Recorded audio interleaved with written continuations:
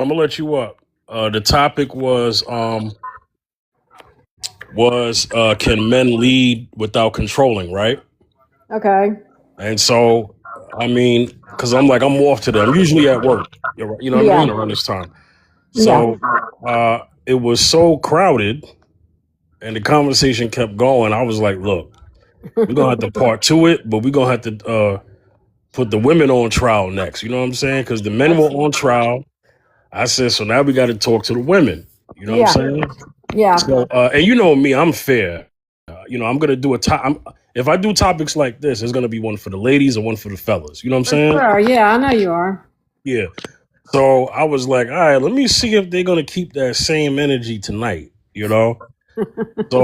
So now it's this is the topic. This is the ladies now. Can women respect a man they don't follow?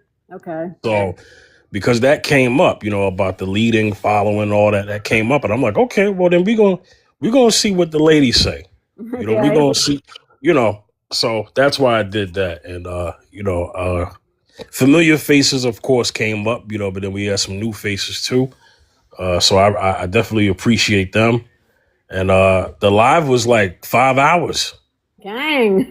Yeah. And then that's what I said to Beyonda. I said, yo, I said, I think we may have to do a part two. And he was like, yeah, you should get back on tonight, so it's all good. Well, All sounds good. right. I have been super busy and I've tried to get on, but I just can't. I It's all couldn't. right. I'm It's good all right right. now. Absolutely. We definitely understand. Uh, Make sure, let me go ahead and let people know that I'm live. Let me go ahead and share it on the story. Okay. All right. Let me, uh, let me get, let me make sure. People said they would come back, so we about to see what the deal is. That's what's up. Okay.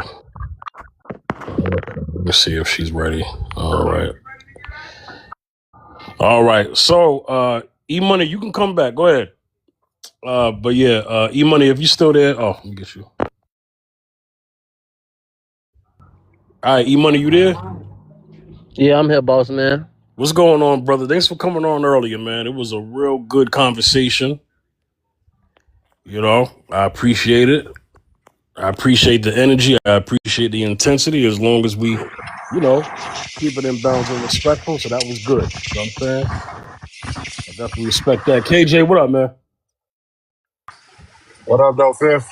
What up, man? Hopefully you got you something to eat, something to Uh, drink, something. I'm on the road right now. I'm definitely about to stop and get something to eat before I hit work. But I Oh, got okay, about an cool. hour. I got about an hour drive, so we got all the time in the world. I'm gonna be here. Okay, good, good. All right. So, you know, uh, this is definitely a topic that anyone can answer to, but definitely I would really love the ladies, um, response today. For this part, hopefully the same ones that was on earlier will come back. I mean, if not, it is what it is. It'll be some newcomers. It's all good. Um, and this is a good response to earlier's topic. So I just want to say it for the algorithm. Can women respect a man they don't follow? Can women respect a man they don't follow? And listen, anything that us fellas know, it's because we know because women have told us. Many women have said no. It pretty much all women. You know what I'm saying? They would say that they can't submit to a man they don't follow. They can't, you know, build anything with a man they don't follow. They can't trust a man they don't follow. I mean, come on. I'm sure you heard it, KJ. I'm sure you heard it, E Money. You know what I'm I saying? heard it all. Heard I heard heard it it all. heard it all before. So we know. We know. So I'm going to ask Meerkat, who is my friend. I'm going to ask her first since she's the only woman on the panel at the moment. So Meerkat, whether Yeah. you can answer it for yourself, because I know you're married. Whether you can answer it for yourself or whether you observe other women, whether it be friend group, whether it be through your life, whether it be family, whatever it is. Can women respect a man they don't follow? You have the floor. I think you can. It's a mutual human reaction to men. And if there's issues, they can be worked out, depending on what the issues are.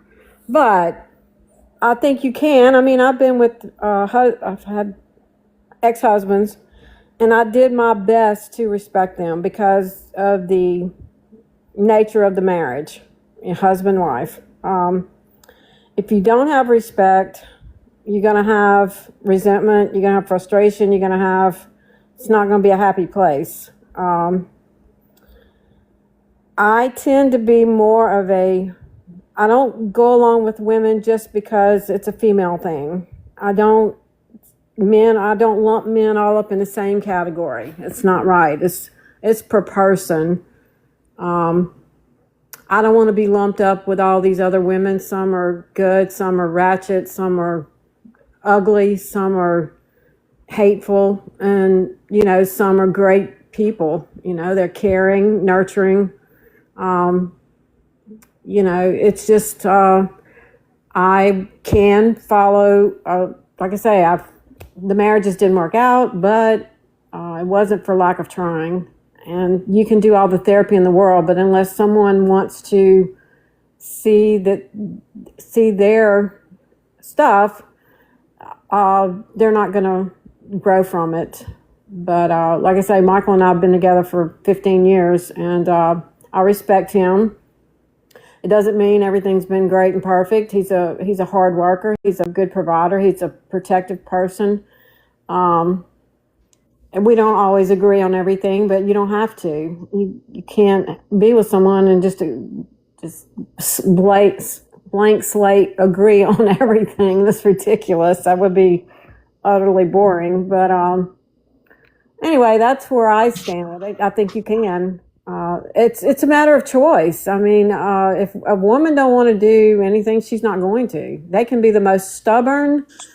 Women can be the most stubborn, manipulative, vile individuals. I mean, not all, but there's some that are. I mean, that's just the way it is. They can be the most vindictive, claws out. Don't cross them. But overall, women, and they can be doormats.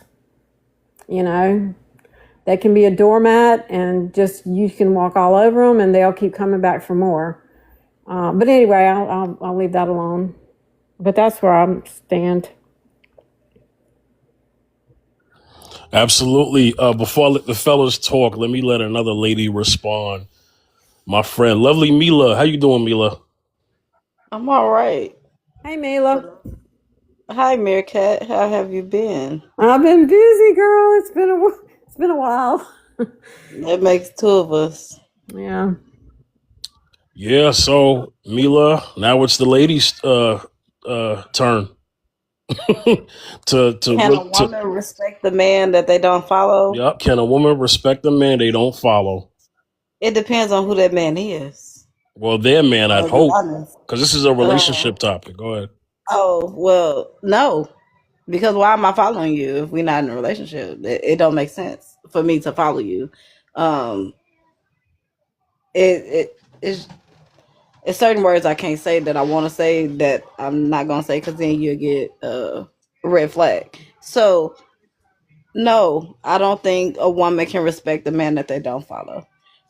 Simply because it will always be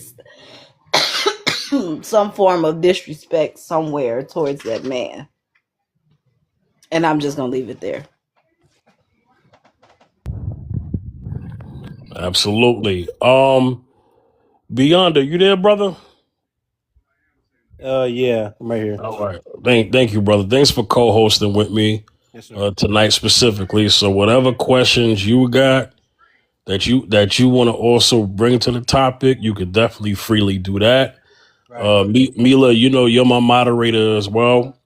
So whatever you need to do, it's business as usual. You know how it is up here. You feel me? So let me I don't know if you want to go first as the man, as the co-host, but I'm gonna let E Money and KJ go because E Money been up here. So Yeah, that's cool. That's fine. cool. E Money, the question. Hey, let Beyonce go after E Money. I'm about to walk into Popeyes. I'm being a No big man. problem. No no problem. Hey Beyonce, remember when KJ got at you He's about ordering a special. large Yeah, fries? man. Talking about get a small fry. I Get a just want a small fry. 2-piece with fries. I don't want no biscuit unless it's fresh out the oven. He We was get like, get a small fry, Rihanna. Get a small fry. I did. I a did get a three small fry. a 3-piece spicy. Hey, Beyonce, shut your ass up. This my cheat day, okay? Leave me alone. Okay, all right. So yo, E Money, from a man's perspective, I'm already knowing. Can women respect a man they don't follow? You have the floor, brother. Yeah, I think not. I think you can't. You don't. It ain't gonna work. Um, you ain't gonna be able to do that. Can a woman respect a man that they don't follow? Um, I feel like if you don't follow this man, there's probably a reason why you don't. You know what I'm saying? Because women be choosing to follow fools. You know what I'm saying? They respect some of the most foolish guys out here, the most ridiculous dudes out here. So if she don't respect you and she ain't following you, yeah, she don't respect you. She ain't following you. It ain't y'all ain't going nowhere. It ain't it. Because it's a reason she had to I think Lovely said it's gonna be a whole lot of disrespect in it. It's gonna be the relationship gonna be mostly disrespectful in some type of way, shape, or fashion. It's gonna be a whole lot of um running all over, talking all over. It's gonna be a whole lot of a lot of that because if she not following you, most likely she leading. Most likely she in control. Most likely she you know what I'm saying doing what she want to do when she want to do it, and you just the tag along. You know what I'm saying? And that's because she don't respect you. And yeah, that's that. That's what's up. Beyonda, before we get to KJ, since he getting his Popeyes, Beyonda, what do you think, man? Can women respect the man they don't follow? There's a different way to look at it, in my opinion, because respect, by definition, is admiration for who the person is, right? And so she might respect him in terms of like him as a person, but then may not like agree with like his personal values in terms of like his morals, right? And so if the morals don't align, then she's not gonna be willing to follow him. Doesn't mean that she doesn't like him or even love him, but she might not be willing to go along with his plans because his plans are not based on the same morals that she has, But in terms of like what E Money was saying, I would say that for the most part, no. And what's funny is that I thought you were talking about men in general because I thought this is like a question towards like can women respect men they don't follow? Well, women don't follow men anyways, And so I thought you were talking about like average men, like regular men, but you already explained that. So yeah, I'll just say that overall no, but it's because they have to the man's goals and his strengths and whatever they have to align with what the woman is looking for in order for her to truly like respect him and be willing to follow him. Because to E Money's point, if and this is kind of what I said earlier in today's panel, I was saying that there are two women, yes men and yes women are two sides of the same coin. With a yes man, a woman's gonna walk all over him and not have any respect or reverence for him at all. But then a yes woman, what's gonna happen to her is that she's gonna pretty much open herself up for being like controlled by the man.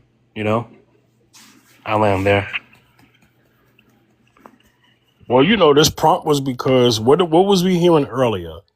What is a man leading me to? If a man is doing this, then how is he leading this? And Yeah. the men don't know how to do this. Men don't know how to do this, and there's no way I could follow a man who's doing this. But I could, So this is why, because you know, and look, you know how I am, man. Look, it's okay to talk to the men, right? As men, we got to be held accountable for what we do, right? We do. I welcome that. I welcome accountability, man. It may be harsh truth, but it is what it is. But beyond it, remember what you said on the panel. You said, it's okay when when when the judge is looking at us, but when the judge is looking at them, it's you're a misogynist. You hate women. Didn't you say that on the panel? It'll never be the same. I did say that, yeah. Right. So this is why I said, okay, cool. The fellas got to eat that, right?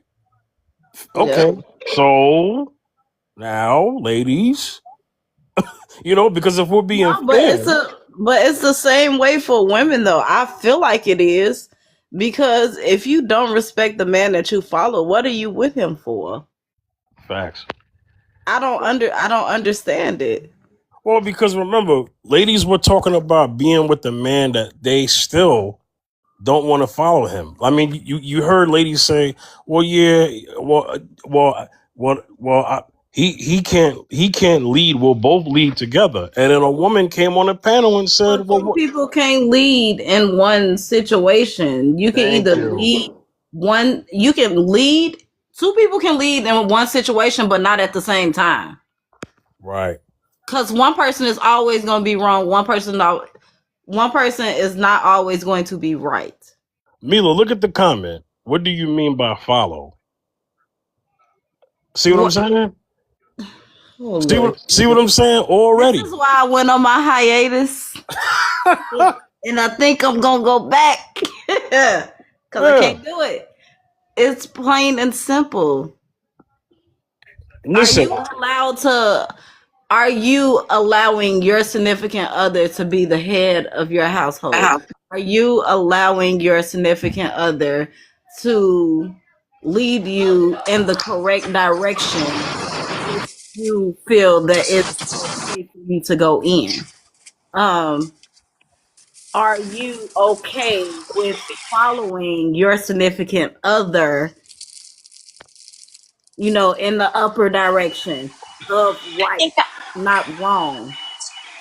I think I Are was you just hung okay up with taking on. constructive criticism from your significant other?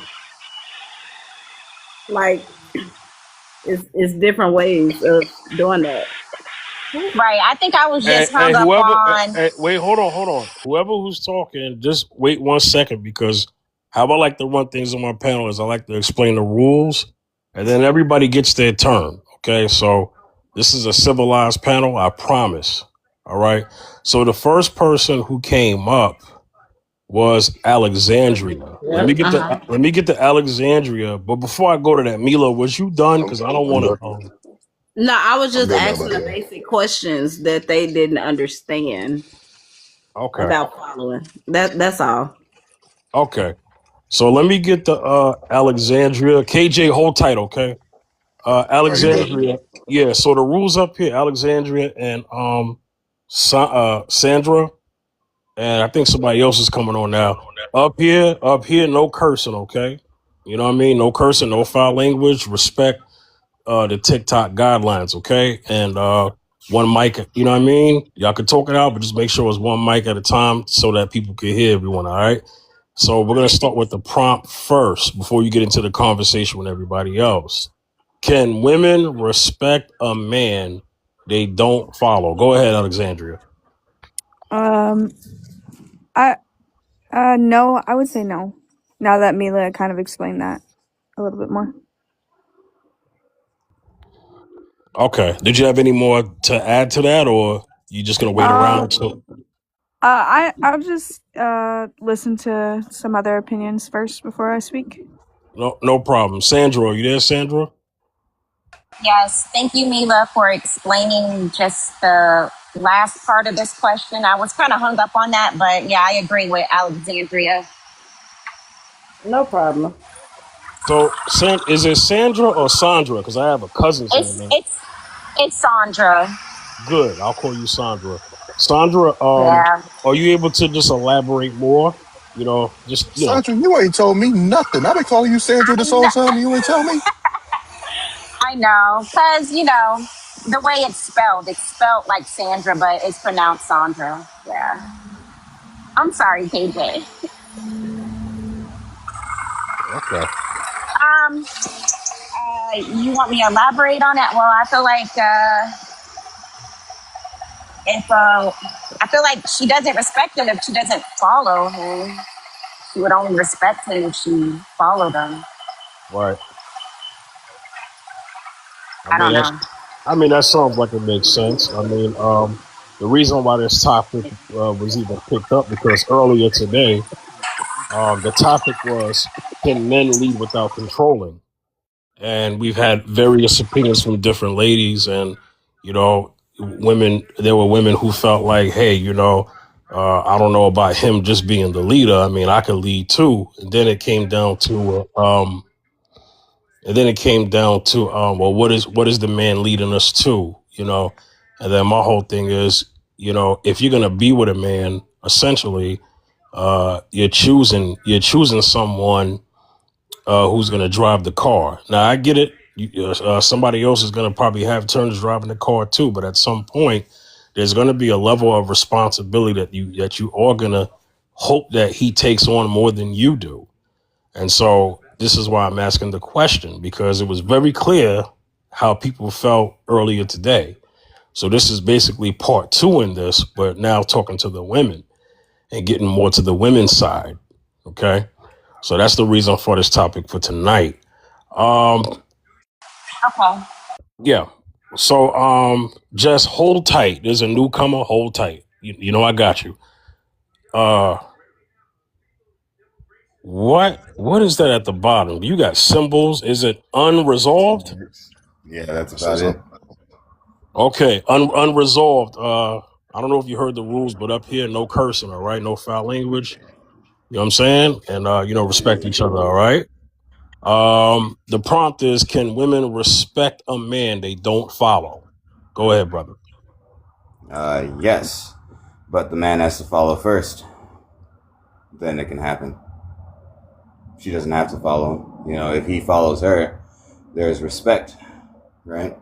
But she will respect him, but she doesn't have to follow him. She can show respect, but not have to follow him. Kind of like in many instances, you'll be at a job where she has a higher role position than you do. You don't get to tell her what to do. You just started the job. That would be unethical and unprofessional on every profound level because of such things. So it's almost like a practice sense for most people. And then you can attribute that into the same thing as like courting a woman or anything else, where you might set the environment or the placement of what the ingredients of the night are going to be, but you have to follow her lead because it's her emotions that you must follow and understand. So in there, you'll find respect. Absolutely. KJ, you ready? yep. All right. You know the context of the topic. Uh-huh. I ain't got to keep explaining it. We don't have to be disingenuous and act like, oh, I don't know what Fifth is talking about. Me and you, we No, it's know. never that. Exactly. Can women We respect know. a man they don't We know. follow? Go ahead, brother. My guy. He over there eating that Women chicken. don't even fried pickles. But you should try that. They fried pickles is crazy. But dude, they don't even respect the men that they should be following. Like, if we gonna keep it a buck, fathers, uncles, brothers, husbands, boyfriends, right? But mostly husbands. We're living in a time now where the pursuit of equality has become so rampant that women doesn't know how to that women are starting to not know how to even out their men putting the men in a larger predicament to not to try and figure out, how do I maintain this dynamic, right? Because men, we like to fight to maintain what we've gained as opposed to just up and leaving, right?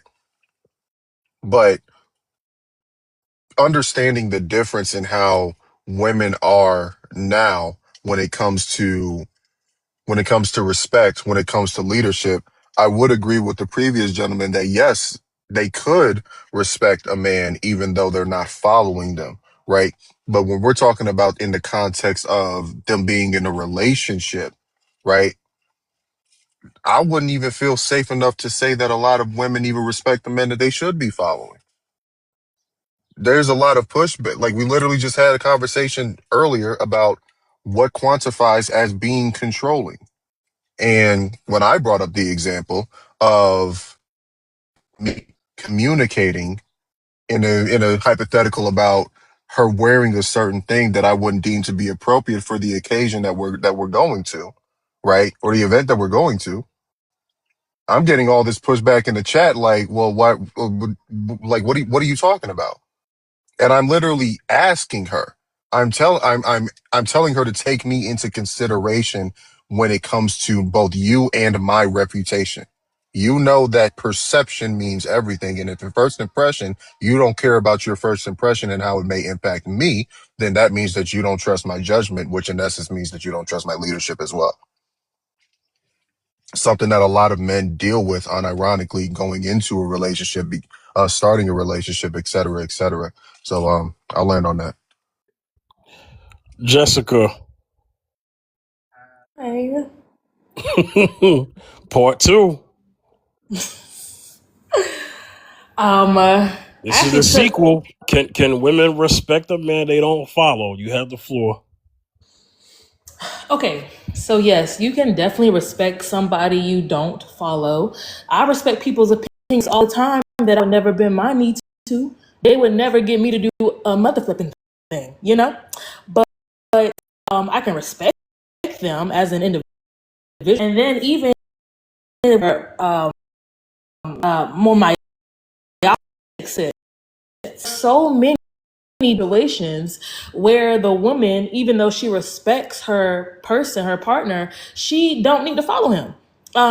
One of the things is if he's leading her away from God, she don't need to follow that. She shouldn't follow that. I even think often if a man is like pursuing doing something sexual with her and they're supposed to be, pure until marriage, she can respect him enough. She actually respects him more by not following his lead when his flesh is going too hard, too ham for him right now. And so I do think that us creating this very black and white world where men are always going to know the right thing to do, always going to have the best option, always going to be the smartest one in the room. And therefore, if she doesn't acquiesce to him 100% of the time, that means she doesn't respect him.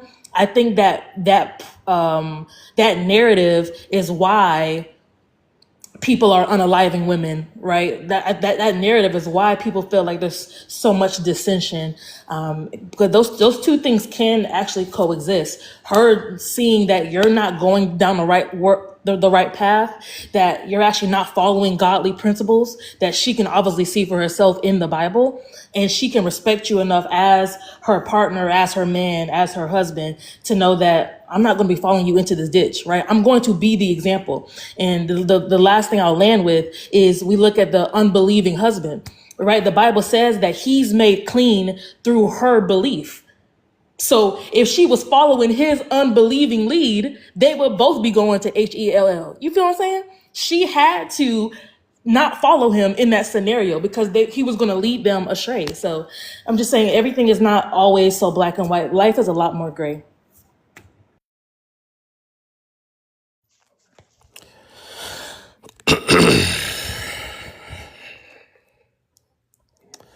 Beyond Just be smooth now. Be smooth, Phil. beyond I heard it in a deep breath. Just be smooth. Drifting on a memory Ooh, Just gonna chew you up. Don't do it. ain't no place I'd rather be I've been than chill, right? with you. I've been so Well, chill. for I I ain't said I outside did me. it all for the love of you. Just for the love of you, just Well, Let me go back into the booth real quick and figure out where the notes are, and then come back for us. I got a song for you. You're I'm contagious. very Oh God, y'all are much. What the hell is I'm going over on it. between the sheets in my home? Oh my God. Technically, better not nothing be going on between the sheets in your home.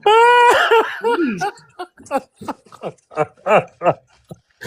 Oh This my is God. diabolical. Well, I welcome back to swear, Can't Talk I for Me. swear. I I I love me some Jess. Oh man. Beyonda, you have anything to say, brother? No, it's fun. You're not gonna like this, Fifth. I don't think, but the example that she gave with the unbelieving husband, I didn't agree with her. I ain't gonna lie to you, Fifth. That example was definitely valid. It was a I valid will example. concur. Sorry. That was a valid example. I'll bring it But up my Yeah. though. only contention That is ain't even the point I'm where the tripping hell did she on. get always from? Where Yeah, did she that get ain't always from? yeah, Who's right. Always. you said that hypothetically that a woman should not follow a man always 100% of the time. Yeah. I was Nobody saying up for here said me. that you I wasn't saying anybody else said that. I was saying to answer the prompt. People think in these absolutes, but I wasn't saying anybody on this panel said an absolute. operate in these absolutes. Say your mic was breaking up. Who operates in these absolutes that you're talking about?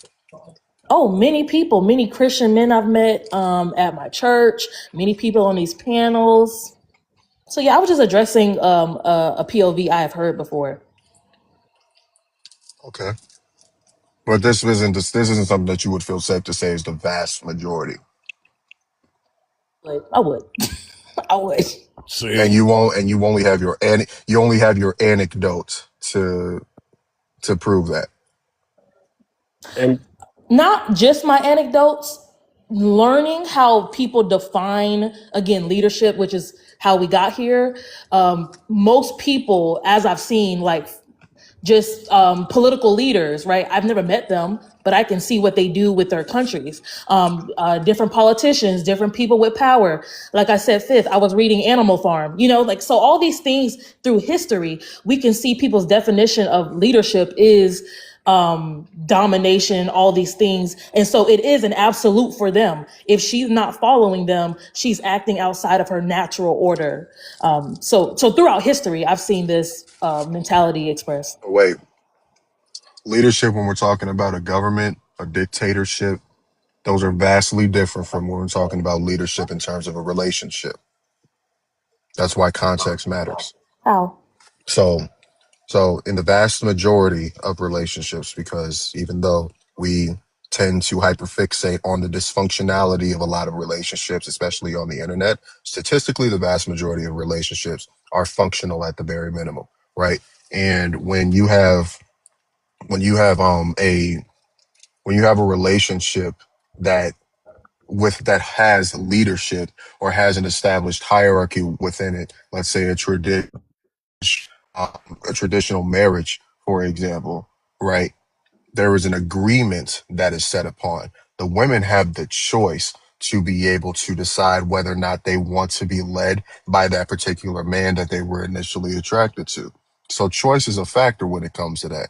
The exact same way when we're talking about a leader in terms of, a coach or a mentor, et cetera, right? Even though that's also vastly different from a leader within a relationship, this is something that is taken in consideration within the average person. I choose to follow certain pastors and I also choose not to follow certain pastors, right? Case in point, there is no way in hell that I'm ever going to follow Joel Osteen or Jamal Bryant. But LOL. I may follow a Bishop Don W. Shelby. I may follow a Marvin Winans, because there's a vetting process. You have to pay attention to those types of things. So, yeah, when we're So talking about leadership in a government or a presidency, is not the same thing at all.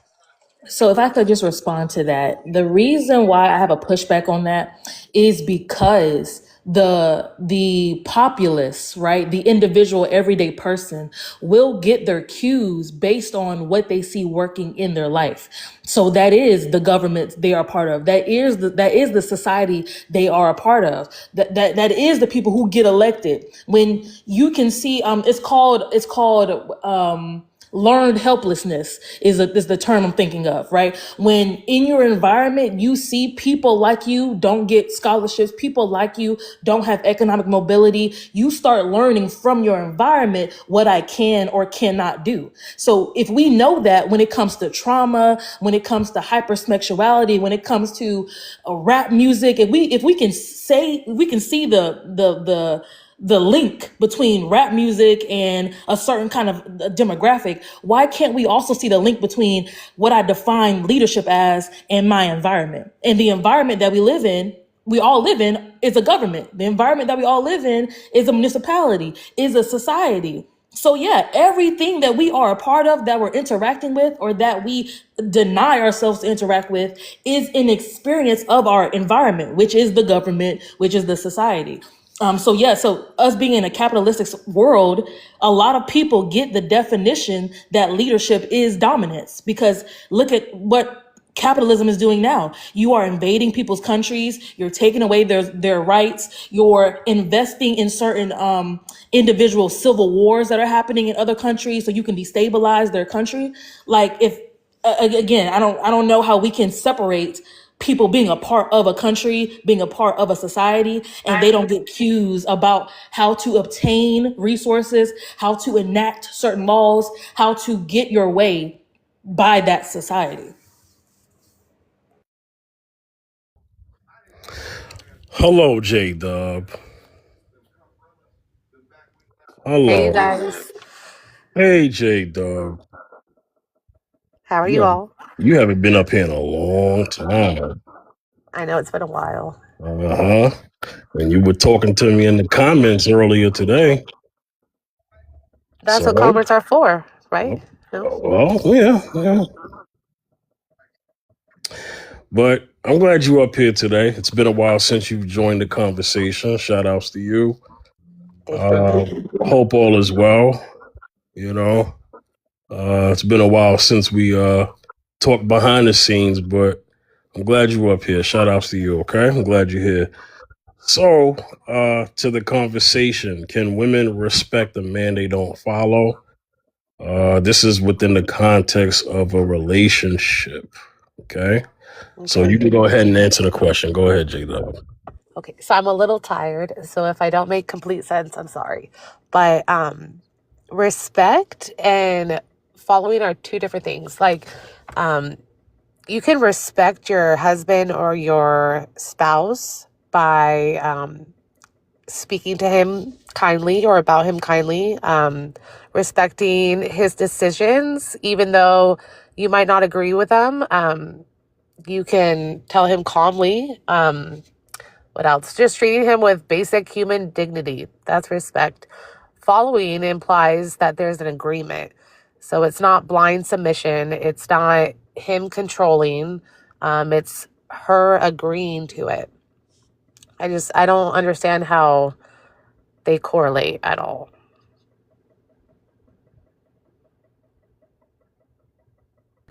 At all. Huh. What?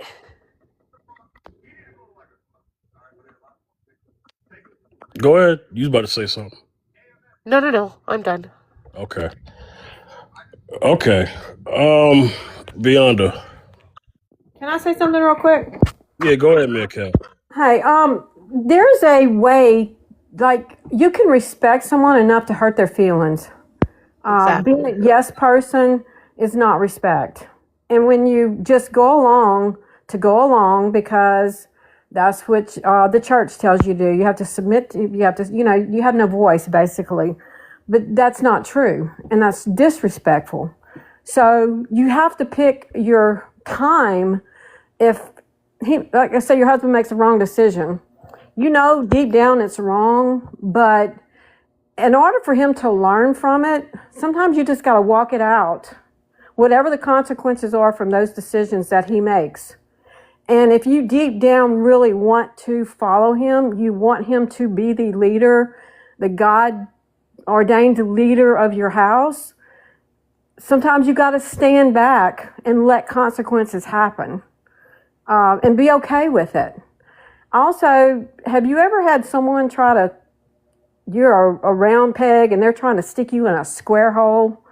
Huh? I've been on that receiving end before, and that is not respect either.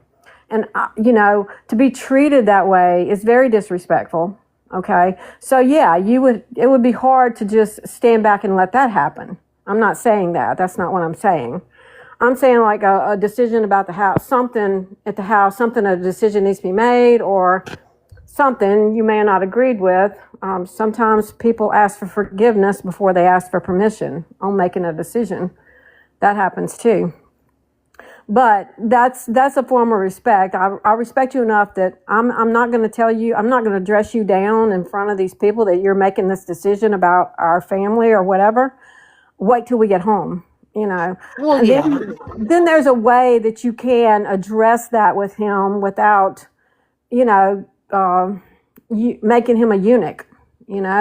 I think a lot of men grew up being a eunuch because they didn't have a good example of a leader. A lot of girls didn't have examples of good leaders with their dads. Sometimes if you grew up in an only female household, it's hard to know for a boy to grow up knowing how to be a manly leader. And so I think if it's not there when you first get married, I think over time and being open to, you know what, I may make some mistakes, but I want to learn from them and I want to grow. And, and if you always do things for your children, they're never going to learn how to do it. Life will teach them in a hard way if you don't do it while they're growing up. So I think that's why we see a lot of disrespect overall toward men and toward being, I want to say that big S word, submitted, follow, and respect. I think you have to be flexible and be willing to say, okay, I see potential. I see potential in myself to be that wife or that woman. So I hope I'm making sense. But anyway, that's what I wanted to say. See, to me, I don't know. Maybe I have different. I don't know, because if a man is not coming to you and considering your feelings or how it's going to affect you or the whole house on a decision, then in my opinion, he doesn't have respect for you. That's It's supposed to true, be a and team. that's when you have a conversation. You have a come to Jesus meeting. Some people call it that. Sometimes you go seek godly counsel, or if you're not a Christian, you can go seek counsel from a person that you trust. How should I handle this? Well, Can we talk to you? And that sort of thing. yeah, but I'm only that is very true. But I'm only stating that because you just said that if you know something's wrong that he's doing a decision, you would just stand back and let him have consequences. But those consequences are going to affect the whole family. So I why get, would you? yeah, Why I would? understand that. It depends on what the consequences are. It may be that, it may not be major consequences where you lose your house or, you lose your job or whatever over it. I'm talking about maybe not major things that he like. You can have a throwdown over directions on how to get somewhere, because you There's got no so much need even for a frustration built up. throwdown though. Like Right. healthy communication. It's there. It takes two to fight. Like fighting isn't healthy. Having Yeah. disagreements, that's healthy, but you have to communicate and comprehend in a way that's not malicious. I And I mean, we think that can. would bring about healthy communication. You know, those things are going to bring about healthy communication. I tried to tell you. I tried to tell you that wouldn't work, but don't do it in front of people. Do it at home. You know, do it, walk outside or something, you know. I think if they truly love you and care about you, they're gonna listen. Do you agree about that?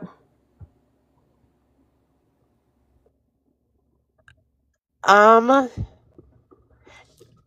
no, not necessarily. Love is a involuntary emotion.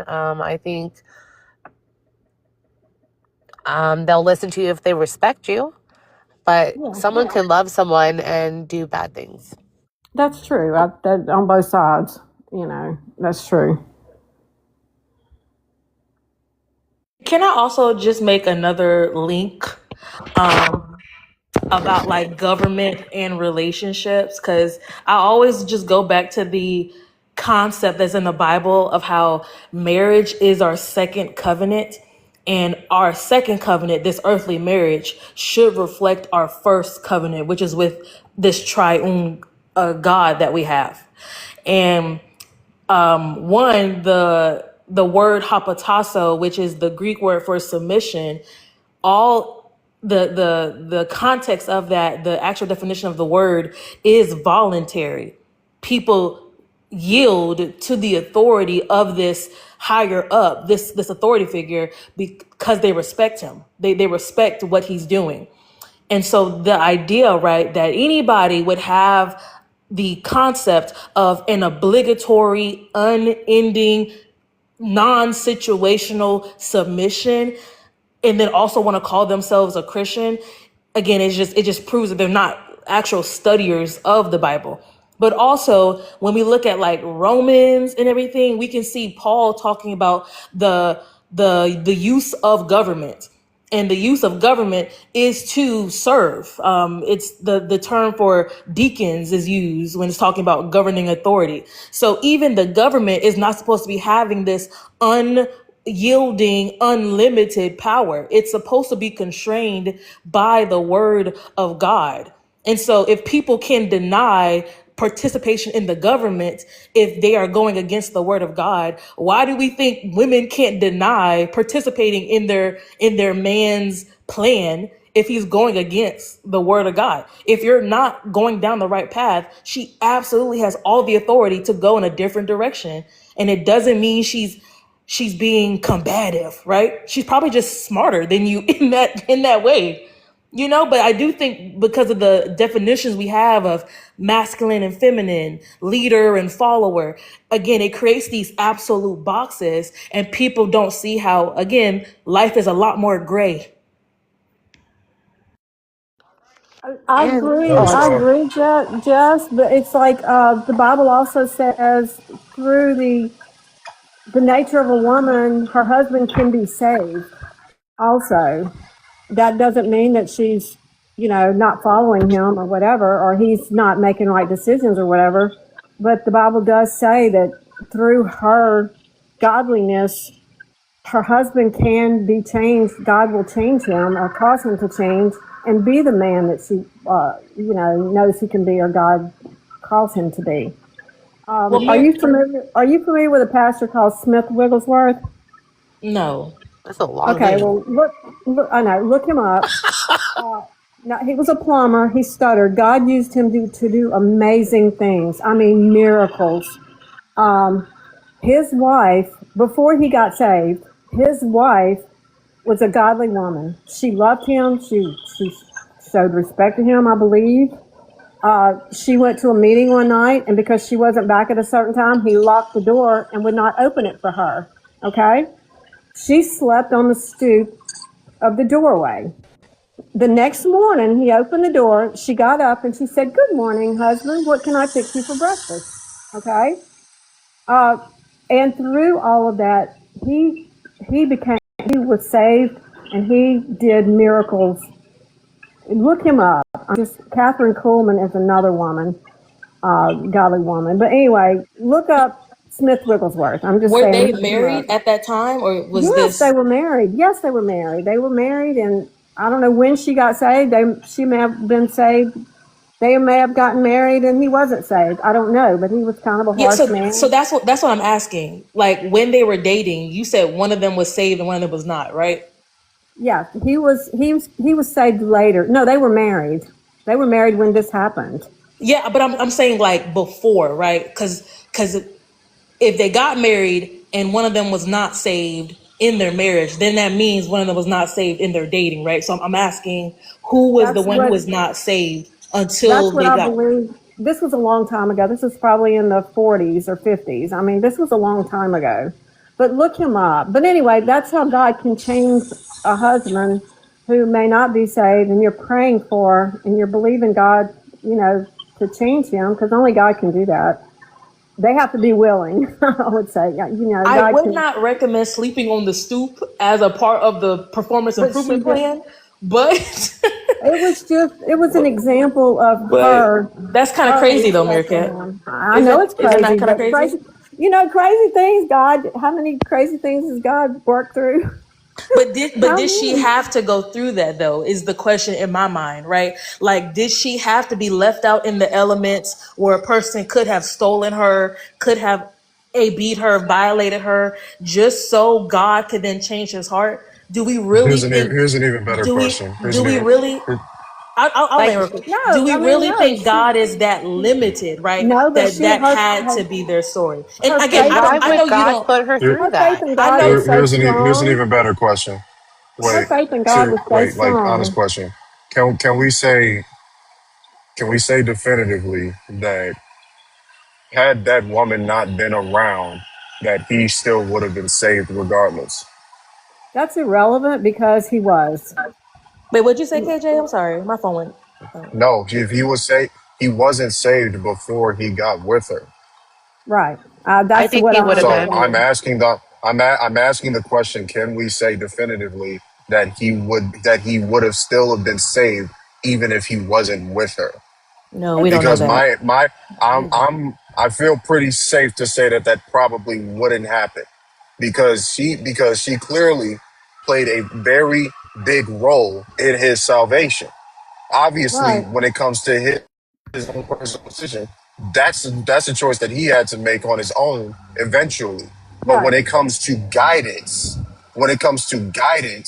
right? She was able to guide him through her femininity to the right direction, and that was towards Jesus Christ. Right. He that findeth a wife findeth a good thing. You Right. don't The That's know. right. Bible also says that. But you Like, don't what know are we what she talking did about? though. You don't know what she did. Again, did no disrespect to Meerkat, but Meerkat doesn't know certain details just in this conversation. So I don't think it's great for us to try to assume what the wife did or did not do, because we know the Bible says the Holy Spirit is what woos you towards him. So I do find it to be a little dangerous for us to say she was the most feminine woman, the most Proverbs 31 woman, and he just could not help but become a Nobody Christian. said that she was the most feminine nor the But most KJ, you Proverbs But she just 31. said did. she KJ, got she you guided just him with did. her femininity. This is the problem. You hear me say one thing and then you take it a completely different direction. I never said that. All KJ, I asked was who are we to say that if she wasn't around that he was still guaranteed salvation? That KJ, I he did think you would have not that been he make led that the would right have. statement? that he would have been led the right way. Hold Hey, on. Because since we're talking about Bible, let's talk about Bible. Because we know that God likes to use people to guide other people closer towards him. And that's how the Holy Spirit tends to operate a lot of times, especially in modern day. The Lord likes to sort of speak in code instead of speaking directly. Now he will speak directly, but he wants you to actually learn it rather than him telling you verbatim. So in a lot of ways, when you have somebody in your life, right, that is representative of the teachings of Christ, and they are in your life, and that could be a mother, a father, a spouse, a sibling, a cousin, makes no difference Whoa. who we talking about. The Holy Spirit can use the worst person imaginable to lead you in a certain direction. So I feel very comfortable saying that based on the information that Meerkat gave everybody, that if this one not whole, was You're breaking up a little driven bit. by the Holy Spirit. From what it sounds like, which from what it sounds like, she was pretty much by the Holy Spirit. Right? He would to help Is he breaking up for y'all him. team? Yeah. Yeah, yeah. I Continue. actually think he would have been saved. Because I believe, which maybe not everyone, that our lives are already written out. It's just different pathways that we take, but he knows everything already. So if he's saved now, he would have been saved anyway. It just would have been a different pathway. That's what I think. Yeah, I mean, again, that's why I feel like when we say, well, this woman led him to be saved. She was the only thing God could have used in his life to save. Not And the only say thing, that but God, but, but God, KJ, hold on. Your audio is so crazy right now. But if you want to drop and come back up, it's hard to hear you. But what I'm saying is she could have definitely been a great example of God, right, in his life.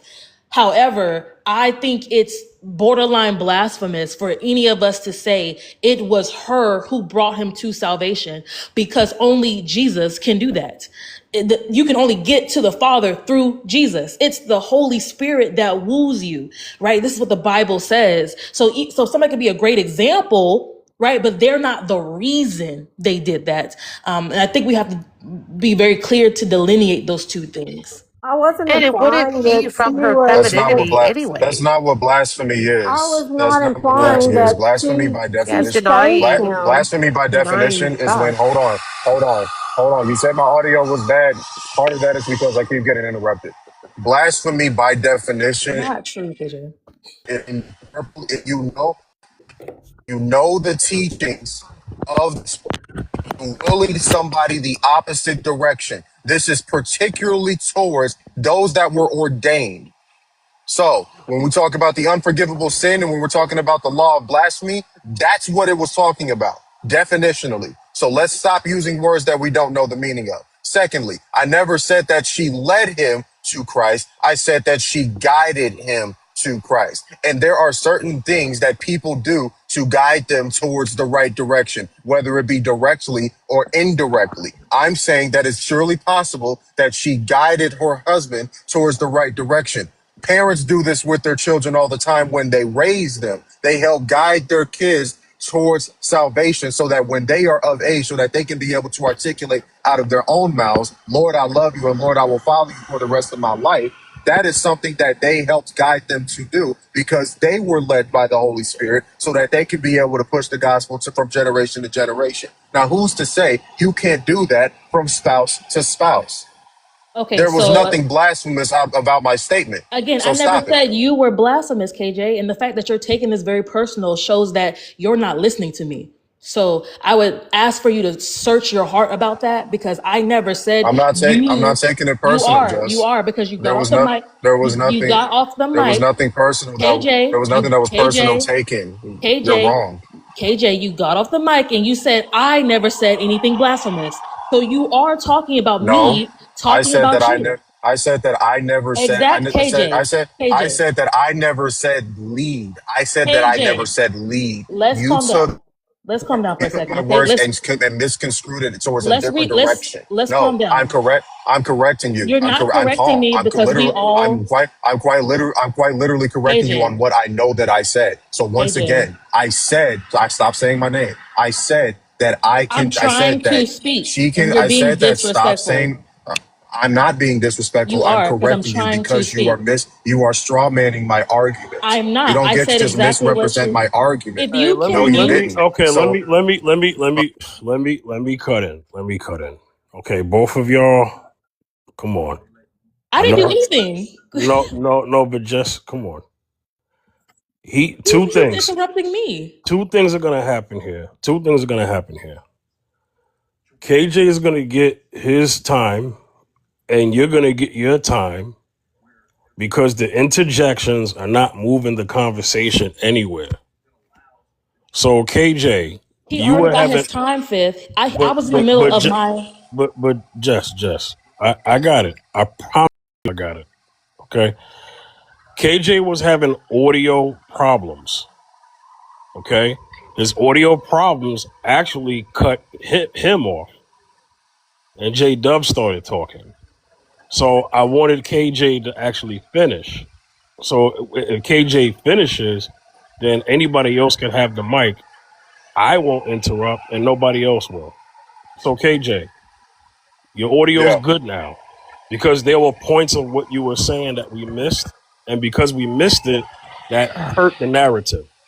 Okay, so Yeah. KJ, for the audience, you can go ahead and speak, and then and then Jess has the right to come back and respond. Meerkat was also trying to talk as well. Okay, all right, go ahead. So once again, I never said that she led him to Christ. I said that she helped him to Christ. And those are fundamentally two different things. I also never said that you said that what I was saying was blasphemous. When you used the word blasphemy, you were operating off of a mistranslation of what I said, essentially a straw man. I never said that she led him to Christ. I agree that the only person that can lead you to that direction is the Holy Spirit. And just like how the old Holy Spirit generally tends to operate, he generally tends to operate through people. There are many of people who are led by the Holy Spirit to bring people to the gospel. In essence, this is God doing what he is supposed to do, right? So when I'm talking about what she did as a wife, based on the information that Meerkat gave to everybody in the live, right, about this particular woman and her husband, I was making the suggestion that can we say definitively that this man would have still been saved and would have still been able to perform the miracles that Meerkat was speaking about, right? Through Jesus Christ. If this woman was not involved in his life as a spouse, that's the only thing that I was asking. And by virtue of what, I'll grant it to audio issues, but you considering this to be borderline blasphemous, which was your words, right, is not definitionally accurate to what I said. I may be wrong, but blasphemous is the incorrect term, because there is nothing that I said that was slanderous or directly against what the scripture was actually saying and how the Holy Spirit generally tends to operate. And I will land off of that. Hopefully now you have full clarity on what I was saying instead of operating off of a straw man. And no, I didn't take it personal, but you will not be allowed to just straw man my argument and then I not be able to correct you. So please listen to what I'm saying or you actually try and respond to something that I never said. Okay, so you actually just said everything I was also saying, which shows that you're not listening. So I do think that we just don't need to engage with each other for the rest of this conversation, right? So like everybody heard KJ just say, I used the word blasphemy. KJ just said that what he said was not blasphemous. So when Jessica got off the mic to say that when I used the word blasphemy, I wasn't talking about KJ, why do we keep talking about what KJ said then, right? If Jessica already said when she used blasphemy, she wasn't talking about what KJ said. So this is the lack. Let me just move on from that, right? Because everybody who was there knows what happened.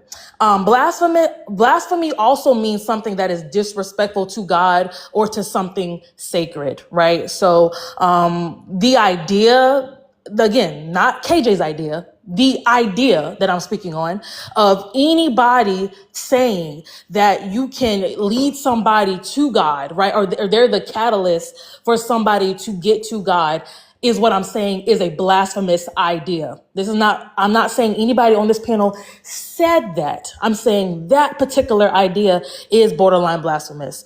Also, I wanted to say that the whole conversation with being equally yoked, I would think that I wouldn't recommend people to follow her lead, right? Like trying to be the reason why her husband came to Christ, because that's a very dangerous place to be in. Just feeling like you have to be the end all be all to his salvation. And obviously we know like the yoke in scripture is the little like thing they use, right, to put around animals' necks so they can carry the same load together. And I just think like when in the previous conversation, when we're led by our flesh and our lust and our excitement for this person, we can often try to manipulate an outcome for them. And I think that is playing like God in their life, which just causes us more stress because we're not following the example of God, right? So I think we should pursue relationships that we are equally yoked in the beginning. And then obviously as life happens and people stray away and come back, you can do all the things that the Bible says about the unbelieving husband being washed clean. But I just don't think you should start like that. All right. Let me go to. Let me, Yeah, can go ahead, Big Cat. I ask this question? Go ahead, Big Cat, because I need to get to the new person. Go ahead, Big Okay, Cat. I'm sorry. When you say lead, when someone says that they were led to Christ by another person, is that what you're referring to, Jess? You should not even think that a person comes to you who's not saved. They want to get saved. They have questions, and you answer them because God gave you the answers, and you were able to pray with them, and they got saved. I'm confused. I'm confused as to is that what you mean? That is, you're borderline blasphemous when you say you led that person to Christ because you answered their questions? God led them. Jesus led them. Jesus led them there. The Holy Spirit is the only one that can save you. He's the only one that can give you understanding. If you don't have the Holy Spirit, you can't understand the Bible. So people that are lost read the Bible, they can't understand it unless they're saved, and the Holy Spirit resides with them. So, and I would never imply that Smith Wigglesworth's wife was the one who saved him. I just said her actions were a kindly and a godly nature impressed upon him. That's what I meant. I did not mean that his wife was the only thing that saved him. That's not what I implied. I know, Meerkat. We got into that part of the conversation because I think KJ asked like a I don't know if it was a hypothetical per Okay. se, but yeah, we just talked about like, would he have been saved if it wasn't for his wife? Yeah, that was It's KJ's question. possible Would it? that So God we would have weren't. saved So him. again, I think people need to. People refrain from taking everything very personal because the conversation was about KJ's hypothetical situation of if his wife was not involved, would he still have gotten to Christ? And so we Yeah. were J Dub and everybody was just speaking on that Yeah, I hypothetical. agree. Okay. I just wanted to clarify that. I love you, Jess. I'm sorry. I just look up Smith Wigglesworth. That's all I'm saying. And read about their history. Okay, go ahead. I'll land. I'm stopped. That's okay. Let me just say this: for those who have experience with ministry, whether it be through pulpit, whether it be through music ministry, whether it be through any avenue, knows that there's a such thing as seed planting. Okay, so and those who have been in ministry, because look, I've been in ministry for a long time. I mean, some people just got saved yesterday. Some people just got saved last year. And I'm not saying that to minimize people's walk with Christ, but what I'm saying is there are a lot of people throughout the years who have tons of experience with ministry at a grassroots level, at a clergy level, families. I mean, generations passed down. Um, I mean, I understand ministry very well, very well. I have personally have seen. I have planted the seed myself through my years of music ministry, dating all the way back to 2000, going back to when I was 19 years old. I could even go back further than that through my family, street ministry. We from the, you know what I mean? My brother, literally is in the comments. Shout outs to him. We have, oh God, it's all throughout our family on both sides. We understand ministry in the streets, the parks. You feel me? You know what I'm saying? We was outside. You know what I'm saying? We understand ministry very well. And I'm talking about ministry, not just scholarship. Because scholarship don't get nobody saved, but the good news does. You know what I'm saying? So we understand ministry very well. Very well. We understand vessels being used. We understand that I mean, look, we've seen there's ministry in everything. Everything is a teachable moment. And maybe something may not be at the moment when it happens, but it could be I could talk to someone. I could listen. I know someone real quick, and then I'm gonna get to Amira. I'm sorry, but I just feel it's responsible for me on this panel to say this as someone who's in ministry.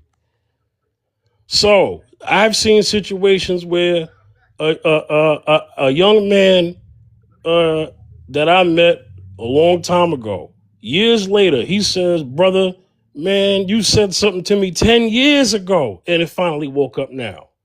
Thank God he's still alive, because he was able to, year 10, give his life to Christ because of something that was said 10 years ago. You know what I'm saying? So, yo, shout outs to those in grassroots ministry. Grassroots ministry. I want to give a shout out to everybody those in grassroots ministry specifically that understand seed planting. Plant the seed. Plant the word. Plant the seed. Plant the word of God. That's the seed that they may not understand now, but they will understand it later. Shout outs to those who are part of that ministry. I'm not now. If you're someone that's going to biblically scholar somebody to death, you better make sure that the good news is in that scholarship. All right, because you can lose somebody. You know, this is why it was said that we got to give you milk before we give you meat, because you can't chew that food yet. You can't chew that steak. You know what I'm saying? We got to puree your vegetables so that you can take this nourishment. You know what I'm saying? So we know. All right. Amira, are you there? Sorry. Amira? Yeah, I'm here. It's How, Amira. how you doing? How you I'm doing? good. Good, good. All right. The topic is, can women respect the man they don't follow? And we're talking about within the context of a relationship, okay? This is part two to a conversation on my live this afternoon about if men can lead without controlling, and that was also in the context within a relationship. Go ahead, Amara. You have the floor. I would say yeah, but it's more so like tolerance. Um, you're probably gonna annoy her. Just being honest. Like, um, women have the uncanny ability to be able to tolerate weak men and exploit them for resources. So I would say yes. Just don't ideally be that man. And if you are, escape now. But yeah, it's not gonna feel good. It's not gonna be a good experience because at the end of the day, everyone knows when they are that person. So I would just say to men, don't be that person. And if you can, try to make sure that gal respects you. And if she does, it doesn't look like her never testing you because every woman will test you. But if she tests you over and over again, that means, I'm sorry, she could tell that you're probably incompetent and that, for some reason, she thinks you're weak. And maybe she's right. Maybe there are some gaps in your masculinity and you have some work to do. But don't feel emasculated by that. Just do the work.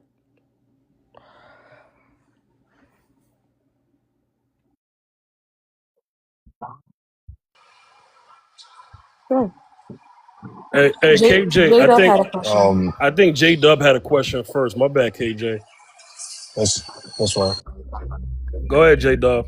No, it's okay. Mine might take a little bit, so you can go first. It's all good. All right, go ahead, KJ.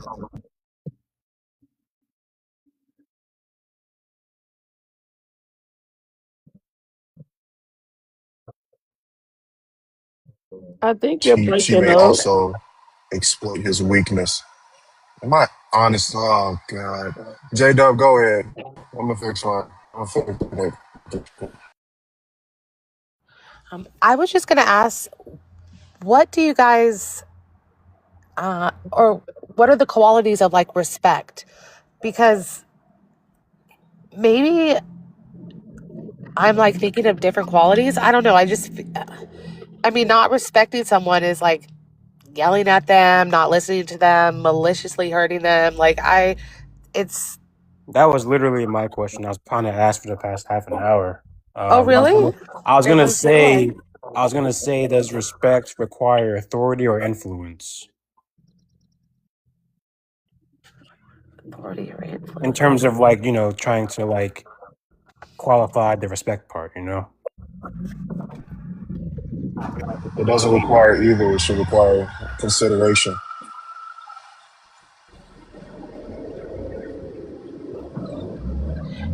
Do you mean Did you influence catch like that? by Is my the way connection still she's? weird? Oh, I'm sorry. It I clipped the I was your first part of the word. So repeat that whole statement again, okay?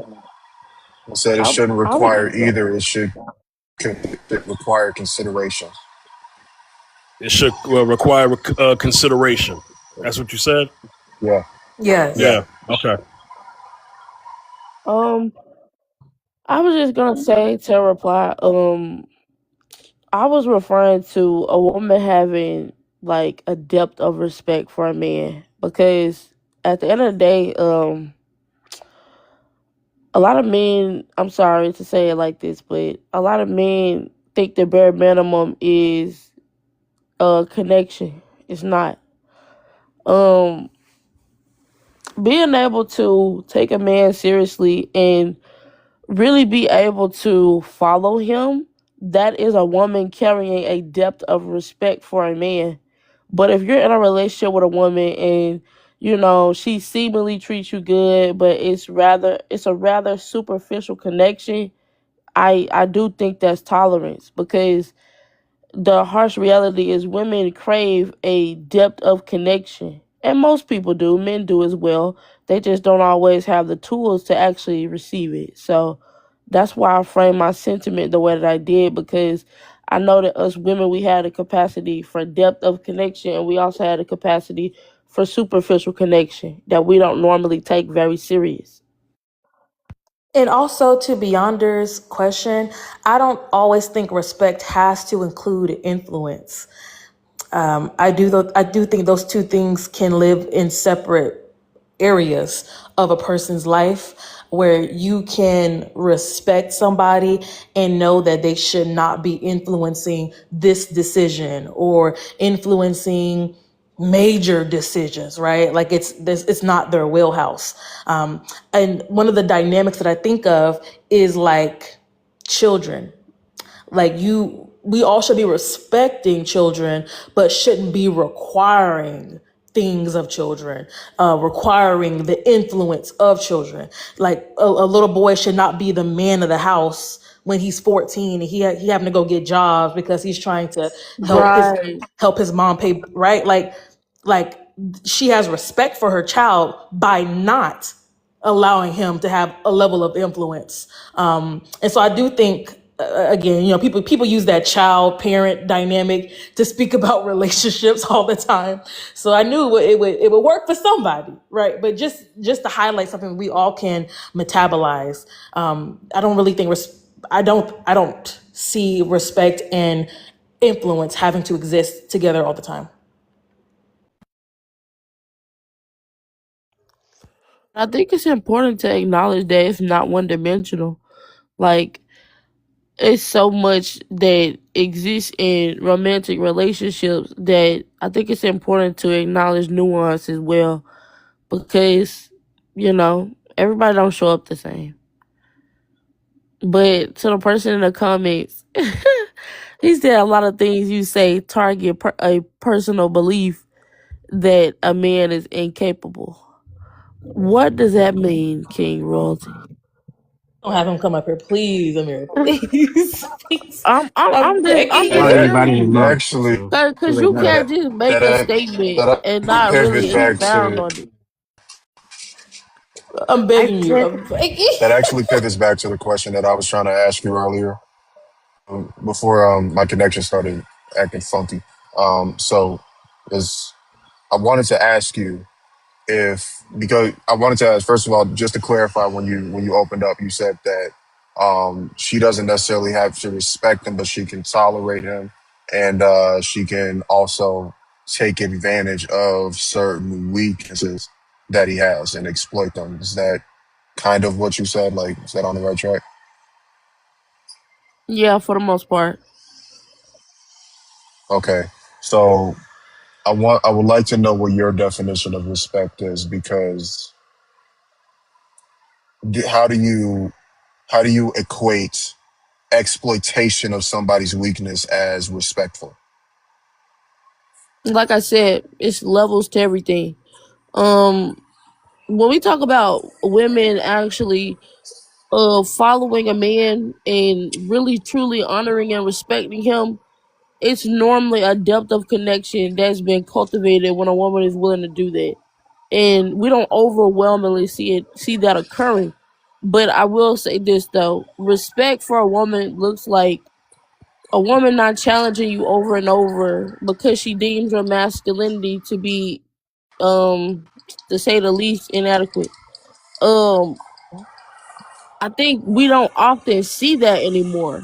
When we talk about submission, women respecting men, I think women respect men with direction and intrinsic authority.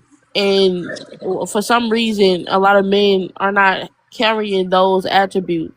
So I do think the respect that men are often experiencing is not rooted in that depth. It's kind of rooted in superficiality. So it is respect, but it's not rooted in those deeper moral traits, if that makes sense. Can Like I kind say of something? Can my I bad. Go say? ahead. Yeah. I'm sorry, Beyond. I actually been waiting for you to talk, but I don't like dead air. But you was about to say something. I was literally gonna ask my follow up question to Go what go she just go said. go ahead. I could wait. What she said pretty much like set up my question. So this goes into what KJ said earlier about, even if the man is respectable, the women still don't want to follow him. So my question is, why is it that women resist so hard being led, even if it's by a man that shows promise? I would just say because in this society, um, unfortunately, so we have to take into consideration where we're at socially. So women are taught to be independent by their parents, the people that reared them. So independence grows to be, just a woman being able to live independently from a man, right? Okay. So in that process, unfortunately, in society, women are being socialized to have more hyper masculine attributes.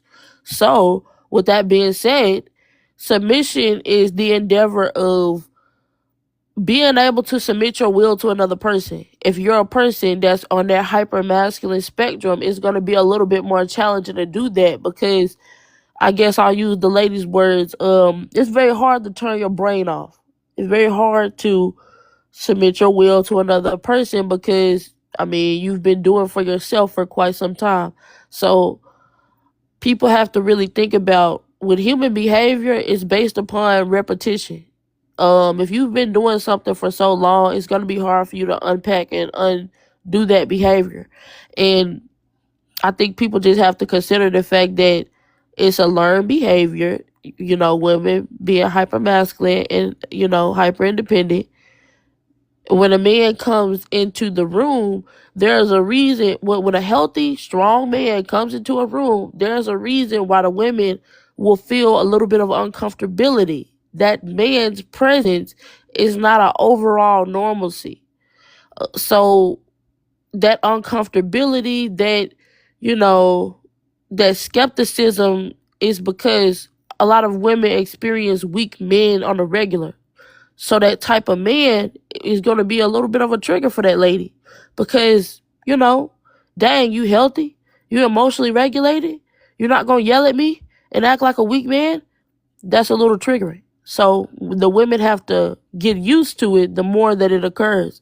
Hopefully, ideally, men continue to try to be healthier, but it's not an overwhelming occurrence. So the women be like, are you real or am I being manipulated again? All right. 1 second. So I was trying to actually respond to something. I think Amira, she touched on something. So here's the thing about men who are leaders, right? I think every man has the potential to lead effectively, potential, right? But I also think that some men lead better than others. It is what it is, right? There are certain growths and stages that a man is going to be at, and also his network, and also his spiritual advisement, and all these other things that come into play with him, getting to the point where he may have a wife and kids. It's going to happen. It's going to be at whatever stage that he's at the time that he's in. I know men who were 30 who were not good leaders. I wouldn't say they were good leaders then, but now, years later, they are good leaders because there's a development and a growth that took place. You understand? And then I know someone that just leads at the capacity that he can lead. He's a good leader, but he's just not as good as, maybe his dad at leading. But he's still a good leader, but it's just in the capacity that he leads. As far as the environments that women are in terms of seeing seeing potential leaders, I think if a woman is not learning men, because I remember one thing Beyonce said. Beyonce said that men, in order for us to get women, we have to learn women. But Beyonce also said that women are able to get men without even learning men. Am I correct in what you said, Beyonce? Are you able to say that thing again? Yeah, that's correct. It's men have to understand, like when men are out there trying to get the fish, they ask the fishermen, right? You don't ask the fish how to fish, in the sense, because fish aren't going to know or give you advice on how to catch other fish, pretty much. I don't think that statement that women don't study men that's simply not true. It is true. We're indoctrinated to center their romantic lives over every other aspect. Center romanticism.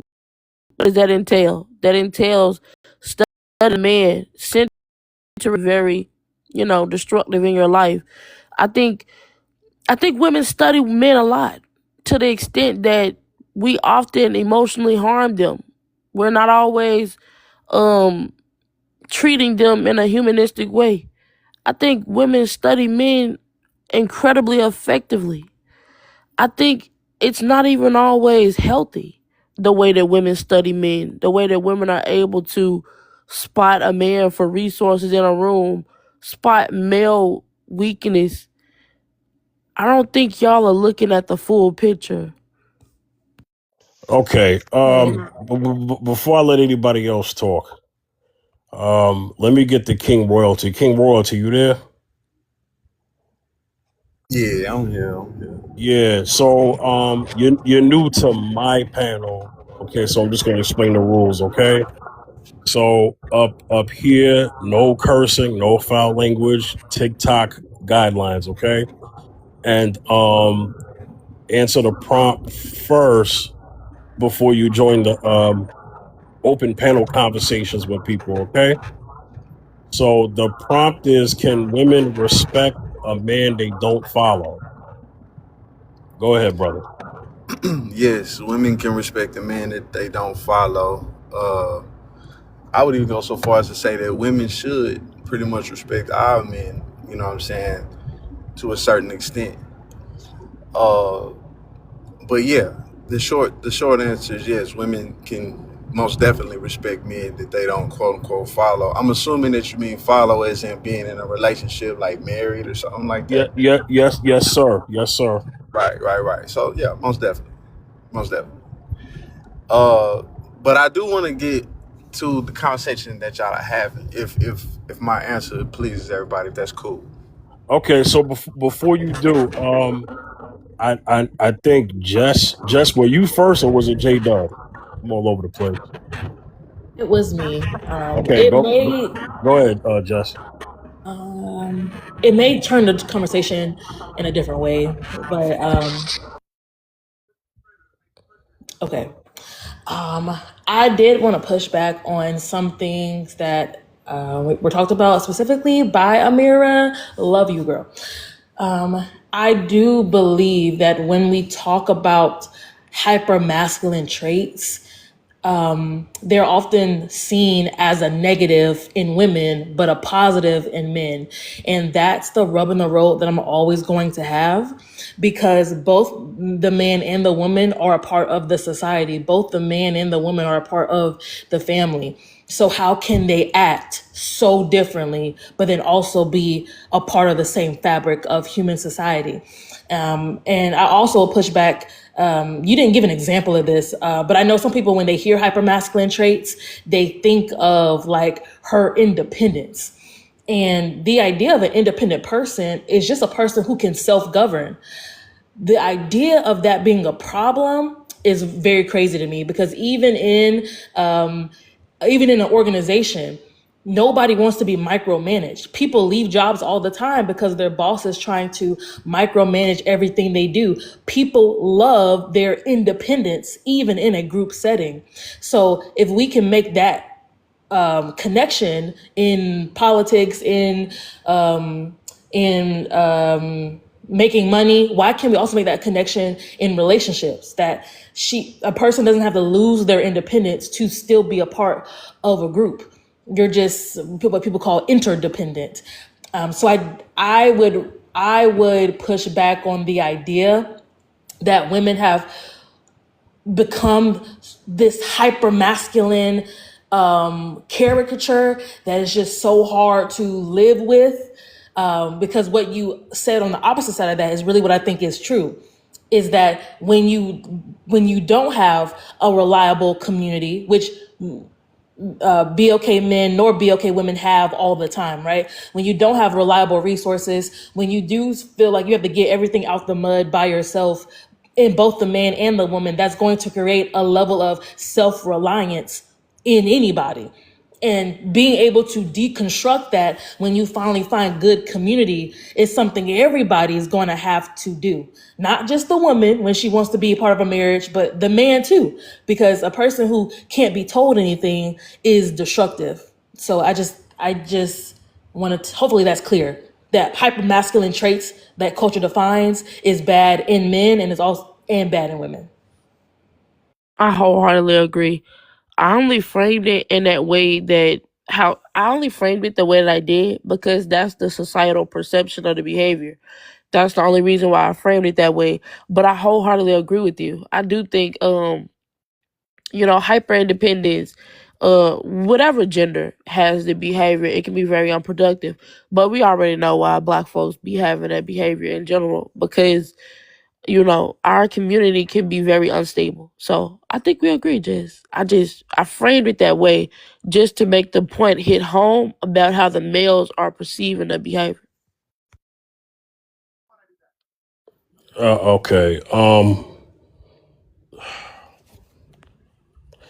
King Royalty, go ahead, brother, because I saw you in the comments. You said you had something to say. Yeah. So I want to go back to the main reason why I got on the panel, and I think it was something Mira said. And just so you understand, sister, I wasn't trying to call you out. It's just you were the only person I heard talking about it.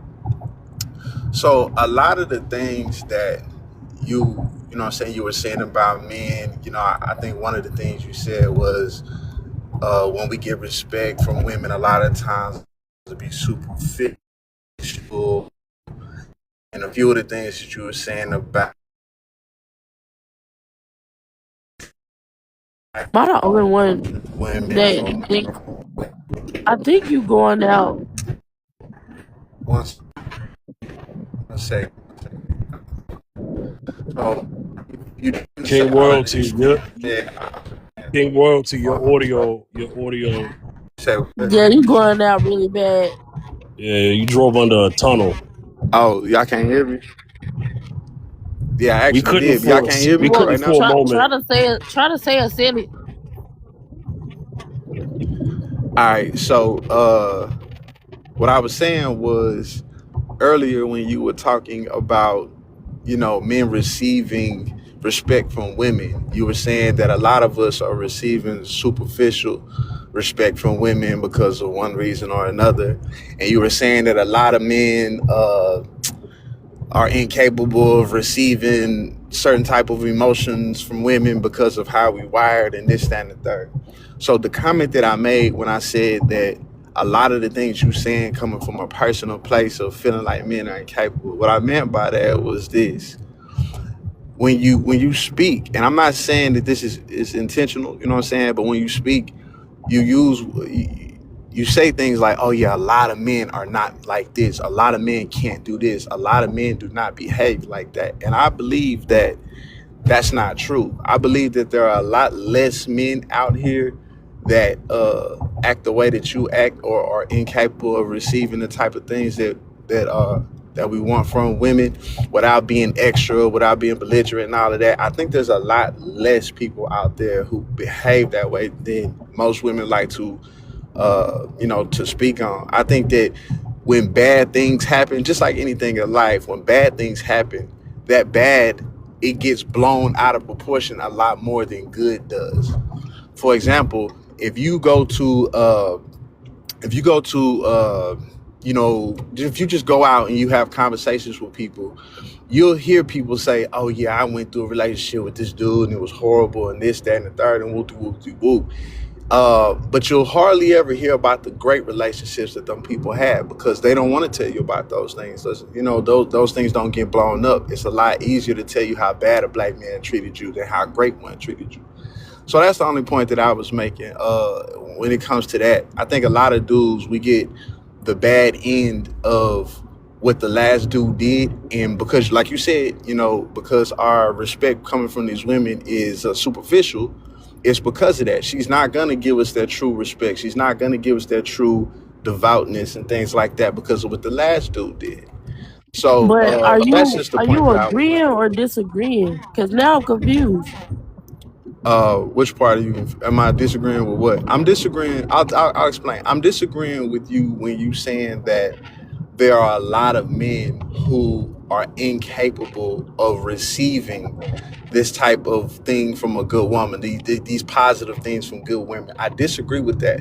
What I'm saying is there are a lot more men out there who want and need that, but we're not getting that from women because of how you think, because you believe, oh, he's incapable of emotional response, he's incapable of good communication and blah, blah, blah. Because you believe that, you're going to withhold that from him automatically, and you never even give him an opportunity to receive it. And that's how a lot of women are moving. That's the point that I was making, if I made sense. So I would say I disagree because, of course, a woman can withhold genuine love and care, obviously. But from what I've seen, my statements are irrefutable because if the women, so firstly, let's acknowledge the fact that we're in a male loneliness epidemic. The men are overwhelmingly not receiving the connections that they desire. So let's start there. Male loneliness is at an all-time high, and there are so many different factors as to why that's occurring. But referring to the romantic aspect, we have to take into consideration that it seems like today in culture that women are, I hate to say it like this, but the women are not impressed by men anymore. And the reason why that is significant is because it's almost like men have to, bro, she just killed me. She said they not lonely enough. No, that's not funny. But um basically I'm saying I disagree because you're saying that the women are treating the men a certain way and it's not reflective of the men's behavior. But I don't believe that to be true. I think it's more so symbiotic. I think the women have that disposition of hyper independent behavior, of course, and I do think that causes them to go into relationships a certain type of way. But I also think it is reflective of men's behavior as well. I think it's more so both.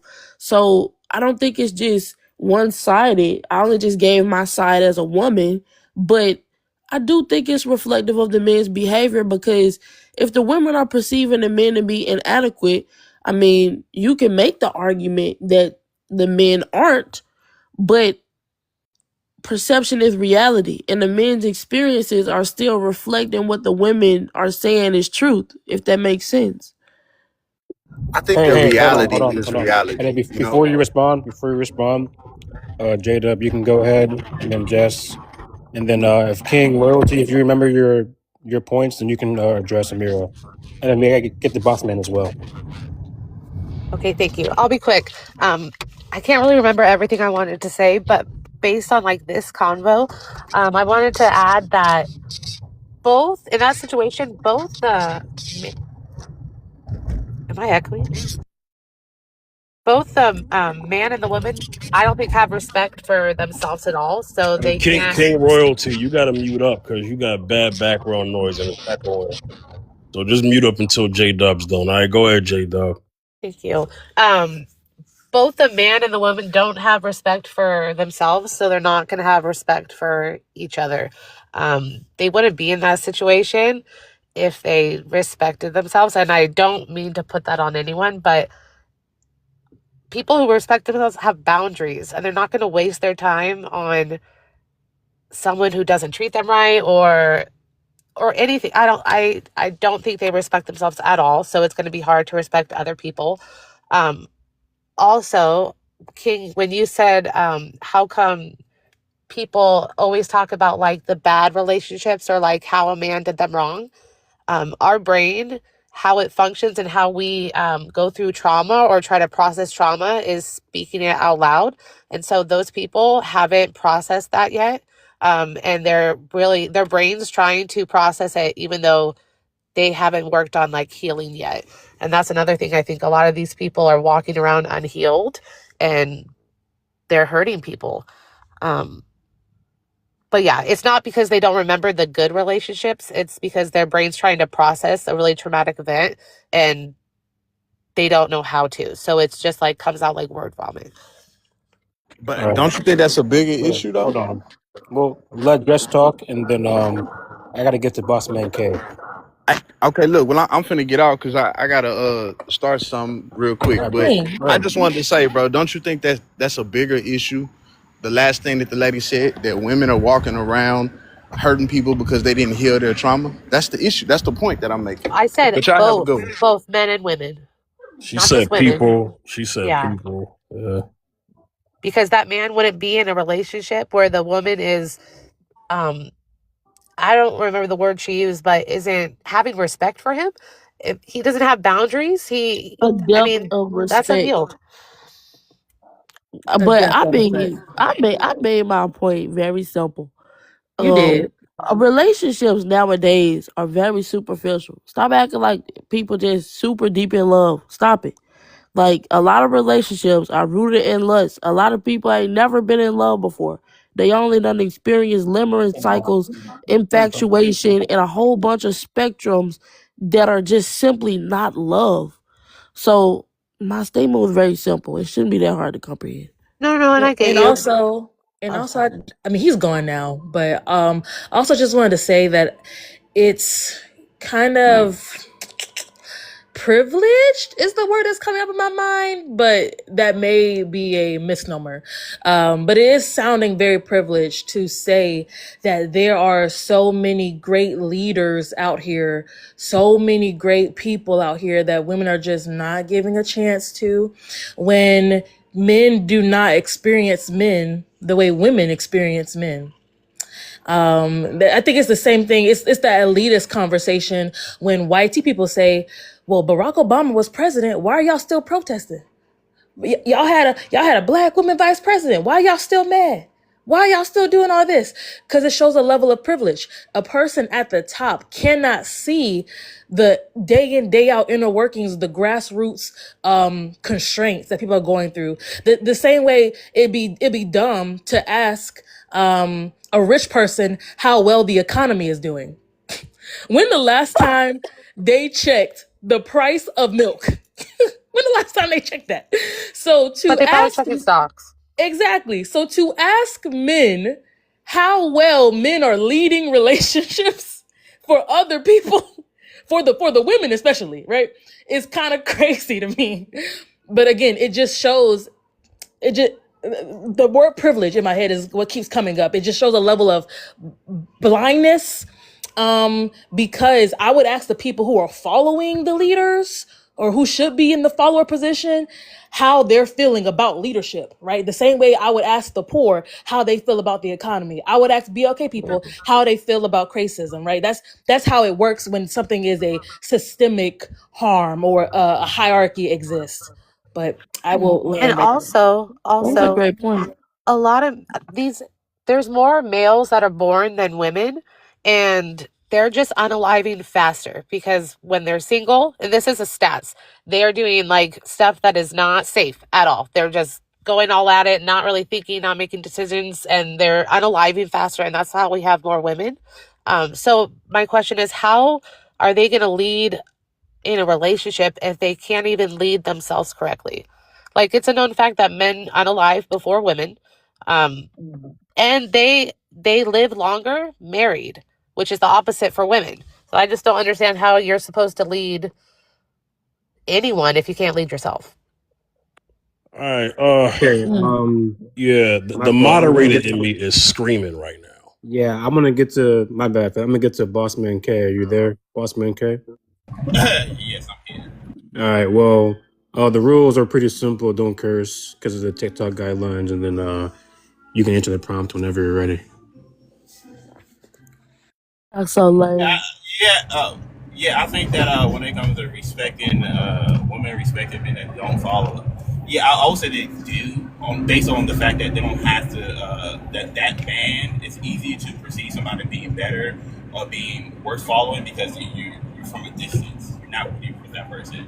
So, like, how I conceptualize it, basically, when it comes to a man being with a woman, like, the man understand the frustration that he must go to make his woman understand where he's coming from, or just even to understand like what he has to go through to either like manage her or guide her in his daily lives.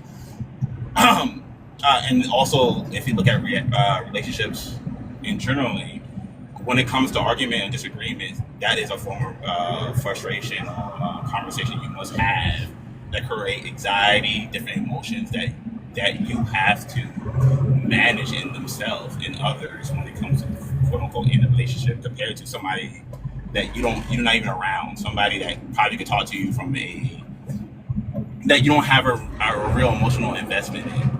You know what I'm saying? But back to what everybody else was saying. Unfortunately, I think people with the same thing that they don't understand or fully understand the gravity based like the study wise. So Amir was stating that when it comes to loneliness epidemic, so people do not know this or clearly informed that when it comes to the loneliness epidemic for men, it's actually in both genders. They actually study in both genders. They had multiple studies from a younger age all the way to adulthood, and they literally find no differences when it comes to men and women. Now, depending on the age, or like for example, if you look at children, like in high school and middle school, women actually go through the most loneliness actually in these studies and reports when it comes to women. And when you get older, some depending, once again, it's all depending on situations. I mean, it's all situational where sometimes men are probably more lonely because they probably deem more they probably seem like they don't need to be with like families or friends, while women tend to be with more families and friends. It's all depending.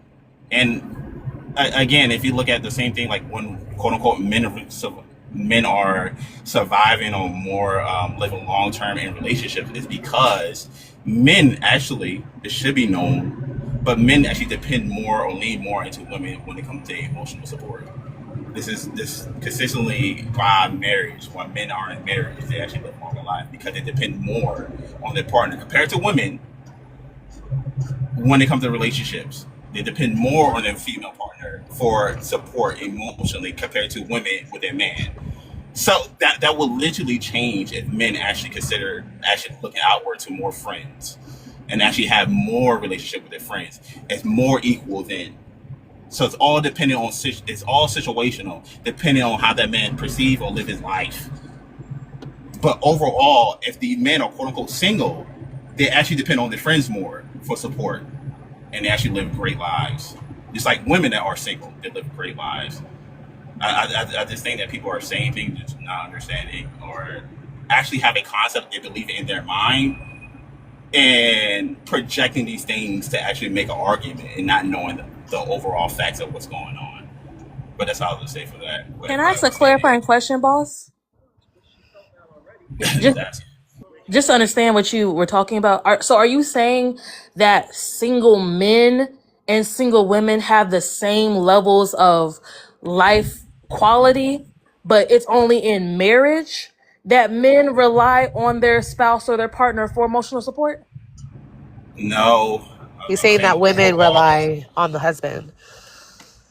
Oh, Oh, oh I my. thought you. No, Oh, no, I don't worry. I'll repeat it. I'm saying with data, what we have now for data, right? What we can see why men live longer, specifically, because overall men perceive their woman as more a emotional support.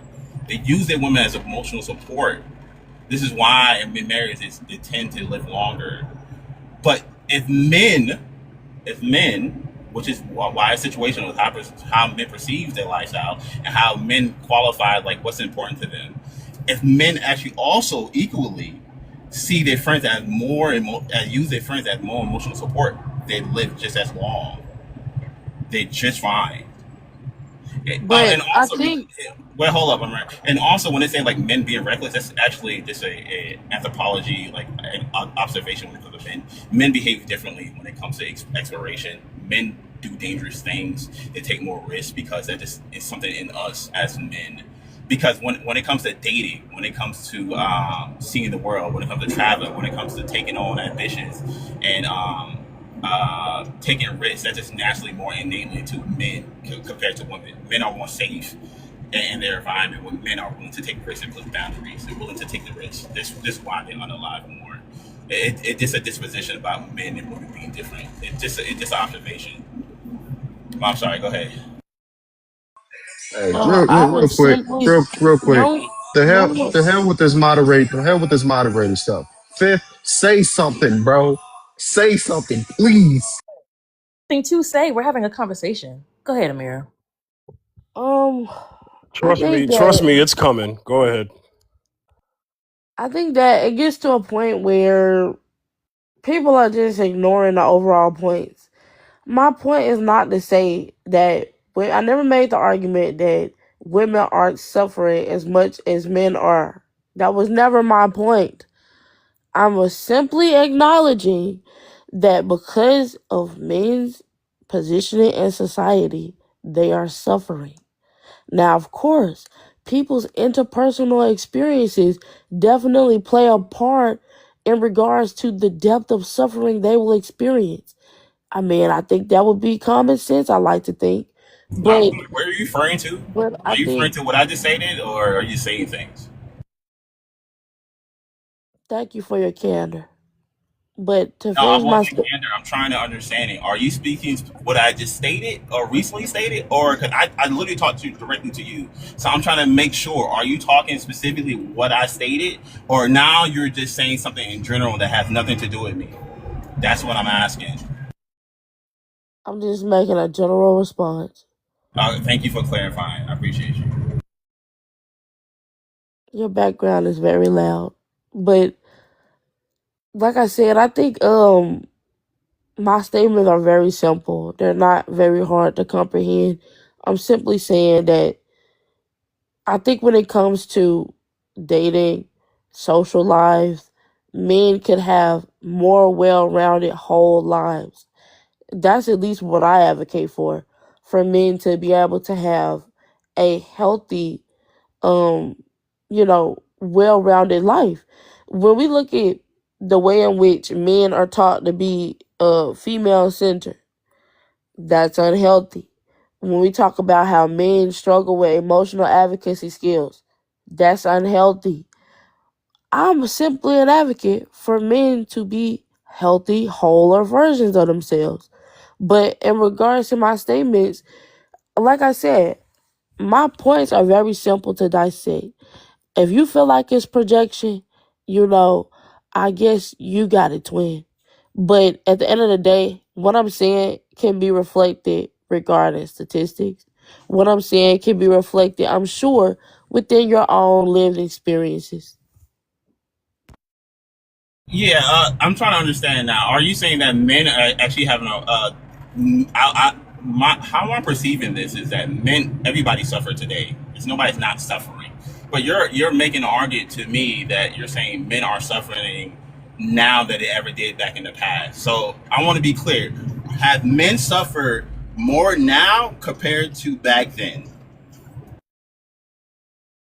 Yes. Okay. How? How? Well, hold up, Judah, J Dub. I appreciate you. How can you tell? How can you like express that? Like, what is your perspective? Like, how that's happening compared to bring perspective. So back then, men worked way more hours and didn't have no options. So they worked like over like 70 and 80 hours, have no choice, right? They had less rights when it comes to workforce, right? When it comes to the military, they had to do things that they had no choice but to do or get locked up. A little bit more, you have some leeway. Like, that's not really the case, or just to get let go. But back then, they were forced to do things that they had no choice to do. You know what I'm saying? They had no therapy back then. They had no mental institution that try to help them get over their traumas, the PTSD. None of that. And during war, they took drugs and shit to stay up. I mean, I'm sorry for my language. They took drugs and everything to stay up to fight wars against like many men. I mean, like that last expanded for 5 to 10 years, or even 15 years back then to maybe less now. So what are you getting that from? Like, what is the reference for that? So I would just say, the way in which I'm substantiating this would be regarding fulfillment. A lot of men are not fulfilled. They're not being able to structure their lives the way that they would ideally want to. And I think that's a reflection of a lot of different things. But I would just say, for some quick examples, look at younger demographics of men. They're not having sex. They're on that incel type of spectrum of behavior. They're more socially alienated. They're in this position in where, because there is such antisocial behavior in the younger generation, they're suffering in those regards. They're suffering when it comes to smooth smarter ideation. They're suffering in regards to being able to cultivate long-term, meaningful friendships and connections regarding community. There are many different aspects in which you can substantiate that claim. But as far as like long-term fulfillment, a lot of men are not being able to experience that. Let me say something. Okay. Please, Yeah, please, please. I'm sorry, y'all. I try not to take over my own show, even though it's my show, but I try not to take over. So I want to address something that was said a while back. So J Dub, I want to talk about those male and women stats population in America, right? Once How did upon, I know it was me? well, I'm gonna have to go down the row because I was quiet for a while. So the reason why the male population dipped the way it did, because once upon a time there was more men than women being born, right? We got to go back to It like still is. in America, right? Yeah, it still is. It still is. Yeah. Okay, so the last time I checked, Um, I could be wrong, but that's last time I read the stats on that. It was, yeah, it still is. okay. All right. So once upon a time, when we went under the female population, was because we've had, let's see, how many wars have we had with a draft? Like 3 of them? 4 I actually. am not good 4, at right? that. I have no 4. clue. Okay. Yeah, So we had, you have the war between the Confederate and the Union. You have World War uh-huh, One, World War Two, and 2 Vietnam. in Those were Vietnam. the 4. Okay. Yeah, So Vietnam was the last one. he said Vietnam was the last one. Yeah. So our population got hit, male population got hit very hard during those wars, right? So that's one thing. I want to address the male loneliness epidemic that Amira mentioned, right? The male loneliness epidemic has a bit of a misconception in this part. A lot of men don't don't answer a lot of polls like women do. So what's going on is that it's perceived that men are lonely as opposed to men just choosing to just be single and just focus more on themselves building their lives and having peace, right? Um, J Dub, you mentioned I don't know, was you talking about unaliving, men unaliving themselves? Yeah, because so like I said, there's more boys being born right now than girls. But the only reason why there's more women in the United States or in the world or whatever it is because men are unaliving at a way faster rate than women. Okay. So women are on psych meds more than men, but then the context is that women are actually a little more prone to seek help better than men are. Men will just jump off a building. So I'll give you that.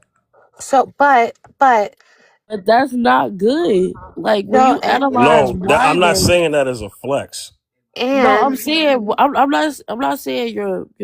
I'm not saying you're saying it's a flex, but I'm saying like that's not good because the lack of social support that we have for men, the no shade, but the internalized narratives that we have about men that cause them to suffer is the problem. Like men are trying to amount to this construct of masculinity that does not give them the social support and wherewithal to deal with their issues. That's a problem because social isolation paired with lack of support is how you get a person that want to pew pew themselves. but so the percentages of men and women who try to unalive themselves is about the same. I think it's like 48% women to 50% men. But the only difference is men are choosing ways like pew pews or jumping off a bridge, which is so much more likely to, this is going to sound horrible, but like finish what they started compared to women who will like go more glamorous ways or whatever, like they say, like Yeah. pills or The stuff like wrist. that. The wrist. Yeah, What? so Yeah. women try more, but men are more successful. More Yes, successful. thank you. Yeah. Yes, yeah. Yeah. Yeah. But the That's the true. percentages of them trying is about the same. Yeah. That's also true. Um, but I will give women the credit that they do a better job of seeking help on a mental level better than men do, Yeah. in terms of maybe not trying to. So I'll give them that. Both are bad. You said Yeah. 48. First of I all, J I Dub, think I didn't even know it was actually that high for women. well no, it's percentages. So like not 48% of all women or No, 50% of I it's know. 48% is still that's higher than we would want to. Just like with the men's numbers, you know what I mean? That's pretty high. yeah, Bossman, they're what's just that? saying like the amount of people who do it, it's about even between men and women. Boss man is very small. What is that? I don't Yeah, even my have my glasses. my camera wrong real quick. I just switch it around. But yeah, this is the male loneliness compared to women, and I just want to show that it's actually the same or similar. You may And when have you to start read getting it. the age differences, yeah. Give me a second. Hold up. Yeah. Hmm. Why? So I'm not saying this meanly, but why would it be called the male loneliness epidemic if It's it just affects women the same way? it's just men. It's just a narrative. It's just men being single No, because Yeah. I Well, mean I nobody. understand that, Yeah, nobody says the women and loneliness epidemic. They call it no, independence when it's women. well, no one's independent, but I think Fifth. it's more so because a lot of men don't have those deep emotional connections with their friends like women do. I mean, it's Bro, they that's not find that in true. their wives, which is not a bad That's thing at all. literally not true. That's again, literally I not just true. posted. Oh Wait, my hold up. god. I just posted a link. I just posted a link for yourself to look at it. It shows all different parameters. It shows every single study. It has 2022, 2021, different years. It's like five of different ones all in one, and they all very specific of what type of question they're asking. Some are similar, some are more women, some are more men, but it depends on the situations. Like Yeah. if they how they perceive their friends, how their relationships, how men naturally kind of organize and perceive how they live their lifestyles. All this is very subjective. I'm saying that when it comes to loneliness epidemic, to be clear, this is something that women took when they found out the study and only focused on the men. That is a talking point that women have, unfortunately, decided to lead on and focus on, but it's literally both men and women. And they're So about the same. It's nothing small, really different. It's only very minute. And when it's a very extreme, it depends on how men in this how they perceive like how they form their relationships. So like for example, like men maybe like 5 or 10% difference.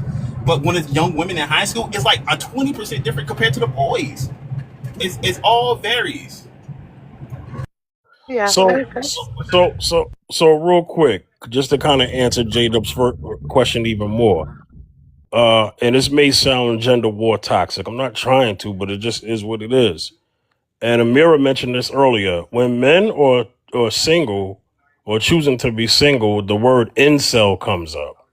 So there's a word that was created for the females, right? For the women, rather, because I don't say the word female and people get offended. It's called femcel. But when the narrative is controlled by the media, that's not a word that they'll use. They'll just say independent and women's empowerment. So it's all about who's actually got the microphone, which tends to what people are going to say They'll in try. terms They'll of whether the try and water. narrative is going to be what it is. They'll try and water it down Where and call it just. They'll try and water it down and just refer to it as a hyper independent woman. I can't hear him. KJ, we can't hear you at all. Your background's incredibly Sounds loud. like a But fifth, tambourine. but fifth, show me where somebody's talking about female loneliness and they use independent. Show me a news source. News source.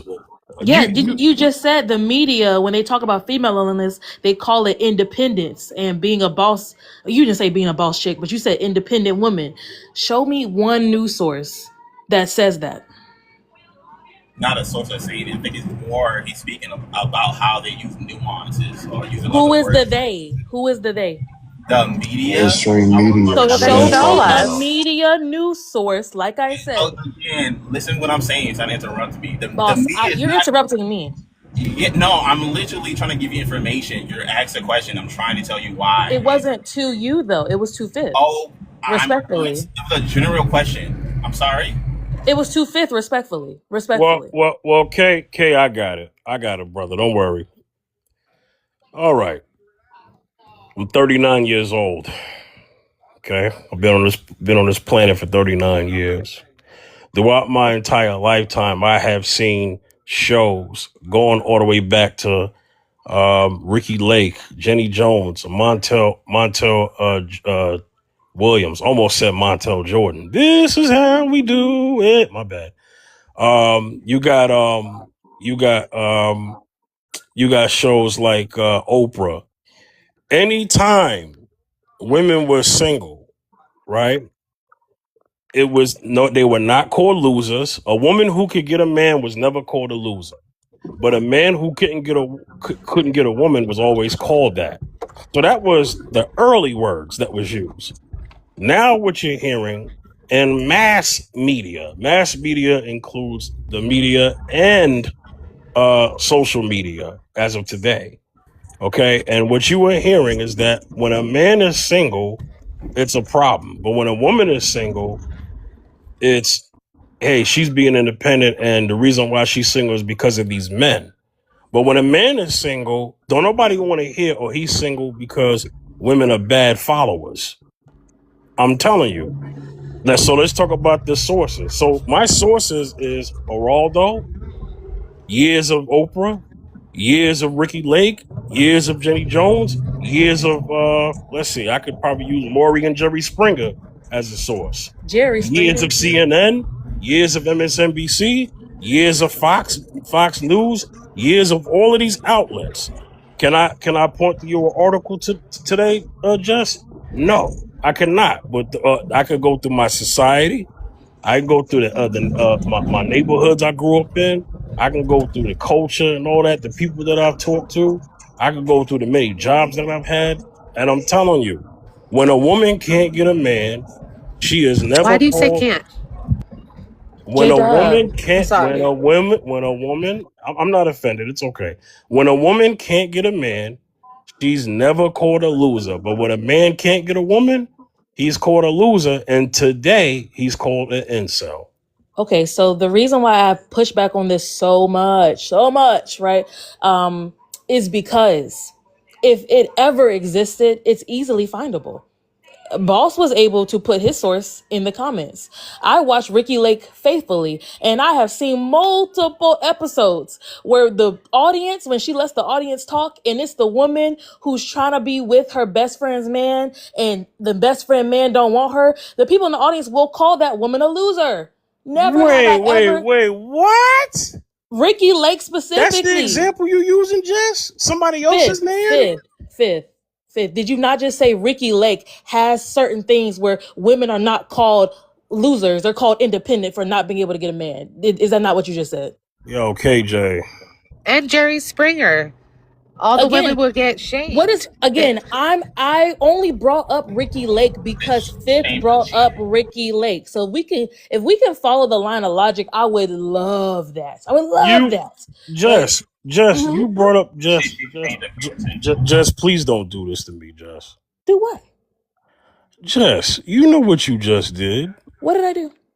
Why was that the only, if you spent years watching Jenny Jones or Ricky Lake, why is that the only example that you pick was a woman trying to get somebody else's man?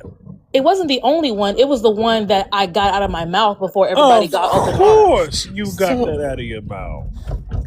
Do you think it's because...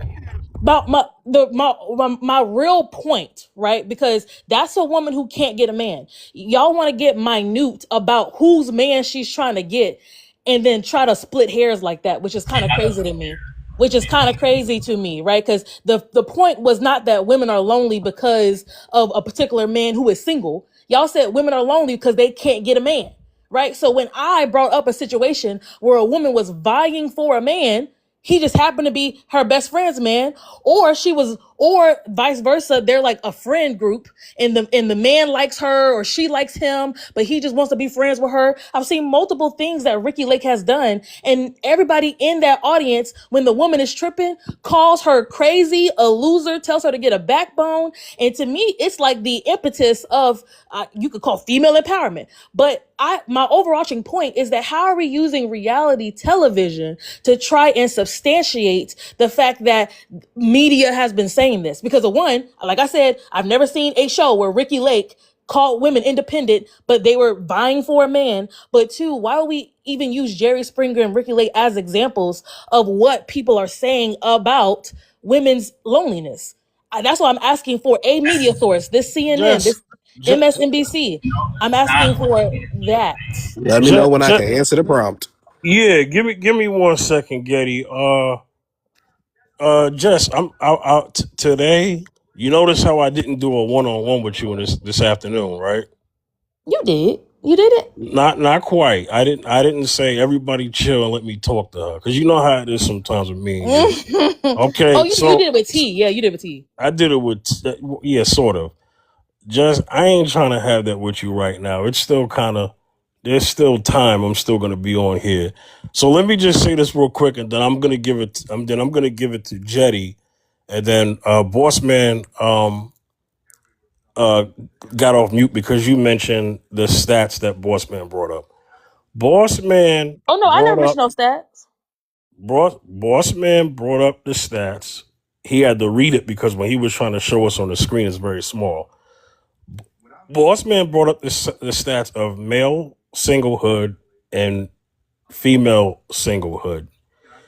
He didn't bring up the stats of the attitude of when a man is single, he's called an incel. Okay, there's not a stat on that per se, right?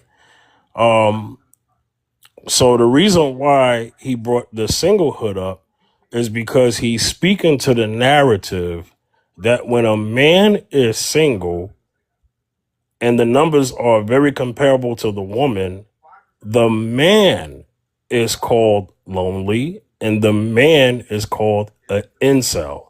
But the woman is not called a femcel or a loser.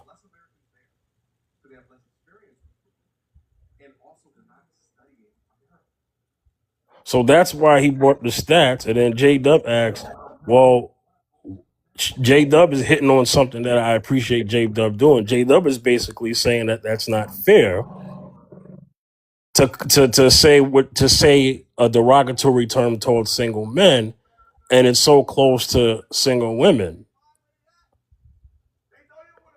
But Amira brought up incel, right? So what shouldn't we ask her what she meant by that? I know what Amira meant by incel. Not the definition of incel, but why Amira brought it up in this conversation. Because I feel like people are responding to why they think Amira said incel, and maybe she was making it synonymous to male loneliness. But if that's not what happened, I mean, Amira said the words. It's just that Boss K went to the facts, and he basically was saying, well, if women, he's minding that if women are at numbers just as single as men, how come the women are not called a women loneliness epidemic? You know? I'm not refuting what Boss said. I'm saying Amira. Let me just ask Amira like directly. Amira, did you use incel to talk about lone? Wait, ask me again. I kind of got my stuff glitched. Yeah, that was just probably got a phone call. That's what just happened to me. Can y'all not hear me? Yeah, you must Yeah, have we had a hear you. phone call. Oh no, this is my phone about to unalive. But I just want to ask Amira like Hook it up specifically. to the charger. You're right. I got a little mini charger. It's like a little T-Rex arm charger. But Amira, when you were talking about male loneliness and you used the word incel, were the incels referring to the lonely men? I brought out specifically the younger men that are leaning on that in that incel type of behavioral paradigm because, like, I'm not saying it's the majority of lonely men. I brought it up as a niche group of lonely men that are experiencing that incel behavior because of social isolation. Yeah, so I think that's important for us to understand because when people talk about the word incel, they're saying that she made it synonymous with all lonely men. And then now we're getting a conversation where we're talking about, well, why isn't there a term for lonely women?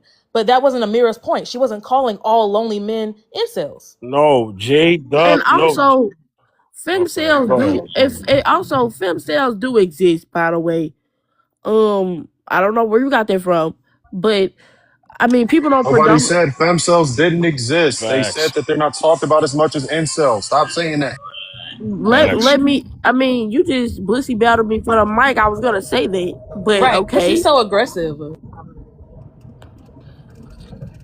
So I have a question, and don't come at me because I know this is going to be bad. I don't know if it's going to be good. But J Dub, Let's. J Dub, can you do me a quick favor? Just hold on 1 second. I actually need Yeah, to yeah, yeah. apologize because Getty had been trying to get in, and I was talking because I was quiet for a while, but I'm about to go back to being quiet. Getty, you there? Yes, sir. Getty, go ahead. My bad, man. Before you came on, I had been waiting for a while. And so I just No, wanted to no, say no. You something real quick good? before I Do go your quiet thing. again. Yeah, you were quiet for like a whole hour and a half. Nah, Okay. do your thing. Do your Yeah, thing. I This your have live, brother. so I have kind of like a style up here because I talk more in my other content creation that up here I like to just listen more. Okay, because I do other content creation off of TikTok, right? So, but yeah, anyway, Getty, the topic is can women respect a man they don't follow? And Getty, you was here earlier with the I with the sure with was. the with the man topic. So I feel like I don't have to play semantics with you. You know exactly where I'm going with this topic. Go ahead, brother. Yes, sir. No, I do not believe a woman can respect a man that they do not follow. And I would personally change the word from follow to, you know, I just keep it at respect. If you cannot hear me or like that we are together and we are working towards something together, then I don't think you can respect me or the relationship. I feel like it's just that simple. Yeah, I'll land my plane there. Okay, who? Oh, J Dub, go ahead. I'm sorry, and then I'm let Beyond hold it down for a while. Go ahead, J Dub. Okay. So let's say what you're saying is correct, right? That men are, if they're single, they're whatever the word you used. I don't know. Do you think it has anything to do with like before in relationships, women didn't have like a say and they needed a man to even have a house or anything, right? They needed that. So now that we don't need that, we are independent or self-sufficient. And since men don't really have that control anymore and they're not getting relationships, it seems kind of like a character flaw. Does that make any sense? I get what you're saying. Like, That literally goes like the back to roles what I basically got said. reversed. That's literally what I said earlier. That women are looking But at men did you and they're say deeming them to be inadequate, which is why, like, the quote unquote average man is experiencing difficulty in the dating market regarding receiving connection that he desires. And that's why I said we have to analyze why this is occurring, because when it comes to specifically also younger men, the unsuccess that they're experiencing in the dating market is a reflection of something. And I'm not saying that of course it's one dimensional, because like I said, women are also experiencing barriers regarding that as well. But I do think it's important to highlight why it's occurring. And the social isolation is definitely a component of it, and a little bit of character, a little bit of lack of character development. Amir, can I just chime in on that real quick? All right, so I think it boils down to something pretty. It's not one, like you said, it's not something one dimensional. This is just my perspective on it. Y'all could let me know. I think as there's a rise in more feminist movements, I think the ideals shift, and this is the backlash. Okay, so for example, as these things keep going and women get more empowerment, right? The gender roles start reversing. It's like, oh, okay, like, a woman could be more independent. She can handle things on her own. She could, like, even if you look at the most homeowners in America right now are women. Like, just the math of that just starts adding up to like what it changes throughout for men when it comes to dating, when it comes to society, when it comes to like isolation. Like, oh, like you got to focus, you got to grind, you got to lock in with yourself. Like, these are all mentalities that are being thrown at us consistently through media If anybody here is aware, the feminist movement was funded by the CIA. Anything that created by the government usually is never like super helpful to the people. Also, for the simple fact that you got to think about, we can't go back. We always talk about this traditional movement or like traditional relationships, but that is truly not the case.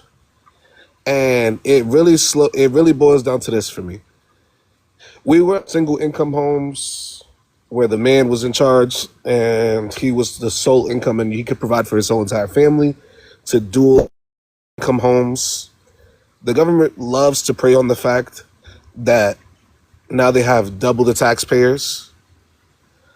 This is why women going into work has been literally pushed and pushed and pushed. Women going to college, getting good careers, pushed.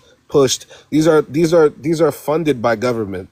Like the grants, the funds, the scholarships. These are all government funded things that add up to like creating an imbalance. Just wants to respond back to me. Go ahead. Yeah, Jess, you Getty, can go ahead. That's fine. Getty, baby.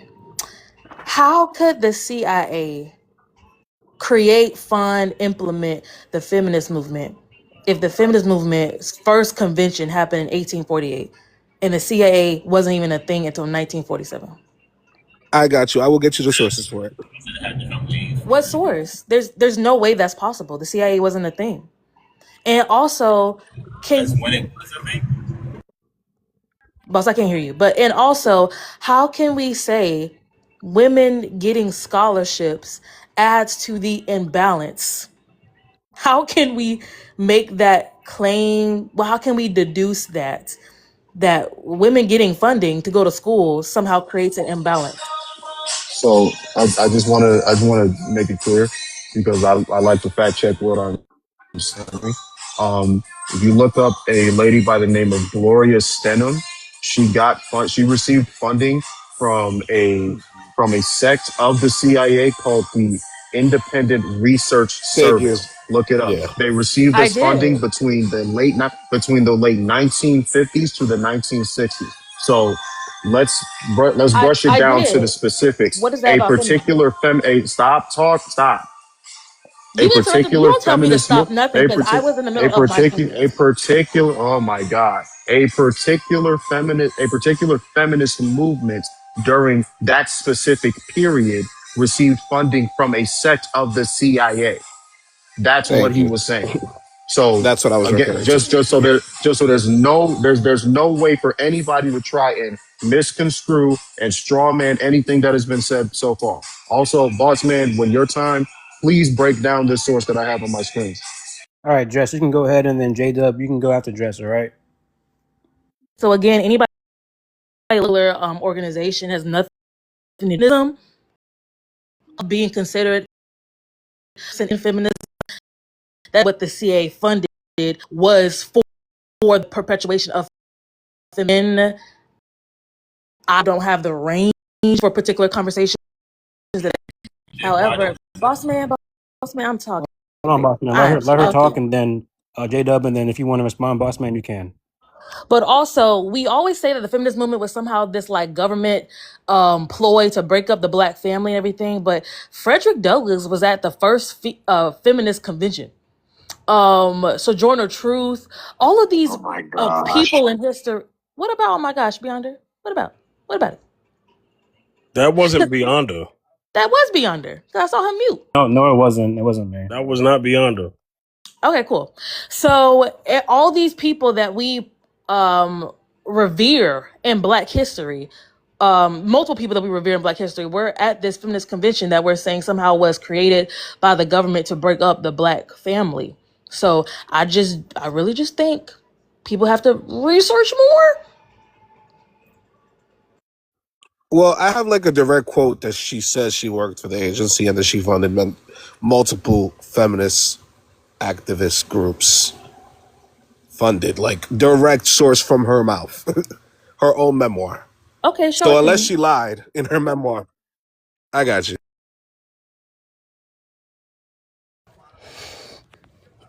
Okay, J Dub, Okay. you want to go now, or I Yeah, think you my were bad. next. Lord. I think she was next. J Dub.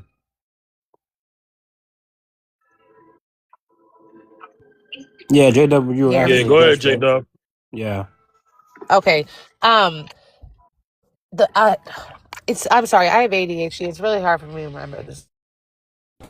He was talking about how men went from being the sole providers of the whole house to having two incomes in the house. That's wrong. Married women were working outside of the home, especially BLK women, since like 1930s. Like I think it's 38% or something. It goes up and up and up. During the 1930s and 40s, there was a war going on. So the women were the ones running the whole society. We were making the planes, we were in the factories, we were running everything. To say that only men did this is retarded. I'm sorry to say, but that's very false information. No, no, no, Second, how no, no, come no. the only Yes, thing that's changed is that Jay. women have Okay. rights? Wait. That women have rights. How does women getting rights, like your women uplifting and evolving and becoming something great, affects you? Like, I don't understand that. It should make you better too. Like, it feels to me that women Right, have right, right. evolved so much because we have, and men are staying in Mm-hmm. the past because the only thing, in my opinion, that you guys lost was Gotcha. control. Okay, I got We you. couldn't own a Just answer home, this we question. couldn't rent a home, and even when, what? Correct. Correct. Correct Correct. what? Did you also have to pay? No, no. These are all real things. Did you have to pay taxes? No, we did not have to pay debt because we were property. Right, right, right. Okay. So then, let's say the evolution was. Let's go off the theory of what you're saying, right? All this empowerment comes from it. All these rights, No, it right? doesn't come from Um, men. no, no. It comes from the feminist movement. I'm agreeing with what you're saying. I said let's follow your logic, your logical track, right? You also, there are a lot of women who want a man who can provide, correct? Where is this going? I don't know. I don't know a lot of women. Okay, okay. Uh, Women have to pay Providing taxes doesn't now, just right? mean financially either. Providing hey, is a lot just more than No, no, just no, no. money. just Cole. I see what's going on here. Just make your point. Go ahead. No, no, yeah, I'm just trying to Okay. let Okay, let's say basically they do. Let's say women want providers. no, no, no, no. Like Okay. I'm just gonna do what Fifth said. I'm just gonna land the point real quick. I'm just asking these questions to like verify, but it doesn't really matter if I verify them or not. Um, it just boils down to this: with the feminist movement came a boatload of new struggles that women never were introduced to. The government feeds Like off of it. what? Okay. No, I'm Um, honestly curious.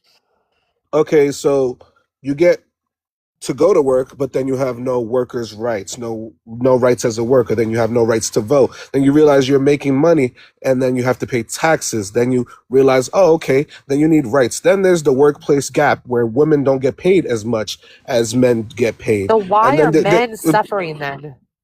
it's not okay due to the fact that okay, the All feminist this stuff, movement it seems like it's funds. affecting Okay, women in a bad way. Hey, wait. Let me okay, cut him real can I quick. say something? Let me just Yeah. finish. I just Hold want on. to land it real quick. Hold on. Real quick. I'm sorry. J Dub. If you're not gonna answer his questions, but you want him to answer yours, you think I that's did. fair? I did answer his question. I said, okay, let's say a lot of women do want providers. Okay. Go ahead. Go She ahead, did. Miss She did. She Cole. did. I just brushed past it. I brushed past it because I just wanted to land the point. Um, yes, you seeing how these things are negatively affecting women, right? But with the thing with the feminist movement is you as a female can make a complaint, a formal complaint, and with the exact power of that movement, you will fund the patriarchy in more ways than a man will, and then you will have those rights, and those rights will be above said men. Like, can you How tell would me that create an like issue to men? which rights are you talking about that are above you? Because Okay. last time I checked, we didn't even have body autonomy. Like, what are you talking about? I think you're speaking more towards privilege than rights. I said nobody had You body know, autonomy. Ex- it's more privileges than rights. Exactly. Okay, what? Okay, How is that exactly. so funding I'm not trying to patriarchy? be like rude. I'm honestly Okay. Okay. curious. Okay. Let's. Okay. I got a thing. I got a thing. Right. Let's say we figure out, oh, whether it's pro body or pro choice, right? The reason why there's a even debate on that is because Body do you not know who control. funds who funds Planned Parenthood? Do you It's a understand that Planned government. Parenthood is also a PCP? It's a doctor's office as well. Like people go there, it's a family Understandable. doctor's office. Okay, Understandable. so And I agree. And that is a perfect thing for us to have.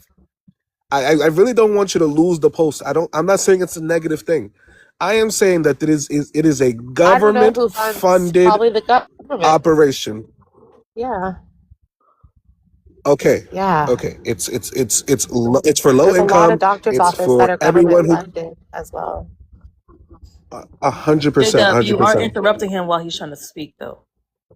I'm sorry, I'm It's all right. I have no problem. I have no problem with it.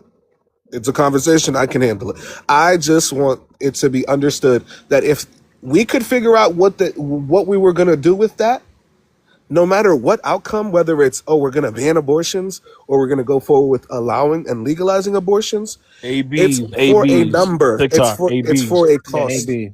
For ABs, it's for a number, so we can find out if the government is going to profit from this or lose profit from it. Because if you have more people, there's a profit. If you end up reducing the population, there's still a profit. Like it literally it's so funny because it all boils down to the financial gain of the government. And it funds the idea of the patriarchy where men get to decide what you can or cannot do with your body. Your body is a business at this point. Your social security is a number. You are a property to the US. Your name is in capital letters like a yes. business is. Like you have a birth certificate. These things are things that from the moment you are born, you are part of the United States of America, the corporation. What I'm trying to tell you is the feminist movement, for as much value and rights it gives you, it triples the profit and the gain for the U.S. government. Okay, Can but you but my clarify what you And I'll meant land by? my plane with that. Can you clarify what you mean by feminism funds patriarchy? That particular part. and also you said that it was bad for men, and I asked you how. If you talk to those 2 points, please, just to clarify. Okay. Yes. Okay. To clarify the first one, it's funding the patriarchy because if we get that decision down, then the money knows where it's going to be allocated to. Do you understand what I'm trying to say by that? Oh, Like it's please all be a specific. business? Please be specific. Okay, I will be extremely detailed. If we decide that abortions are legal, right? AB baby. Then ABs, TikTok okay, guideline. if I got you. If ABs are legalized, right? Then we know exactly how many number of Planned Parenthood businesses we can put in each location.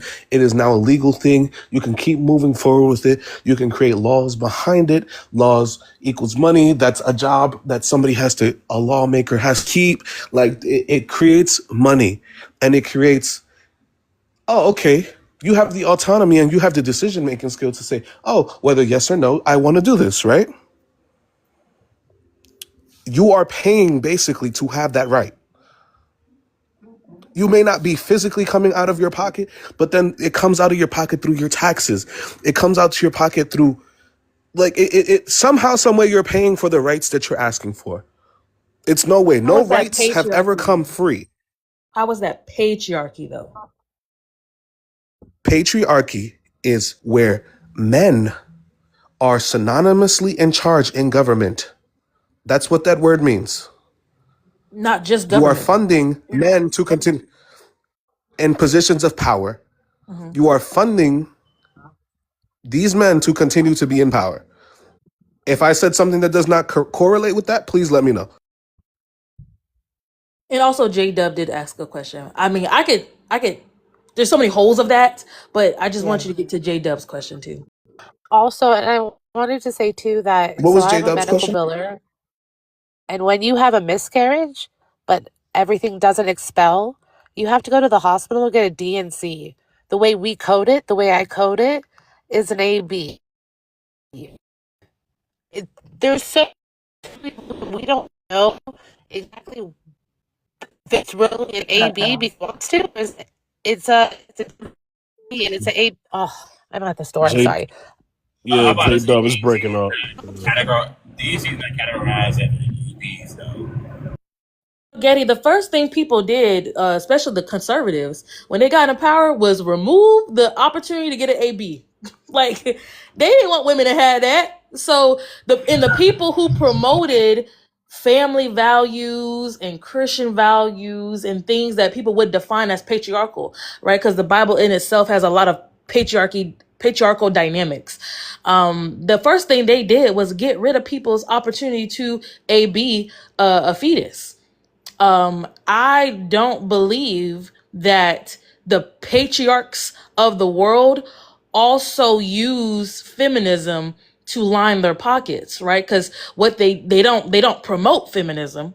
They want to extract it out of our vernacular, right? Because feminism is seen as pushing women towards something that's unnatural for them, pushing them to be independent of men, pushing them to be boss chicks, all the things that they deem as unnatural, right? So I do believe so. Historically, feminism and the patriarchs have been on opposite sides of the aisle for generations. Okay, this is my thing. If you're a boss chick and you're a business owner, do you think the government does not win if you own a business? The government wins always. Yeah, I was talking about AB specifically. That's what I'm saying. Yeah, I was just The mentioning about government AB wins always. specifically. But yeah, but yeah. I mean, if you're getting into business, of course, the government's gonna take a Uncle Sam gonna want his money. Do you think an activist movement is not a business? Do you saw what happened with BLK? No, I think activist movement can be a business, of course. Wait, you mean BLM? Yeah, Yeah, BLM. okay.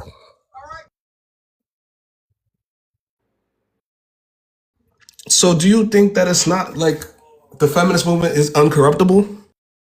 No, I don't think it's uncorruptible. I think I answered Yeah, that. that's what I'm trying to tell But you. I That's what I'm don't trying to think it's say. corrupt though.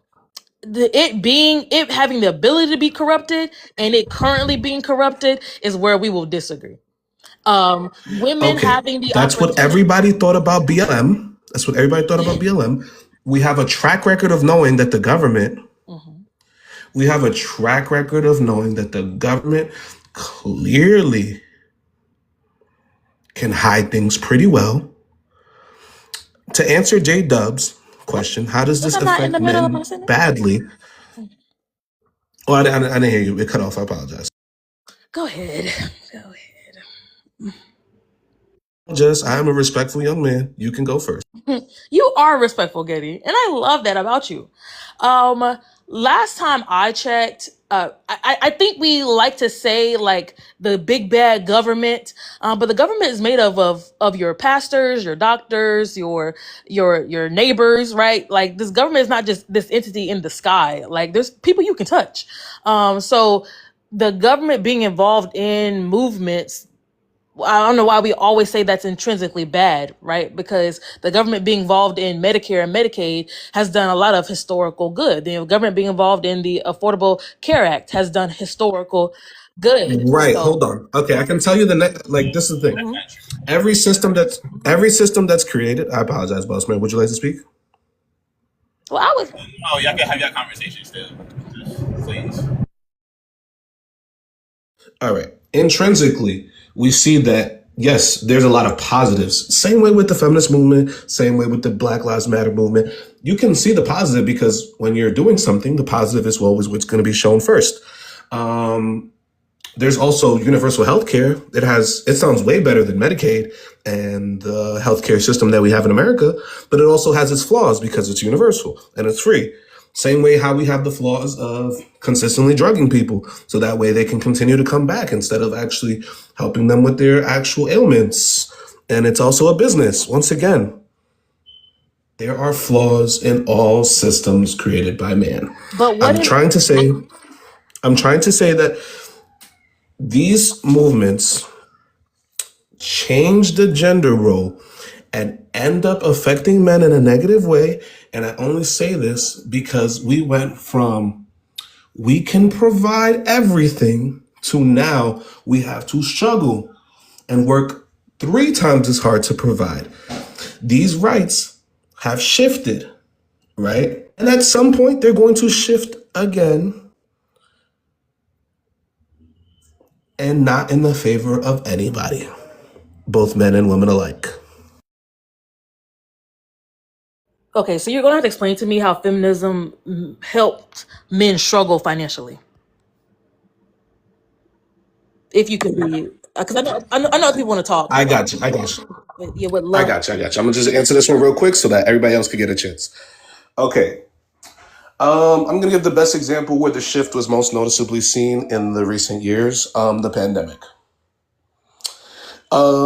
Through acquisition of, let's say, PPP loans, everybody realized you can become a business owner. Women really, really realized that the niche subjects that they have, like hair care, eyelashes, nails. These were things that they can apply on a day-to-day basis and created a whole bunch of businesses. Have you realized that there are like a whole bunch of lash techs now, locticians, people who do all these essential maintenance jobs for women?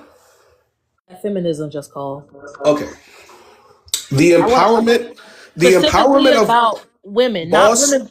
boss ladies, boss chicks, as you were saying, the rise of that happened so rapidly through, once again, I'm going to say it again, PPP loans, government, small business, SBA loans. If you look at the statistics, women were pulling those out and becoming business owners, getting LLCs at a rapid rate. And no, KJ, we're not going to do that. We're not going to bash a woman saying she's doing it on purpose. She's just trying to explain her points. And I understand that it sometimes sounds like a but or an excuse, but this is a debate and that's just the rebuttals that she has. It's okay. No, I'm literally asking for clarification because I understand. Yeah, you know, some people don't see that. Once again, I'm going to just say this. These were moments where women bossed up rapidly and became business owners. Being a business owner does not. How does that affect men who are working 9-to-5 jobs? How does that? That's what I'm asking you. How does a woman getting a PPP loan that a man was also able to get constitute as one feminism? But then how does that intrinsically disenfranchise men from economic mobility? That's all I'm asking. Oh my God. Hey, girls, let's do this. Let's support each other. Boom, boom, boom. Unity based on gender. Unity based on gender. The empowerment, the ideal, the feminist movement of boss women working in tandem together to help each other grow and support their businesses. Even when y'all do a messed up job and she didn't do my lashes good, y'all still go back to her because that's your girl. No, hold on. Let me land this. You know I'm telling the truth. No, you're talking about women. I want to talk about men. I'm telling you that I'm going to land the plane on how it ends up affecting men in a negative way. The amount of unity, the amount of support, the privileges that the government allows you to push forward and push against the agenda towards men, we're not afforded the same opportunities. I can ask every man in here, if there was no jobs, what could you sit there at home, make and build and create for me that could supply the entire male species besides giving them a haircut? I want to have a dialogue with you, but we're going to have to move on. We go. Yeah, we'll have to go on to look at KJ's picture. I'm just gonna go ahead and provide another question that'll kind of like move it back to the topic at hand, and in terms of like respect and all that. And this is a general, like, this is a very basic question, very easy, right? Talking about respect. Do you guys think that men and women define respect differently? And if so, what are those definitions, and how does that affect like the overall viewership of respect in itself?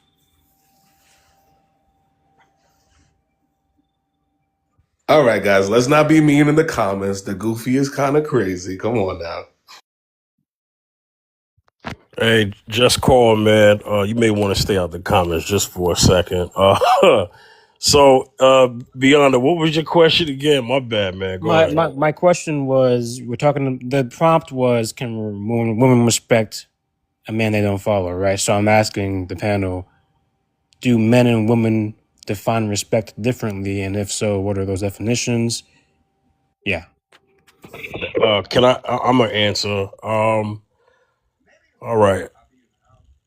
I'll answer it. I was trying to be quiet only because I didn't want to imbalance of men and women on here if I start talking, because it is 4 men, 4 women, but it would be 5 if I start talking. But I'll just say this. So, yes, this is why when you're in the vetting process of talking to a woman, you need to get into her brain. You do. Because you need to know exactly what her definition of respect is. And then as a man, you need to set them standards up front. I'm gonna tell you something, right? And now we get into the reason why I wanted to get to this point of the show when it comes to the topic. And that is this. Let me tell you something. If you come across a woman who's unruly, you know what the best gift you can give her is? The gift of singlehood. Just get rid of her. That is not your woman. Keep it moving. That's a fact. Let her be happy with her, whatever she holds near and dear to her heart. Let her have it. And you go and you get someone who is on your program. It's that easy. And if those results end up you being single for a little longer, so be it. So be it. You will be okay. You will be all right. This is a big planet we live on. I know most of us are in the States, but if your woman's not going to be from here, you could always get your passport, get on that flight, and go on your journey. And you can be our Simple as that. 90-day fiance. Absolutely. Absolutely. You can 90-day fiance your situation as best as you can, because you know what, fellas, y'all are the ones that can go out there and do the respectful hunt. You know what I'm saying? Yeah.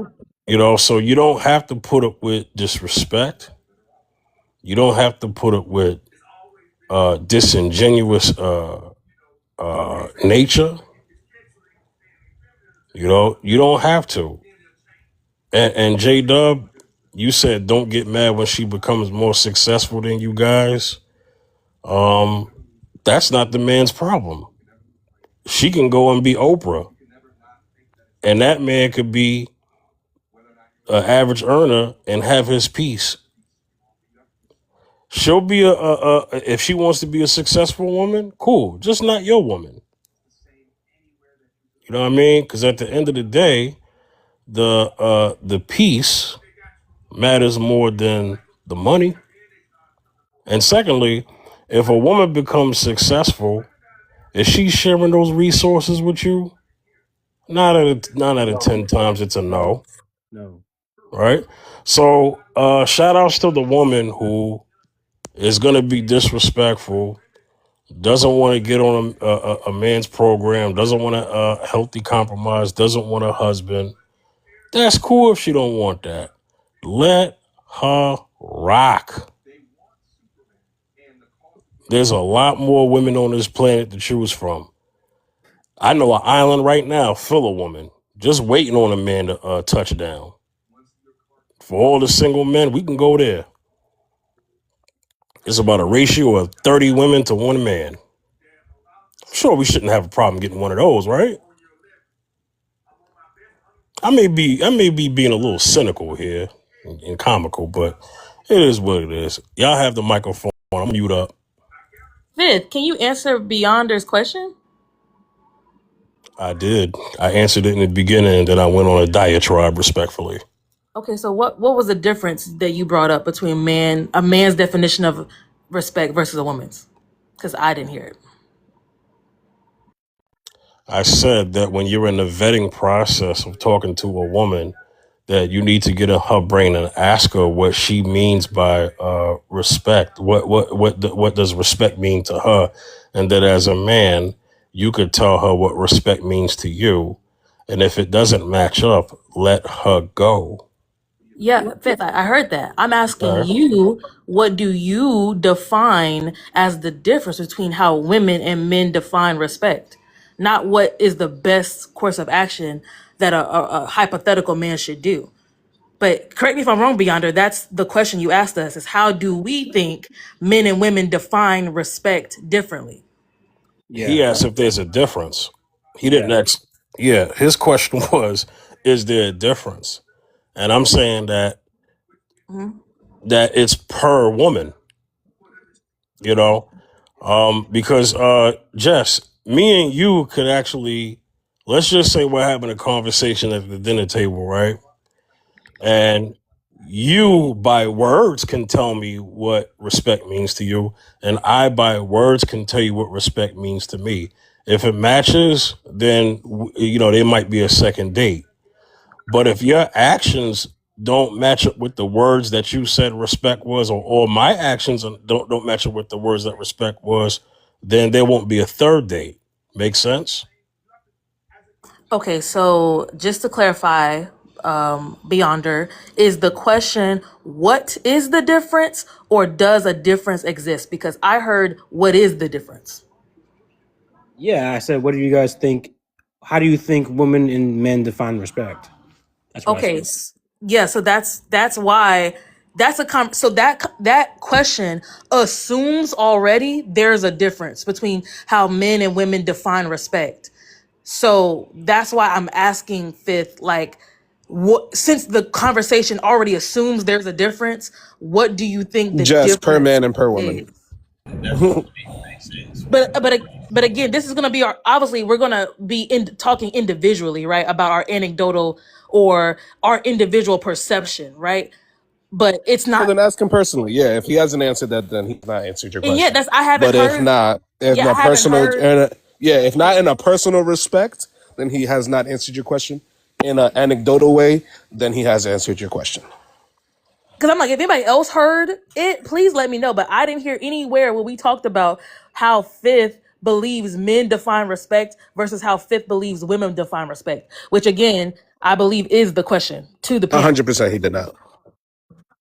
Okay. Right. Just quick question for J Dub. For J Dub, did I say that women succeeding was like something?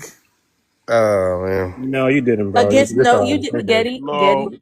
you You didn't. I didn't. think You I didn't. think J I'm Dub. asking Jess because I was having a discussion directly with No, her. Getty, you did though. You did. You did say that feminism is in part why men cannot economically succeed, or men have to work 3 times harder. That was the No, language no, you no, no, used. no. I said it's what funds the patriarchy.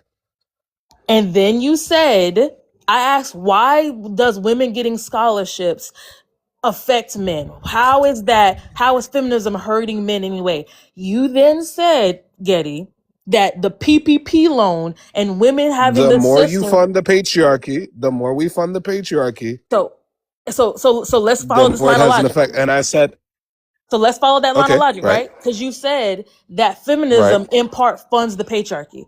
So we're talking about any funding of the patriarchy. Then you're talking about the effects of feminism. So that's how people are making this correct, connection between you're saying the right. PPP loan is a function And I also of. clarify. I also clarified. No, no. And I also clarified that this shift in gender roles is the main contributor to these issues, Right. and at some point, that the shift will be all of us will be asked out. So Getty, that shift in roles is from feminism, in your opinion, Correct. correct? So Correct. so the shift in roles is why you said men have to work 3 times harder. So that's how we're No, no, no. making It's really the government. It's I the was trying to get my government point. that funds feminism. Yes, correct. So that's how we're making the connection, because you put them all together, Getty. That the government, Because they that go the hand in hand. CIA. So that's why we're making the connection. So we aren't misquoting you when you do say that the feminism, or the government that funds the feminism, that funds the patriarchy, then makes it 3 times harder for men to excel. We didn't misquote you Right, when you right. said that. Okay. We didn't misquote you, but people think we're. No, yeah, I understand. you're just going from like the beginning, not from Because I not can from the end. follow. And the I'm end an point is active listener. I'm no, an no, no, no, no. active. Yeah, no, Yeah. you followed it correctly. You followed it correctly. All I'm saying is y'all skipping over, like, just to make jokes, y'all skipping over the fact that it's actually the patriarchy and the government that's actually messing us all up in general. That's But yeah, what I think it's feminism because says, it's the Getty. feminist movement. And that's what feminism says too. It says the patriarchy also hurts men because it dehumanizes men Yes, but to it's the. being funded. It's being funded by the patriarchy, and it's also helping the patriarchy get more money. Like, you understand what I'm saying? I understand that's how How you can a feel, movement like but that's like I don't. That's not true though. you But I you understand. saying that's how I feel, or it's not the truth? I understand that's how That's you like feel. saying, oh, I want okay. to respect. You said you would too. No, I want to respect. That's the truth you believe exists, and I'm in your Oh, world okay, right okay. now, trying to show that the women, at least I was actively following your point. Even though I can disagree, I actively listened to everybody on the panel. So when people were coming up saying Right. you didn't say that, you actually did, because we started this whole thing about how the CIA funds feminism then funds patriarchy then causes PPP loan. People were able to use the PPP loan and sisterhood and boss chicks to I then mean, make. that's not really exactly what I said. I said, Mhm. do you think businesses, like female-owned businesses, not fund the government? I'm saying there was a unity, like there's a clasp they go hand in hand, but that's not the actual like direct causation. You know what I mean? But you said the Like they switch go in hand in gender hand. roles. You said the switch in gender roles, and the fact that you said men have to work 3 times harder. And then you brought up women being the most Mm-hmm. homeowners, right? You brought up that. You brought up women having more Right. liberties. And then Beyonder said something about privileges. And you were like, yeah, that's a better word. I'm talking about privileges. Right. And you talked about women being able Right. to go to school more, get scholarships. They're the most homeowners. And then you said men Right. have to work 3 times harder. So then J Dub and I asked you specifically, how does feminism make Mhm. men have to work 3 times harder? Which is then you brought up examples You did say about that. the PPP Yeah. loan. And I definitely understand that. And I said the pandemic was a time frame where women came together as a unit and became a lot more financially stable and more business owners. Was that like is it's not illogical. I'm not saying that's the direct cause. I'm saying as you fund the patriarchy more and the gender roles keep switching, it's like yeah, it kind of ends up creating an imbalance. It's not equal rights like people be swearing like, like, oh, men have all these rights above women. Why are we acting like these things are not happening in favor? And that causes a shift. And then it causes men to not be in places where women want or are attracted to men. Like, okay, now you cannot provide because this field is being dominated by women. You want a masculine man, What field has been dominated by women? business owning, home owning, financial stability. But Getty, men still make more money than women. BOK men, last time I checked, still make more money than women than BOK women. Yeah, because of the And jobs I that we also choose to go to. Again, I'm not no saying once it's again, once wrong or again, right. I'm saying, how can we no, no, say no, that and what, no, feminism no, has? just, and once again, Yeah. I said These are also things that y'all struggle with as well. The gap in What? wages, in all No, shapes. just I said it earlier as well. I said this is also something women struggle with, gaps in wages because of, and there's a need for equality there as well. Correct? are you saying they Who struggle are with the gaps in like? wages This is what because I'm of trying to say. patriarchy?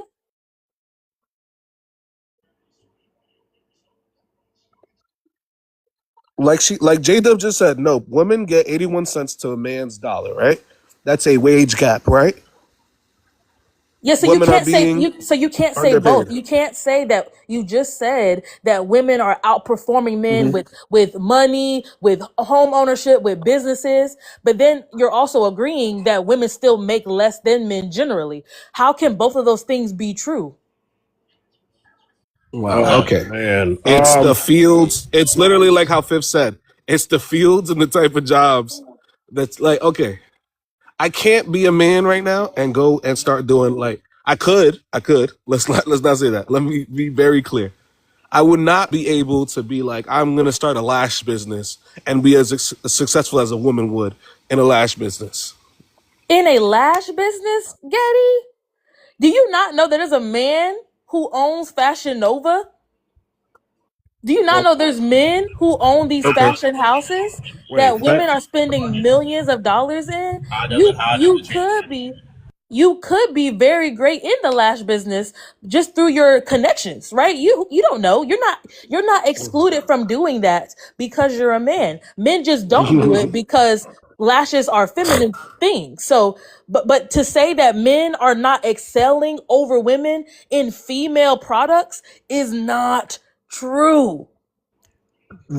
Right. So to answer Beyonder's question, I am not gonna debate that anymore due to the fact that it's just like I understand that y'all following the logic. It just boils down to like it's almost disingenuous just a little bit that we're gonna act like these aren't factors that play into an effect. Because if it was the foot on the other shoe and men had all these extra rights and men were in these dominating fields and owned most of the businesses, and on top of it, it would be a misogynistic world which we lived in beforehand, before there were feminist movements to begin with, and it would still be an issue. This is what I'm saying. As y'all get more rights and feminism pushes forward these agendas, y'all still would say that we are dominating in these fields. It would still be an issue that the imbalance goes both ways. If women push forward, men are going to actually get pushed back.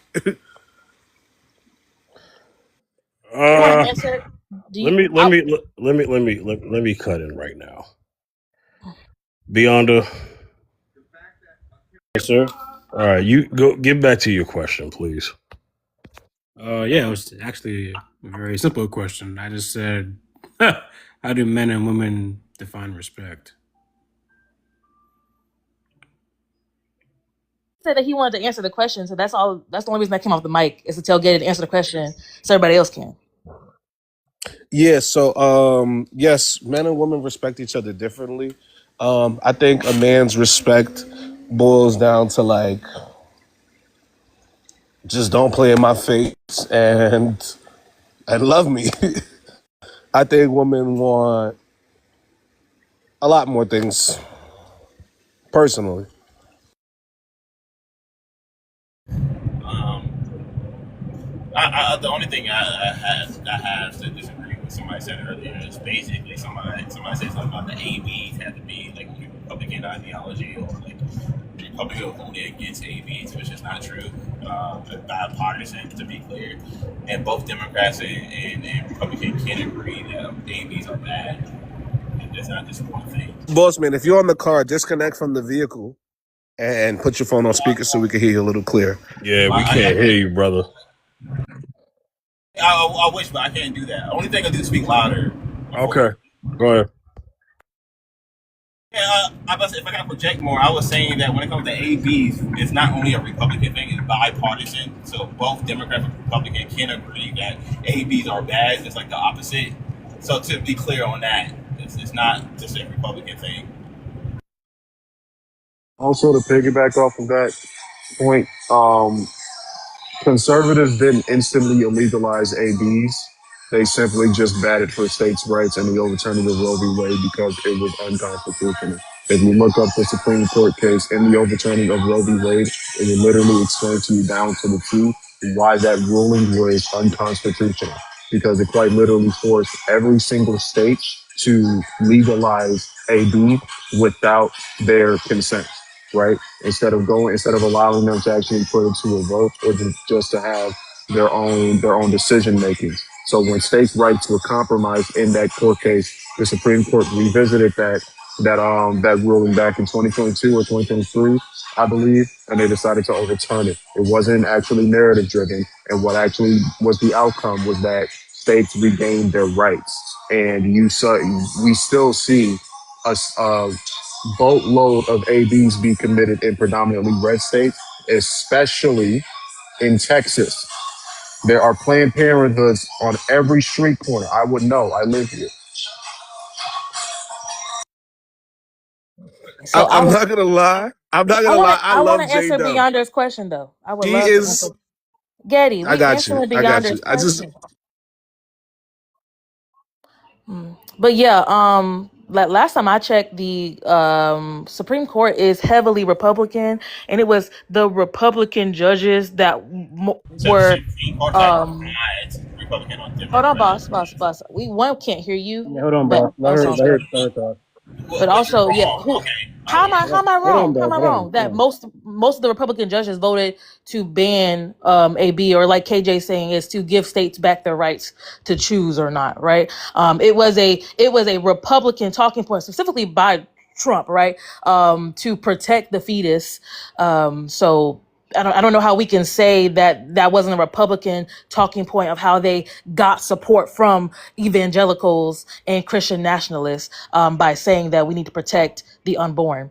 That wasn't the Democrats saying that. But to answer Beyonder's point, yes, I do think that men and women generally have different definitions of respect.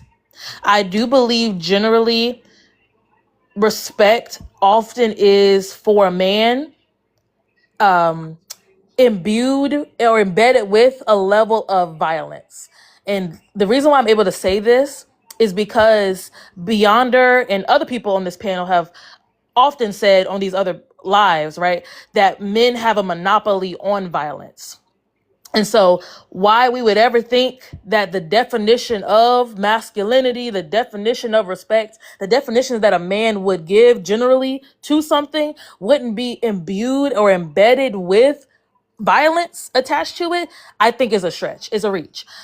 So respect, a lot of times from what I hear, what I've seen, what men have already said, is that if she does not have this loyalty to me, this acquiescing to my authority, she is acting outside of her natural position as a submissive woman.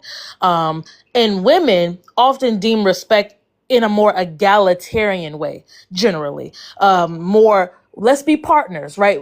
I hear women more often using that word. Let's be partners. Let's co-create. Let's do this together. And often I hear, if a woman doesn't get on my program, right? I rarely hear a woman saying, if a man don't get on my program. So I think that's the biggest difference of the agent, and who, Wait. That happened this. just Hold on. the program subject thing. Hold what? on. Hold on. Go. I think she's talking to me. You talking to me? No, babe, I'm not. You sure? Mm-hmm.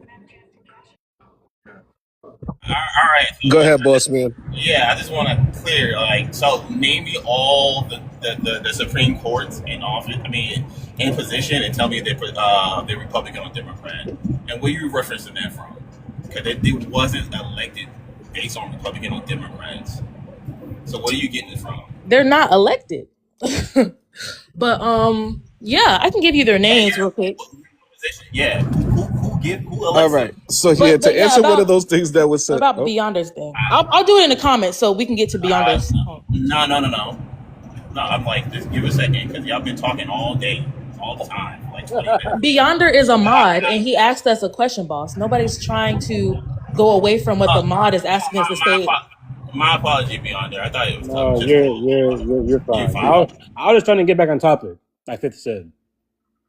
That's fair. 100%, I 100%. just my only issue is that people be saying things and we don't get the opportunity to actually get pushback. But when it comes to us, we allow the pushback. So I just want to be clear. Can I be able to get back to the point after you 100%. get done? I get that too. The whole program, I just want to say this real quick. The whole thing about the get with my program thing was a sassy female remark, and sassy men would say something like that. Let's just start there. Men nonetheless, Getty, is what I'm saying. No, I'm saying like that trend of get with my program. Oh, I run a strict program over here. Did not come from men. It came from women. Prove that. Like he gotta follow. Yeah, Prove that, I run a Getty. strict program. Wait, hold up. Can you even prove the opposite? Like, really? Can you really prove the opposite? Like, only men say this or started this? What are you talking about? Actually, I can't. My original statement, I didn't say only men. I said men are the ones who often say she has to get on my program. That's what I said.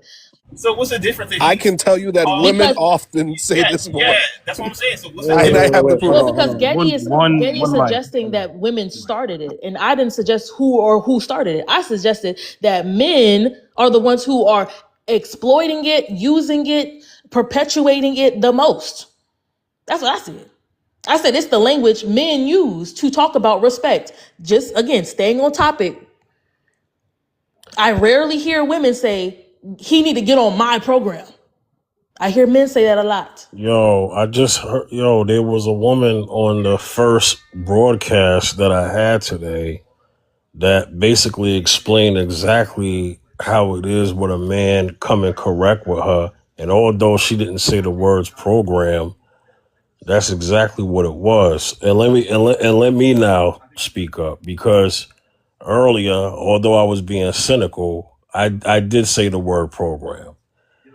So the reason why I said it is because I don't know about the women that y'all fellas deal with, but in real time, we deal with women in real time, right? And many women will say the words plan. Is a blueprint not a plan? Yes. Okay. Just checking. What do you mean by that, Fifth? Because go ahead, boss man. Go ahead. Yeah. I just want to add that the clarification that just to, like when it comes to a setting up a relationship, women do expect and want a man to have a plan or a direction where to go to. So I hear what you're saying, but at the same time, women have an expectation that they want men to have a value or a sense of direction where if you're going to lead me somewhere, I want you to have a plan. And I'm done. And a plan is also what? A program, right? But again, listen to what I said. I said that women rarely say the man needs to get on my plan, my blueprint, my program. Her wanting the man to Okay, have Jess. Daddy, I got you. Daddy, let me I mean, finish, it's a false please. argument. Hey, Let me finish, please. let her finish, because I'm the Jess whisperer. I know exactly how to talk to her. But yeah, go ahead. Go No, ahead, you Jess. don't, Fizz. No, you Yes, don't. yes, I do, and you know No, you it. Go don't. ahead, Because go I don't ahead, know what's been Jess. going No, on. no, no, I no. don't I know. mean, You, I Getty, only let me responded. finish. Yeah, I let only it responded go. because you Let it told me to go. respond. No, I Let it go. didn't. Let it go. You said find me the facts, and I found them. Okay, so how are you going to tell me in the middle of my sentence what the facts are when we talk about something different right Let it go. Let it go. Go now? ahead. Okay, thank you. We can all disagree respectfully, y'all. What I was saying was that what Fifth said and what Boss said is a woman saying I need this man to have a plan is very different than what men say that she needs to get on my plan, on my program. So everybody bringing up what a woman says about a man having a plan is still going to my point that men usually use the language of my plan, my program. She needs to get on this. And that's again what I'm just defining as generally, not all men, just generally, you hear men talk about respect being her getting on his plan. Women generally talk about more egalitarian partnership, like like flowery language. How is egalitarian women willing to participate in his program? What? Again, what do you mean? Those are two different women I'm talking about. Yeah, no, then you're not acknowledging women are different. So you talk about a specific type of women, but it's not all women. They're not all egalitarian. Majority of women are not egalitarian. Because again, most relationship men are usually running the relationship. Oh, they will want a man to run the relationship. What are you talking about? No, not generally. No, not generally. Objectively, women are still considering and arguing that they believe in the gender roles. This is why in household they still have a sense of responsibility who does what, because they believe in gender roles.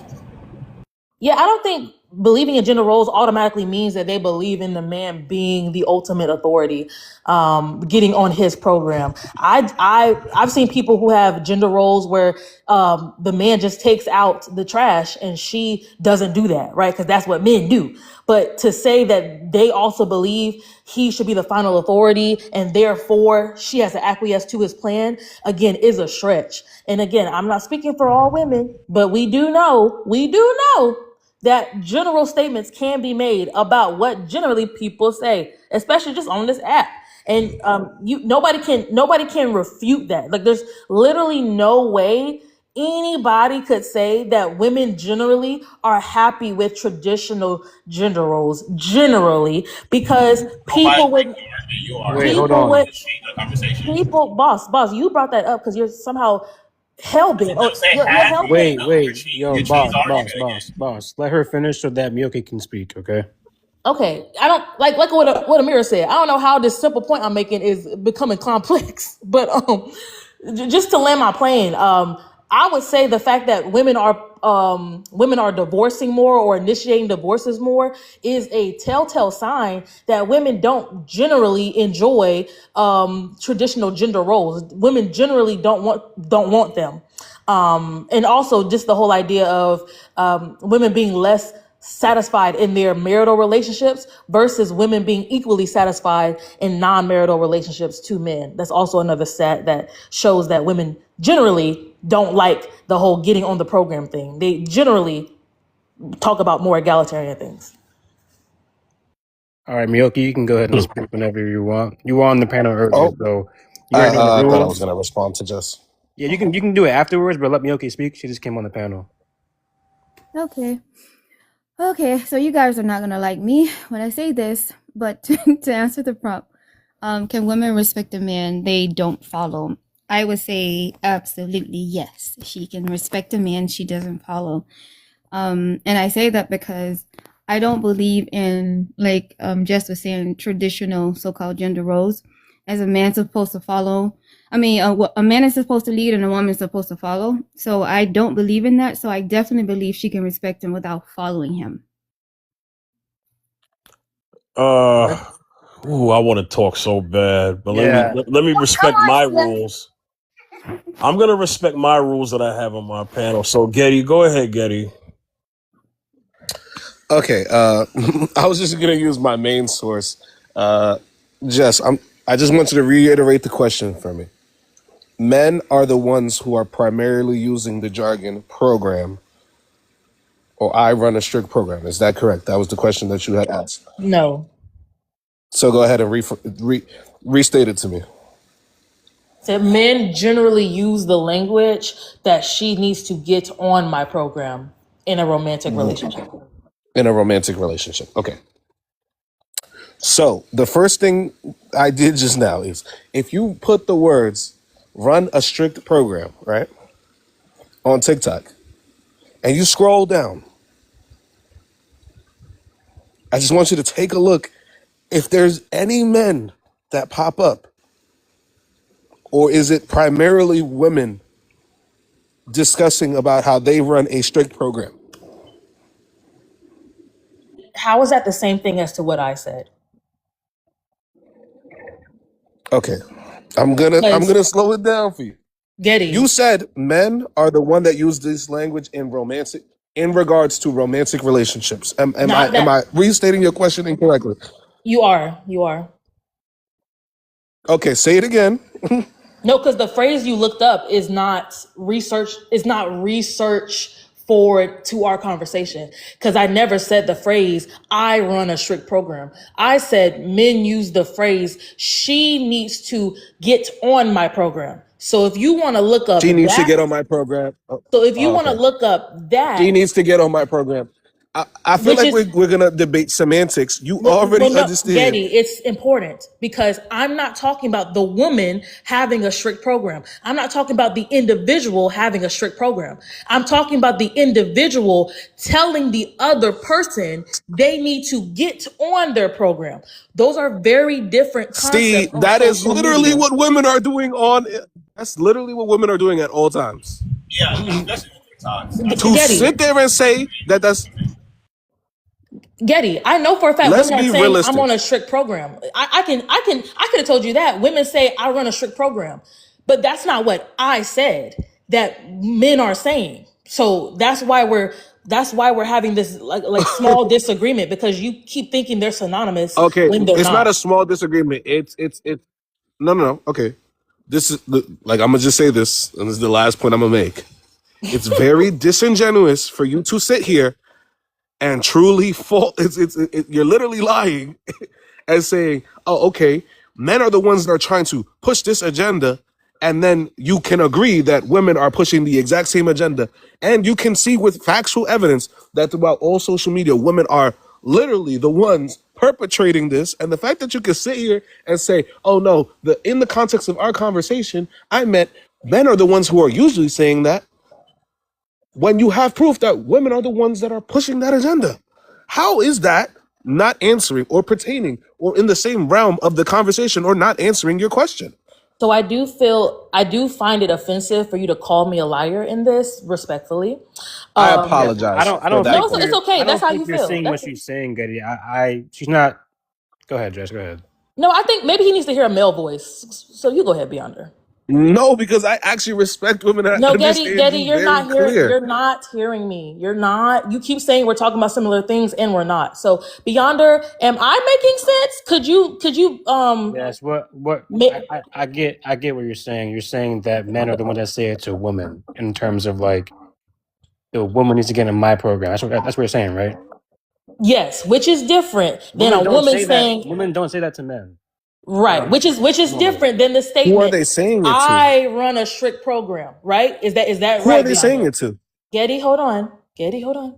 Which is Okay. different than saying I run a strict program, right, Beyonder? Yes.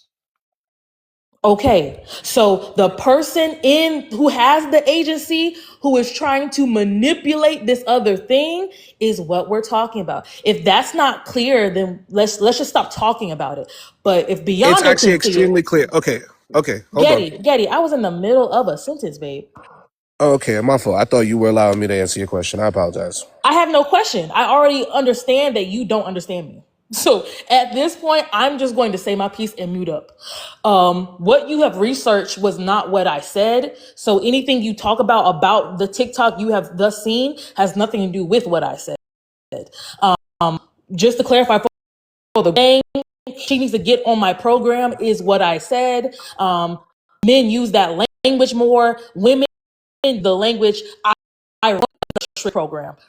Right? Those are not synonymous That's phrases. referring to And that is parents it. for the most part for dating. It's it's actually to dating. Lord, please help me. okay. Look, I understand that you think we're not on the same page, and I can respect that. We can agree to disagree, and everything be perfectly fine. I'm just gonna land my plane on this point.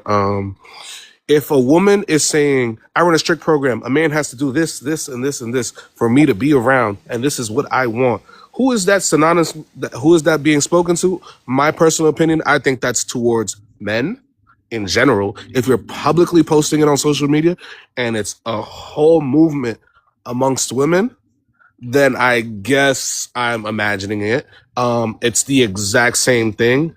It's just because it's crazy because to me what it sounds like, it's like, oh, because it's a woman saying it and saying this is my personal view on how it's actually very manipulative to say, hey, this is who you have to be if you want to get next to me. It's the same thing of doing it while you're in a relationship. Hey, If you even want to think about courting me, this is who you have to be. Both of those things are manipulative. Let They can't have no boundaries now. They can't have no standards for who they want to be no, with. Now standards are manipulative. that's not his argument. Let me just say this. Thank you.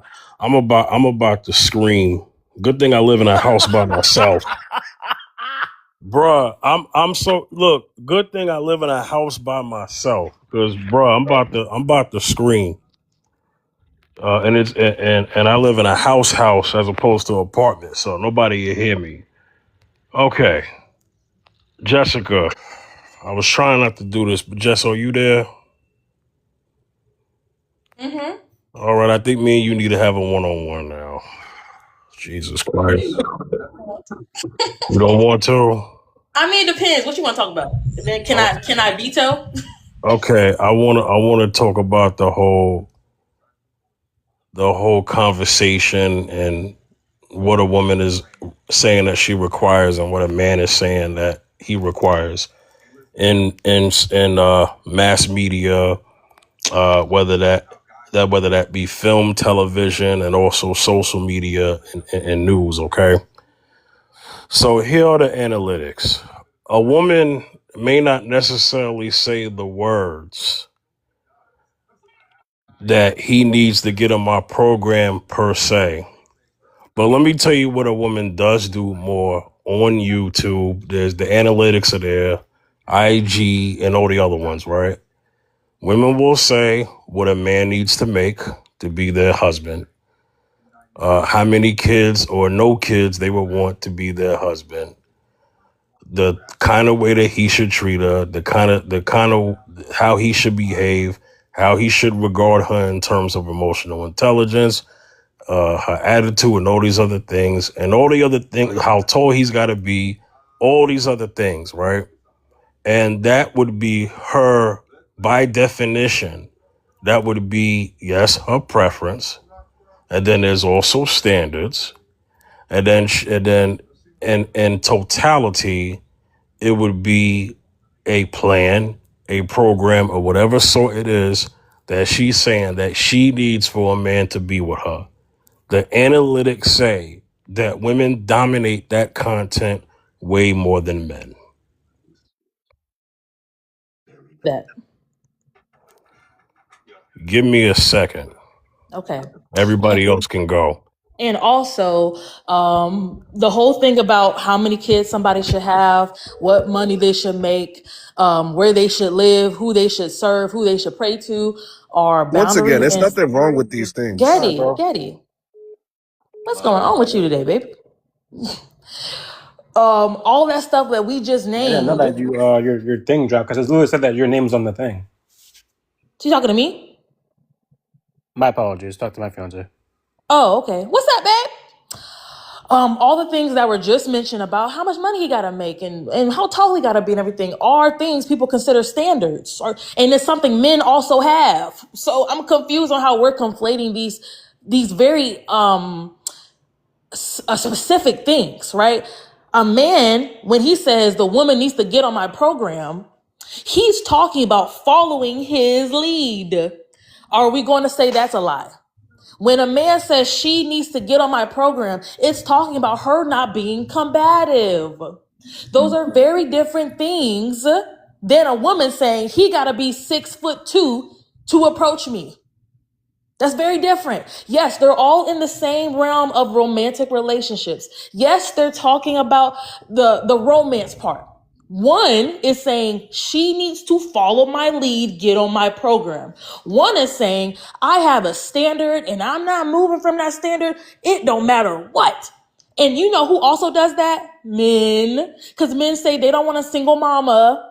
They say they don't want a single mama. But men are not saying it's a quote unquote strict program. But we also see that men have standards. They have women they do not like, they will not bring home to mama. So how we're still talking about this 35 minutes later is like incredibly insane to me.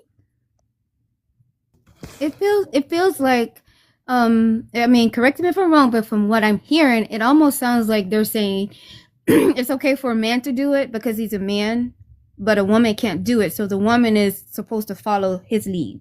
He sets the standards. He sets the rules. He sets the boundaries, right? Can I answer that as a man? Yeah. Please do. I honestly completely 100% disagree with that. Okay. I think the fact that if a man sits there and says all these standards out loud, there is so much pushback, right? But as men, y'all can go on social media and bash men to the fullest extent that y'all want. If he's not 6 foot, I don't want him. If he's not this, the whole list that Fifth just gave us of reasons why men might not be up to your standard. No one is being negative and being like, oh, well, nobody wants to deal with you, or what do you bring to the table?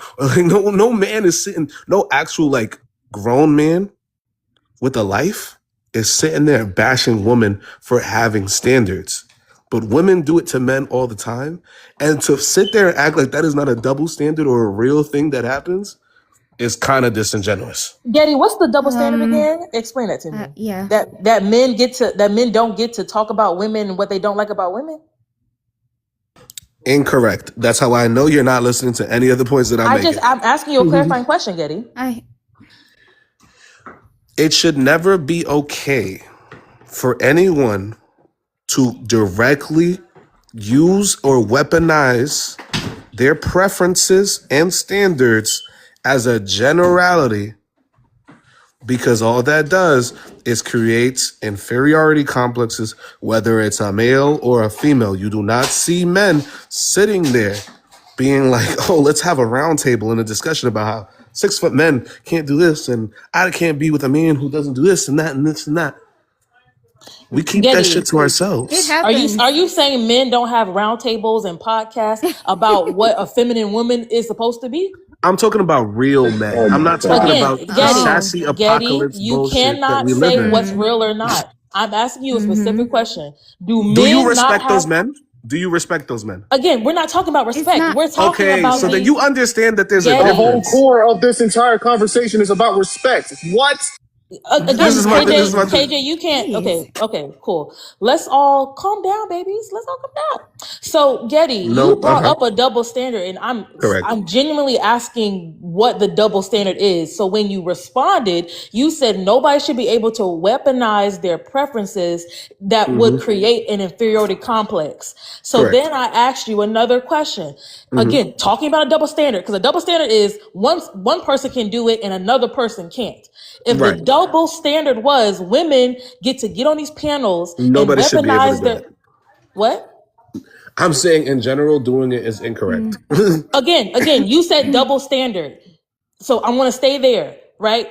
Double standard means one person can do it, the other person cannot, right? You know what? And I apologize for using that word. I think it's incorrect on both ends.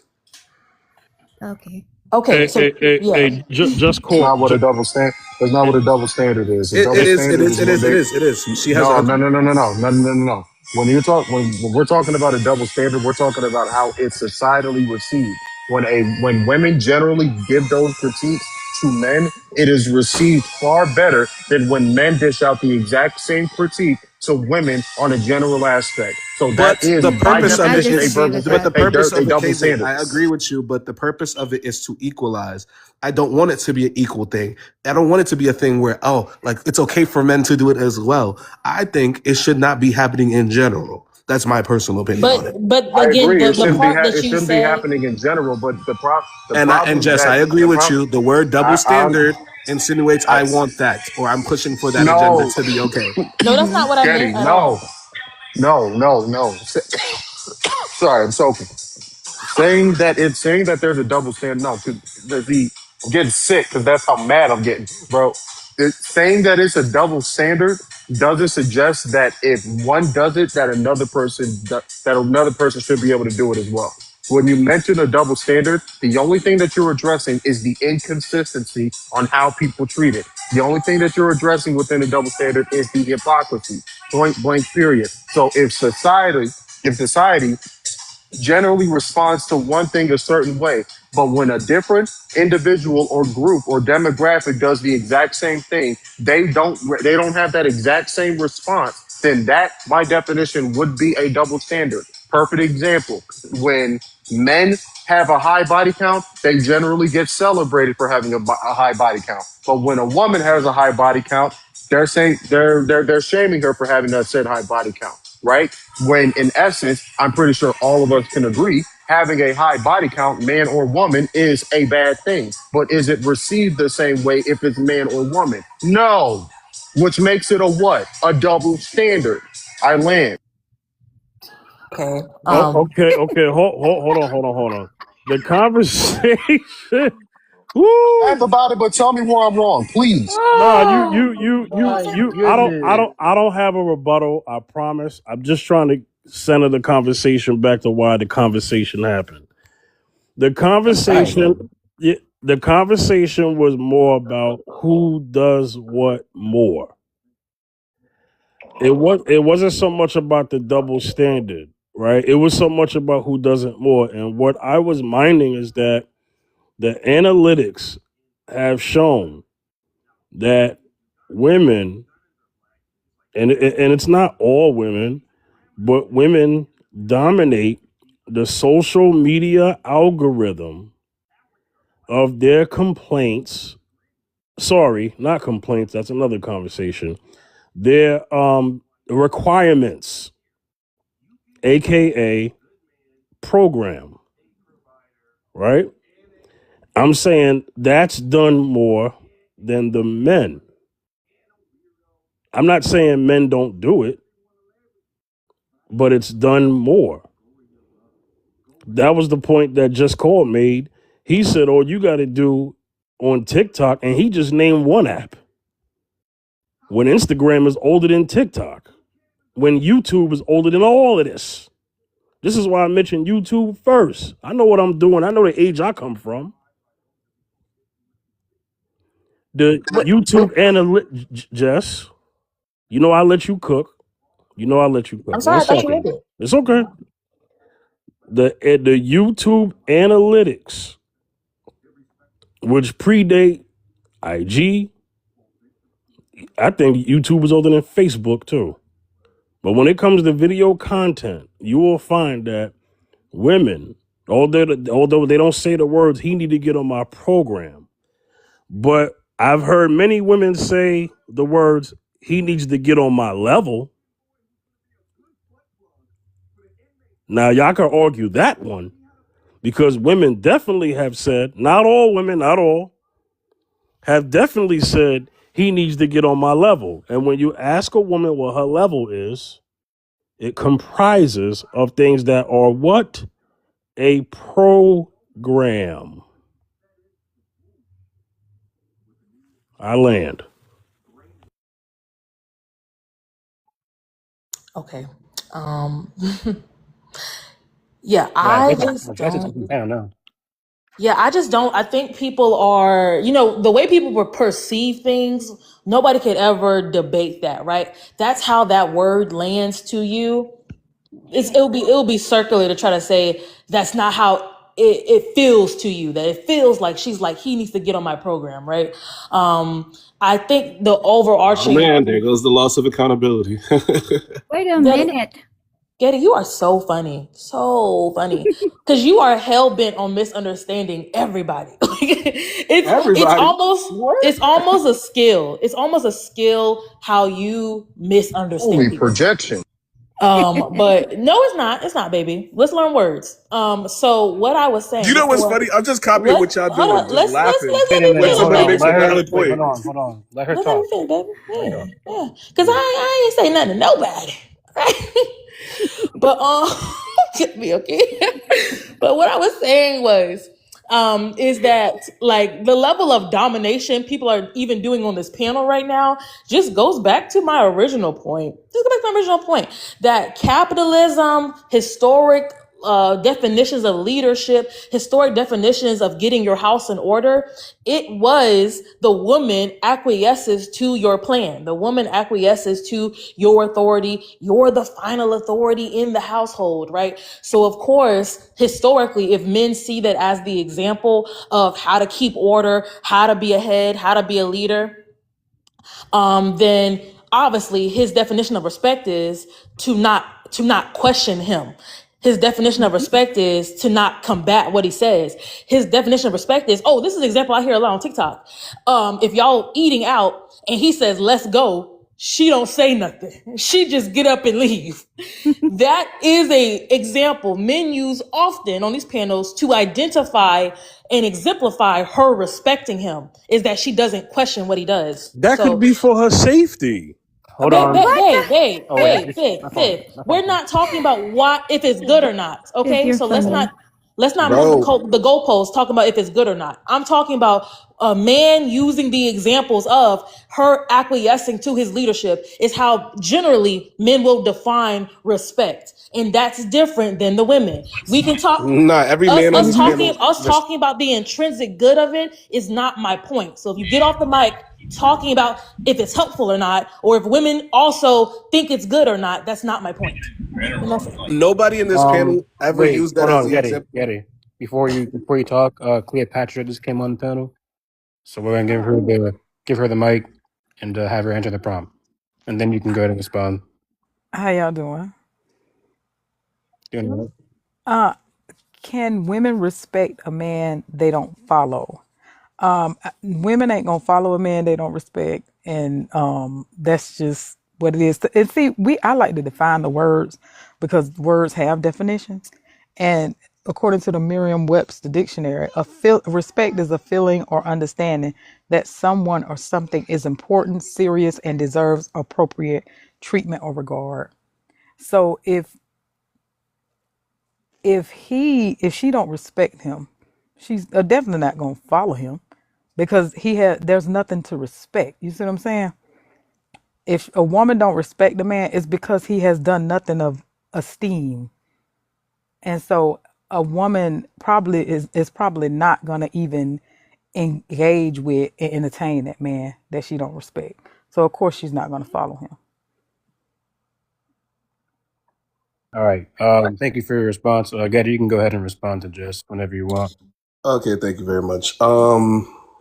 I'm just trying to make a point, and I'm laughing about it only because of the simple fact that, like, every time a man sits here and makes a point on this panel, it boils down to look like all the other men are leaving. It boils down to like the respect thing, and I think as a human being, the respect of continuing the conversation, allowing you to speak freely without being cut off, which continues to happen, like vice versa in both directions, and then the laughing at each other or laughing at a point that any man makes, and then as a group, all the women join each other in the comments like, haha, is that the point that you're trying to make? Or haha, like that doesn't show any type of respect, and that's human decency, not just respect me as a man. You know what I mean? And that's why these points, no matter how logical based they are, it will not fly or cross your mind in the way that I can hear all your points and discern and learn from them.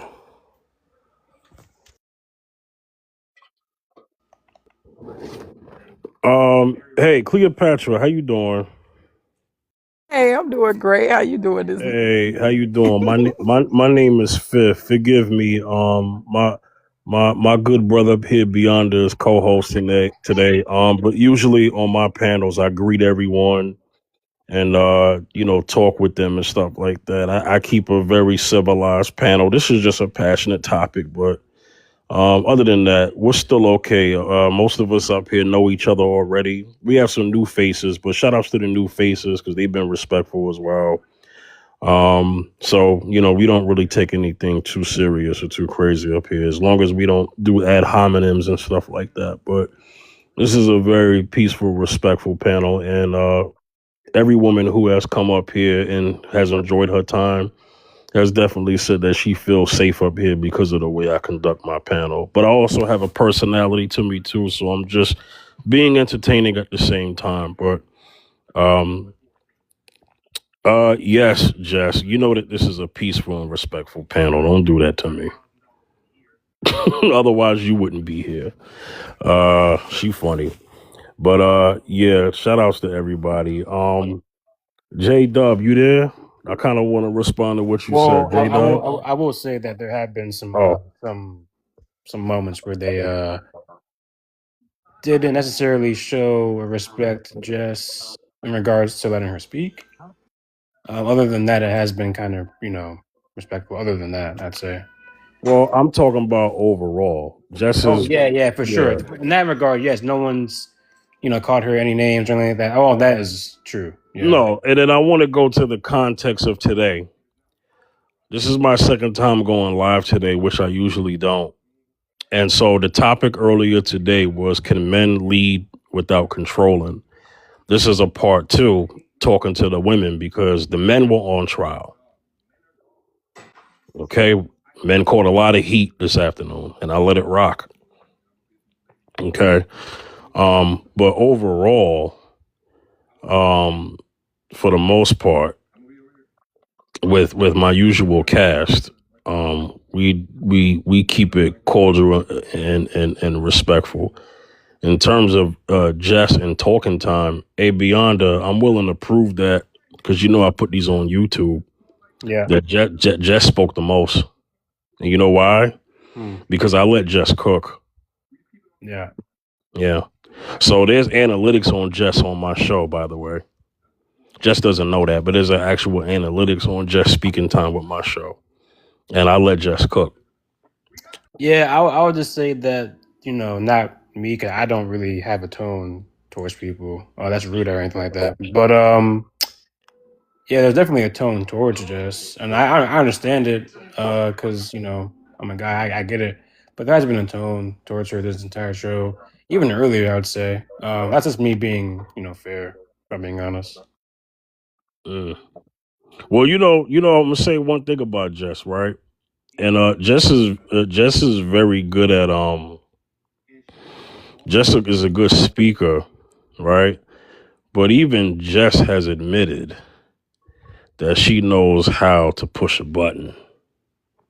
Am I right, Jess? Never said that. You haven't? Okay. But shout outs to Jess. That's why I call myself the Jess Whisperer, because I know exactly how to talk to her versus others. People get all out of their body with Jess. You ain't got to do that with Jess. You like licking her butthole. Yo, who said Butthole? that? Yo, who said that? Wow. Okay. Yeah. Mute Yo, up, brother. who said that? That was on another device for sure. Mm-hmm. But yeah, no. Jess always has a lot of strong points. I appreciate her jargon, and I told her earlier today I love the way that she thinks. I just don't appreciate the laughing when men are trying to make points or women are trying to make points and then laughing at them. I just think that's just rude, in my personal opinion. Yo, the comments. So what you got going on? Nah, that's my fault. That was my friend on the phone. Yo, It wasn't me.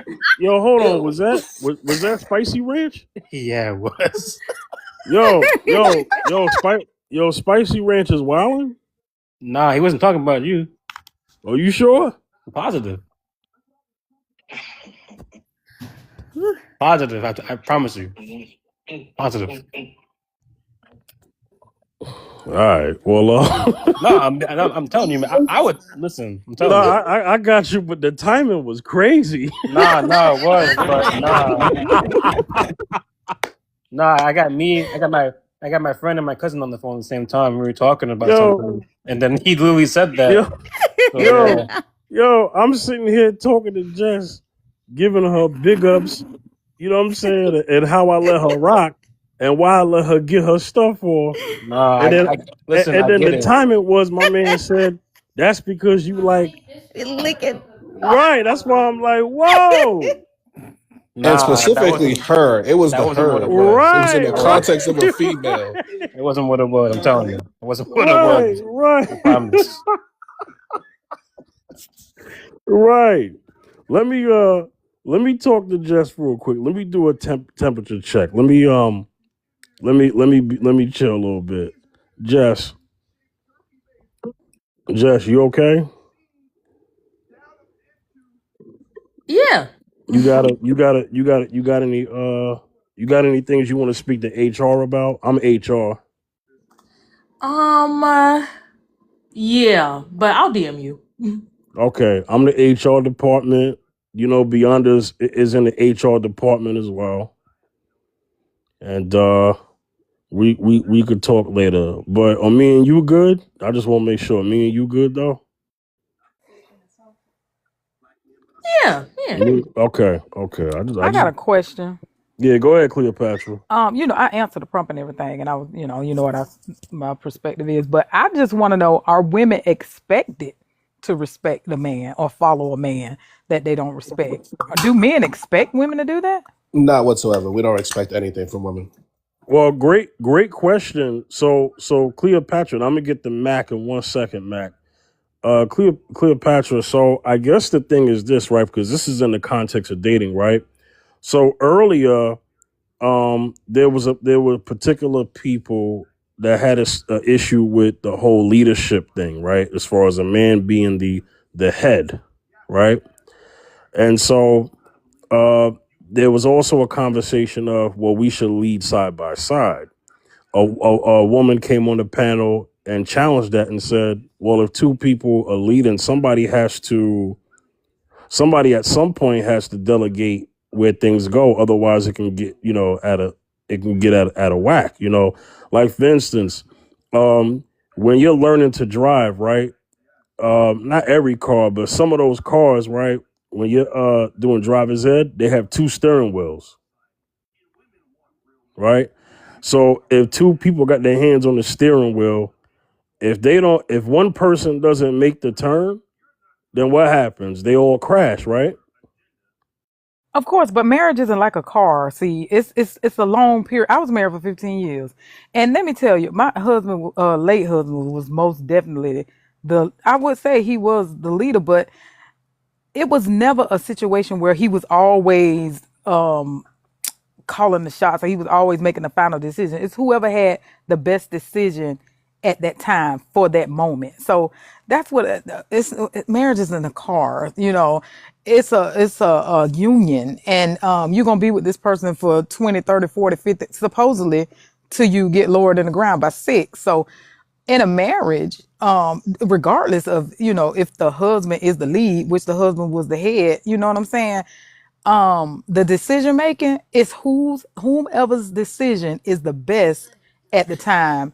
That's what you're gonna go with. That's what that looks like. So I like that you said that, and shout outs to you, and then shout outs to the married women that I know personally, and the married women who have come on this panel and have talked positive about their husbands. They have told you what leadership looks like in their marriage, and what they have said was they trust their husband with most of the decision making. And it's not that he's made all of the decision making, like he's not a benevolent dictator. But what they have said was, if they were doing the math, although they're not keeping score, they would say that their man has led in ways that didn't require them to really think much or ask much questions, because everything was being taken care of. And they said that the husband did more of that heavy work, as opposed to the woman being wives in that situation. Then I've had married women come on the panel and, as the wife, say that they have made most of the decision making and they're stressed, upset, and tired. That's what you would call, everybody's situation is going to be different. There is no monolith when it comes to marriage. Everybody's marriage is going to look different. And people not married to the same, you're not married to the same, just because you're married to a man, don't mean you're married to the same type of man just because you're married to a woman. I mean, it's everybody's marriage is going to look different. And you cannot hold your marriage to the standard of your grandparents. And y'all got to do what works best for y'all and start worrying about what everybody else is doing. And like I said, I guess we must have been unique in our situation, because he never made decisions without coming to me first, ever. I didn't ask him. That's just what kind of leader he was, because I'm a human, I'm a person, and he considers me in everything. So that's what kind of man I was married to. And I suggest women, find you a man who considers you in everything. Well, that I agree to consideration, and that was brought up earlier too. And that it's not that, like I mentioned earlier, and I hope nobody didn't miss what I said. I said that the man is not a benevolent dictator. So the reason why I mentioned that is because a good leader definitely lets his wife know what's going on. But guess what? There are situations where a good leader may have had a snafu that he could take care of real quick, and his wife may not know because by the time she knows, it's already been solved and settled. Absolutely, there will be those instances where that's gonna happen. Listen, this is life. This is Yeah, not some um um exam where you get a right answer and you doing your SATs. This is life. This is real life. right. Okay, there are no boxes you check and no way you keep score in real life. In real marriages, these are real people making real decisions. And so long, see, this is why women have to have high standards. This is why women cannot F around with what their standards are and the type of men they sign up for marriage with, because it's not a game. Okay. It absolutely is not a game. And there are several things that women must consider before they marry a man. And see, because a lot of stuff you don't even have to talk about. You don't have to discuss. You don't have to. There's just understanding. Everybody know what they're supposed to do, and it just gets done. But women, that is a form of protection for women to have high standards when they marry men. You have to marry a man of integrity who's upright, standing with the Lord. You cannot marry a man who has all these insecurities and he ain't sure of himself and he's scared of women and all this stuff that a lot of men have going on. You have to marry a man who is successful, who's already there. You don't have to raise him up and You want to build get him to and all Mac these things. Baker So fifth? women just, that's the reason, that's one of the main reasons they have to require a lot from the man they're going to marry. Ooh, there goes that word. I mentioned requirements earlier. Beyonda, what'd you say earlier? Because this sounds like the program conversation we were having. Hey, yo, Beyonda, what'd you say? I'm sorry. Yeah, I said that we haven't gotten to Mac Baker yet. Nah, we haven't. Hey, Mac, How y'all doing? You doing good? how you doing? How you doing? I just like to explain the rules for newcomers on my panel. Okay, that's just no cursing, no foul language.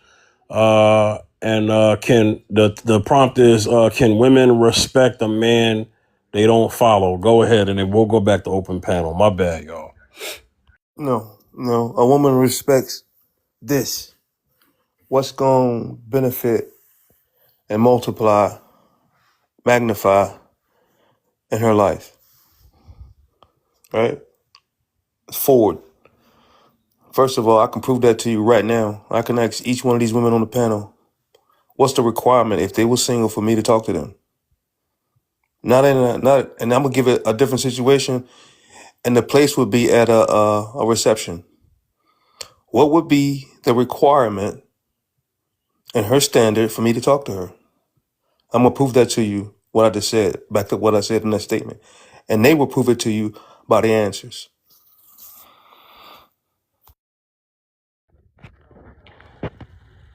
Who wants to answer that question? Definitely not me. I'm confused a little bit, Matt. Can you explain what we're looking for by asking that question? Yeah, the prompt said, "Can a women respect a man they don't follow?" Right? It's not about none of that. It's about this. It's about her and her life.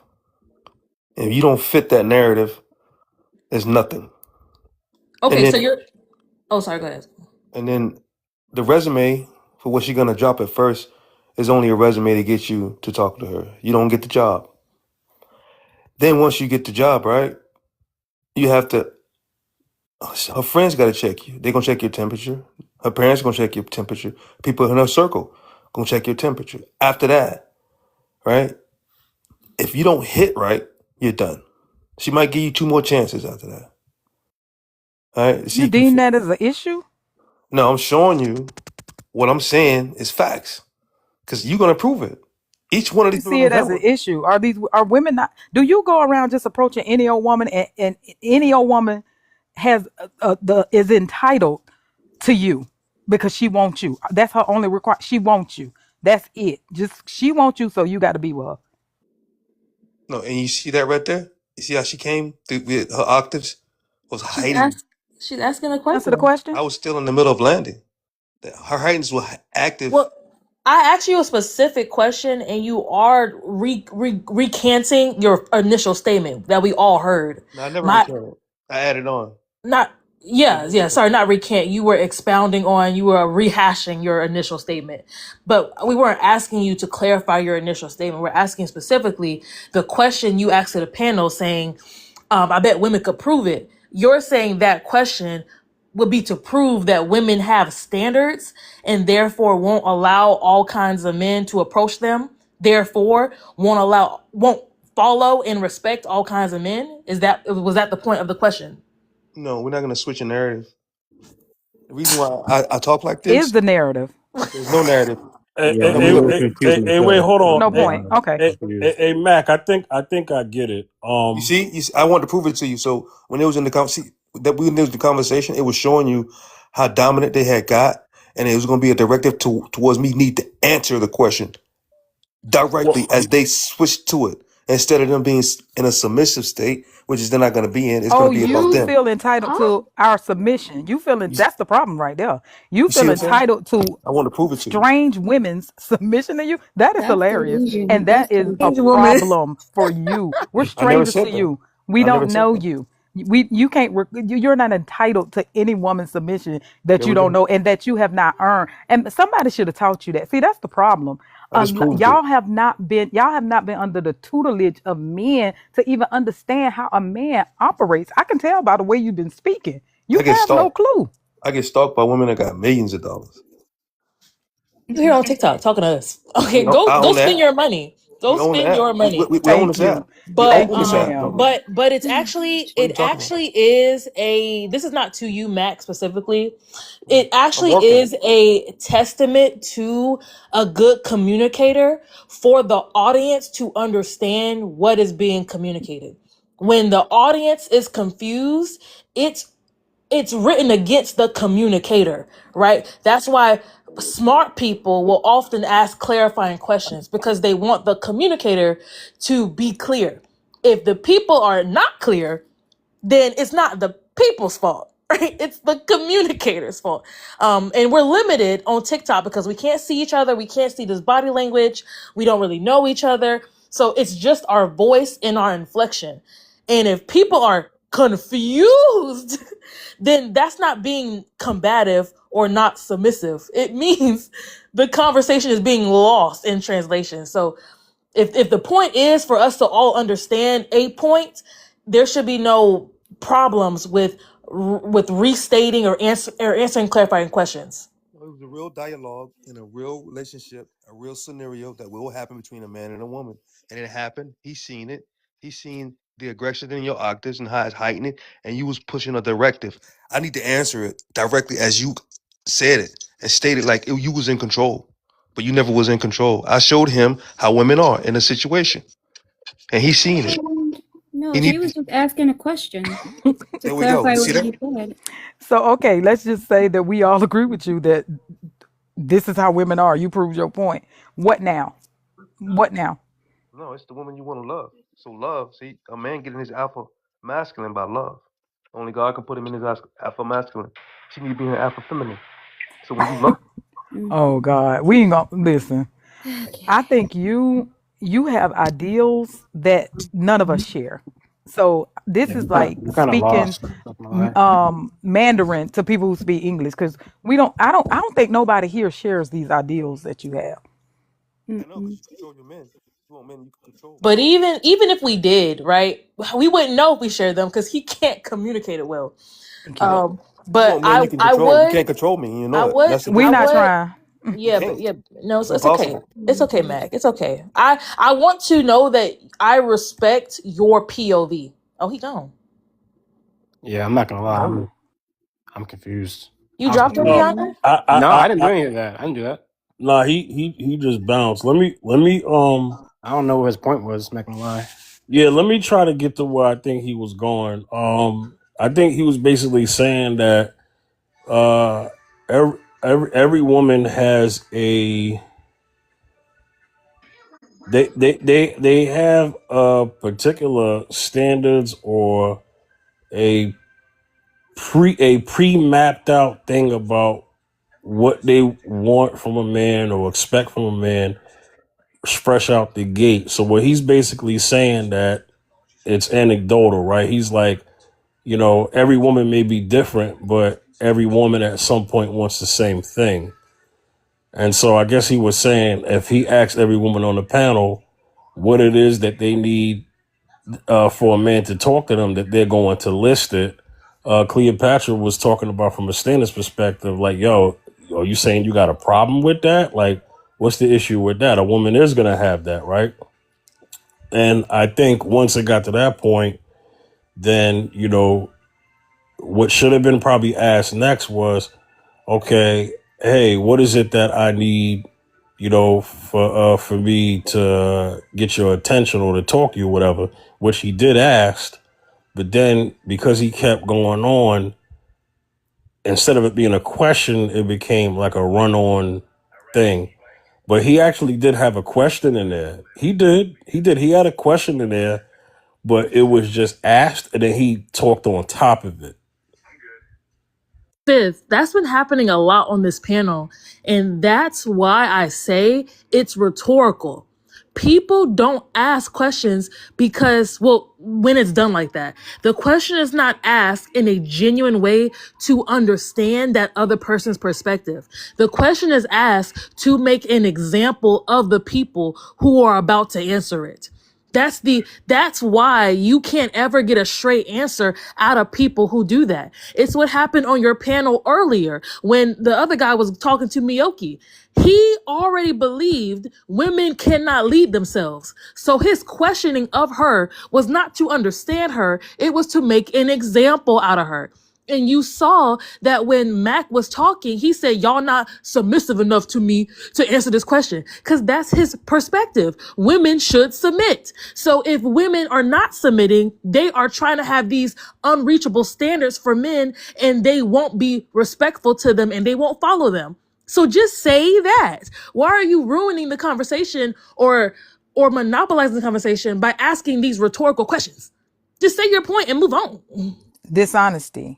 See, I don't know what when people. you're dishonest, you can't communicate genuinely. And I'm so glad. See, these women smart enough, and that's another thing. Women are smart.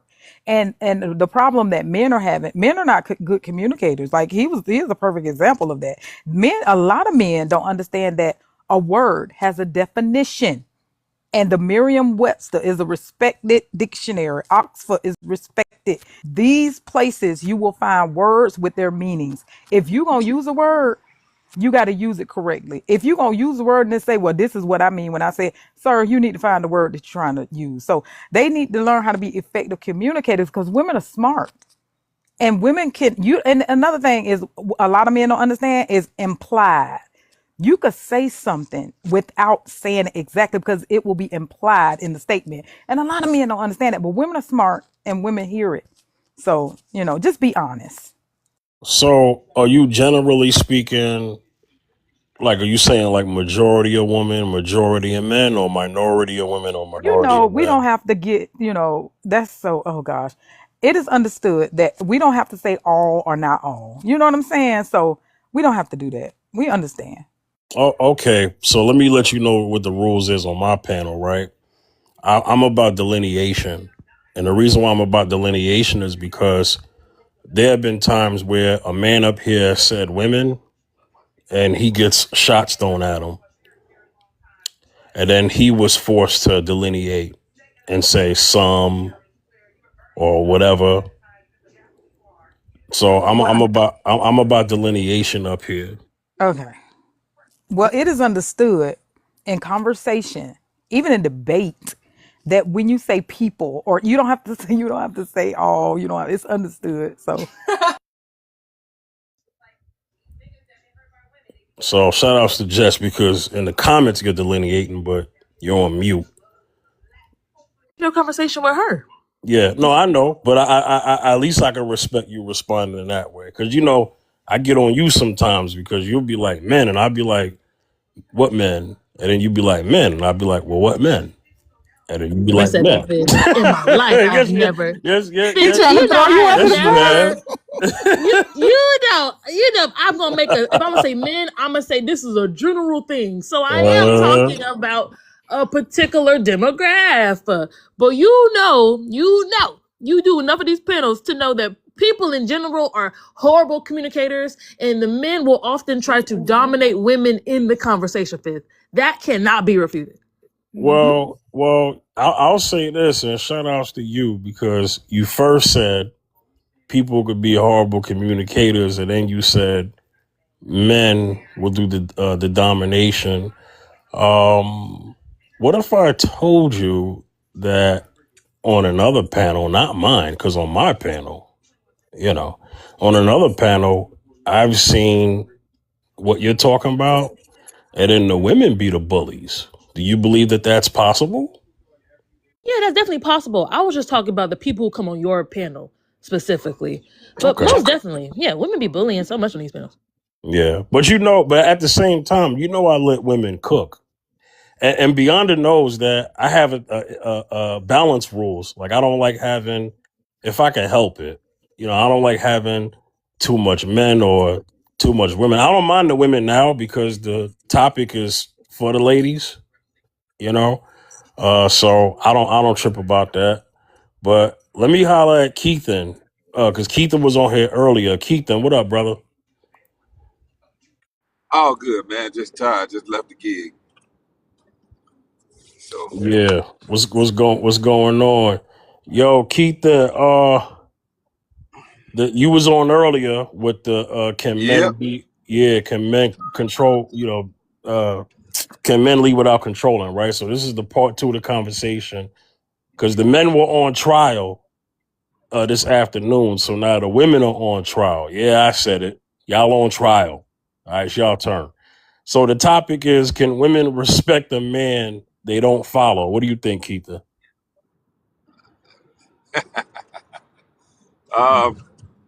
No. They barely respect the man they think they follow. So they definitely not gonna respect a man that they don't follow. I've heard it too many times on this app. Who are you? You ain't my man. I don't have to respect you. Or you ain't my daddy. Hear it all the time. I'm like, mind you, I'm not saying anything disrespectful. But who are you? I don't have to respect you, ninja. So I mean you hear it all the time. I don't like I said before, bro.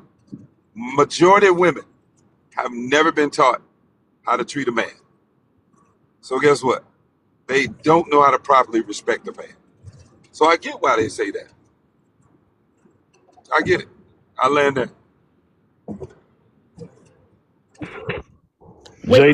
J Dub, you had something, J Dub? J Dub been quiet. Miyoki been quiet too. No, I haven't. Oh, okay. Amira been quiet. Amira, you still awake? Indeed. Okay, shout outs to you. She been chilling in the cut. Hey y'all, let me say something real quick. It's been a passionate topic, but to be honest with you, I've had fun today. I've never streamed this much in one day. This is insane for me. This is insane. But shout outs to everyone who come on and supported the topic. It was a hot one this afternoon and just as hot this tonight. So shout outs to everyone who came on. I like to have fun up here. I know y'all have heard me kind of like, have my little passionate moments, but it's all love up here. I'm up here talking to my friends, so it's all good. But here's the thing, right? And I want to say this, and this may be a hot take before, for the night, right? Fellas, I need to talk to the men real quick. Beyond, are you there, Keithan? Yeah, I've been here the entire time, Fifth. All right, and then Keith is Loud there. and clear. Yo, Loud what are the qualities? What are the what are the signs that you're talking to a woman who could potentially be a bad follower? Bad follower of what? Christ? Okay, so talking to the men first. You'll get your turn. I guess her name is Keep It. Yeah, this is for the fellas first. Woo! Yeah, because the women been ripping us the whole night, and I've been letting it happen. But yeah, Keithan, I'm gonna have you go first. What are some of the signs of that a woman is a bad follower? Like you're getting to know that woman, and you're like, oh no, not that one. Nope, not that one. Go ahead, Keithan. Her mouth. That's the number one sign. How she speaks to you. That is the number one sign. Does she know how to control her mouth? Does she know when to be quiet? Does she know when to answer?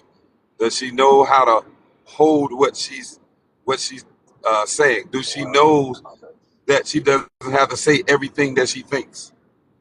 Simple stuff. That is the number one. How she speaks to me is the number one telltale sign. Because the one thing you would do most with a woman is converse. And she hasn't mastered that skill, you run. That's the number one. Number two is her ears. Does she know how to listen? Those are two telltale signs right there. She's a bad follower. Number three, when you're in conversation, notice everything I'm talking about revolves around conversation. When you're in conversation, if she cuts you off and she keeps cutting you off, that's another sign. That's it.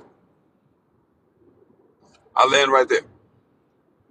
Beyonda, Yeah. your turn.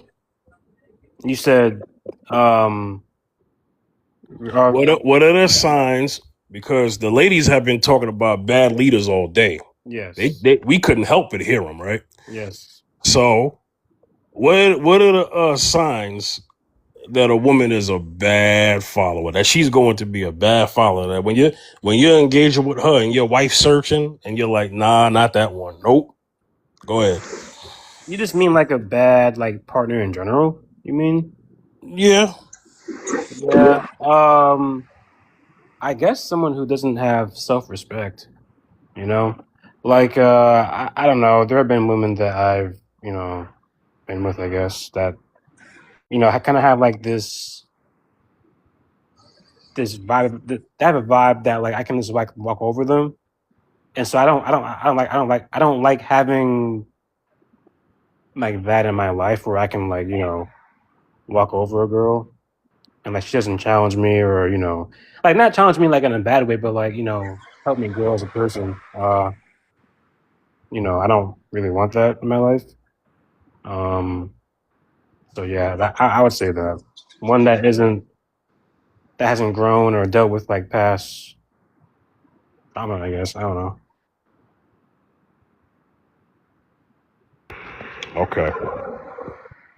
Because like my idea of submission isn't like let me walk over you. It's like whenever I have something that I want to do, are you cooperative and are you going to listen to what I have to say? That's what I view it as. Not really so much like you do what I say or else. I'm not. That's not how I am. I never have been. So I'll say that. Good man, Beyonder. Okay, I'm gonna keep saying that. Appreciate you. And I also, though, I want to interject for a moment because I need men to understand that submission goes both ways. Submission is for the husband and the wife. Submission is for the body of Christ. Christians are supposed to submit one to another. We all are. But submission is not just for the woman. The man got to submit to God and his wife the same way she has to submit to him. So it's for everybody. Cleo, can I also expand on that just a little bit? Because it's something we were talking about in the earlier. That was in Um, Ephesians, I think, as well. yeah, Was it that yeah, Ephesians? it was something. I just want your take on it, right? So, um, do you? I'm sure you understand. So this hopefully doesn't sound like I'm babying you, but obviously, like racism and smexism is a hierarchy, right? Okay, so that's why there has to be an oppressive class and a marginalized class for the hierarchy to What the work? exist. Right. So reverse racism can't be a thing, right? No. Okay. So I'm glad we understand that, because this is my point about what you said, and it just reminded me. So when we talk about submission, men often were bringing up in the previous conversation we were having, well, they were like, well, the Bible says it's God, man, wife, child, right? But then they would also bring up the fact that submission was mutual. And I kept having to bring up the example of the triune God, right? Yes, ma'am. And how Jesus, he took in worship. Jesus claimed he was God, but Jesus also prayed to the Father. Why would he do that if he was taking worship and acting like God on Right. earth, right? Right. It's because Went Jesus was one to showing, another. exactly, it was showing the triune nature of God, right? Amen. I feel like I'm And in church. so when we talk about marriage is the second covenant. Jesus was showing us how the first covenant with him and the church is supposed to run, but marriage is the second covenant. So if we know that there's no real hierarchy with God and Jesus because they are triune, then the same thing goes to marriage. Right. The submission, she has a head, he has a head. Right. So how could he be the final authority if he also has a head? Well, that's just like I described in my marriage. You know, there was no absolute he make the final decision. If the situation was something where I had the best idea at that time, in that time, we going with me. If he was a financial broker, the money, the decisions made on that, and even still, he would include me, you know, in what was going on and the decision making. Of course, I was like, whatever, So it's not something. It's just like the triune, and it's just like when Jesus called, when God called men to love their wives like Jesus loved the church. Do you understand how Jesus loved the church? If men understood that, I mean, they would know that they behind, and they got to get up and they got to get caught up because Jesus sacrificed himself to the church. Jesus loved the church. Okay, so they have to understand that this is not a competition. Everybody on the same page. Everybody has the same end goal. And if they want to talk about submission and leaders and all this stuff, they got to understand that they talking about the Bible. And when you talk about that, first of all, the man has to be standing upright with God because he has to obey God. Okay? You got to obey God, the man, right? And you have to submit one to another. Even your Christian brothers and sisters, you have to submit to your wife. She has to submit to you. So until men, and another thing I want men to know is you have to be the champion. If men who have a problem get women to respect them and submit to them, they need to go look in the mirror, right? Because if you just disrespect that stuff is earned. All things, when you out here in the world and you meeting people, you strangers to these people. They don't know you. Just like that dude that was speaking earlier, I couldn't understand what he was saying because you're a complete stranger to me. I don't understand what you feel entitled to from me. So if you getting a certain result with women out here, it's just maybe you ain't doing nothing worthy of respect. What have you done with your life? What are you doing with your life? Are you leading a respectable life? Are you successful? Are you ambitious? Are you a man of God?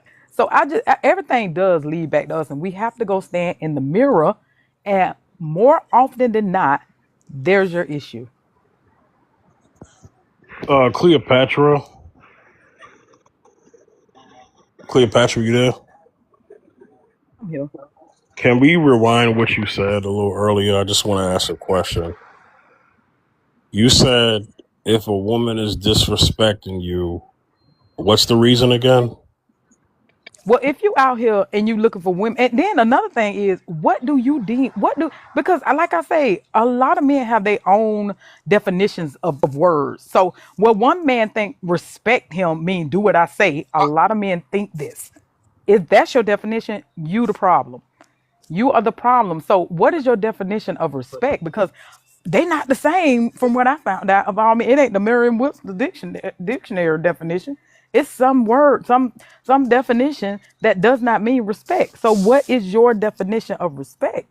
That's gonna be a determining factor of the result So, that you get. so So, I'm lost. so I'm lost. I thought you would answer the question that he asked. Because that's not what he asked. What is his definition? Before I answer the question, I need to understand what is his definition of respect. But that's not but what he asked you. right, because I'm responding to something that you brought up because Right. that's going to help me get to what I'm going to say next. You said that you made a statement about because you were talking about Mac, and what you were saying was if a woman is disrespecting you, that he needs to do what, and then what's the reason? I don't want to change what you said. I just want to What? repeat Tell what me you what I said. said because I said a lot. Okay, what I thought I heard you say, because like I said, I'm very fair up here. I don't like to just flip people's words. Hmm. What I thought you said was you need to look in the mirror, and that it may be something that you're doing to that's why she's disrespecting you. Well, that's why I ask you, what is your definition of respect? Because your definition of respect might be she need to do what I say. And that's what I'm saying. Please tell me your definition of what respect is. Whatever that man. See, let me tell you, every man, like I'm saying, a lot of men don't use words properly. And from my understanding, what that guy's definition of respect, that man felt like he is entitled to women's submission. He say, "See, look at them, they ain't submitting to me." Please, boy, do you understand how absurd that is? So, it depends on what your definition of respect is as a man. You might feel like this woman is disrespecting you just because she ain't doing what you say. A lot of men feel like what I say goes, and that's what respect is to them. So, what is the man's definition of respect? He Ma'am, might feel ma'am, disrespected. Wait a give minute, me a I'm pass. talking. I am talking. He may feel Ah, disrespected according jeez. to what his definition of respect is. I don't see why this so hard. I don't see why this is so hard for you to answer the question. Right. Like I can't answer the question. I can't give a genuine Well, answer if well, y'all don't define what your definition of respect is, and But that's why you Cleo, might it's feel it's disrespected. not but rocket science. Cleo, you said disrespect, so you know what disrespect is, right? Because that's something And that you brought up, right? Okay, so since you know what disrespect is, and then you said that it could be the person got to look in the mirror, or it could be something that he done to the reason why she's disrespecting you, right? he could be the reason because it depends on what his definition of respect is. Okay, That's just okay, the but bottom Uh, line. all right. uh, Let me just make my point. thank Some you. some women are disrespectful because they're in fact just disrespectful people. You don't have to do anything. If you're a disrespectful person, you're a disrespectful person, and you need to be checked on that. Plain and simple.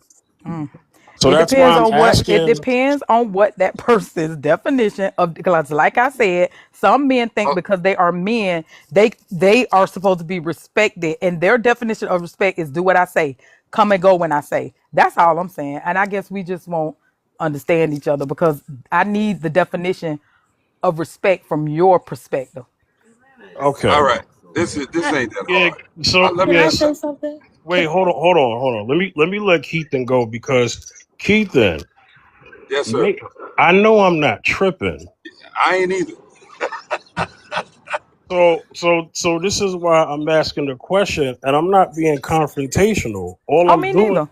right, cool. But all I'm doing is asking because she said this. So this is what I'm doing here.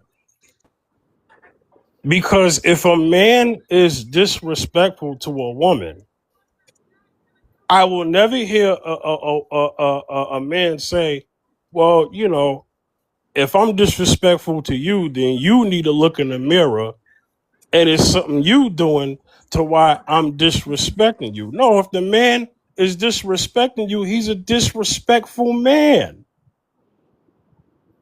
But Fifth, you need Plain to and define. simple. You need to define that first, though, because Yeah, I might not well, be disrespected. that would be an argument they don't want to have because now I want to have it though, because she Woo! asked. Oh That's the my question. God! I can't move further until they tell me what they deem Hey, as as I don't. respect. I Because don't even men, want to hear. okay, I men get. have different definitions. I'm Okay, telling y'all, and y'all being disingenuous because y'all know a lot of men think that do what I say mean you respecting me, and when you don't do what I say, you disrespecting me. So define it for me. What in your perspective, when you say respect, define that for me. It's wait, I, easy. wait, Cleo. I'm being disingenuous, but you answered a question with 5 questions. I mean, I'm just waiting on you to tell me your definition.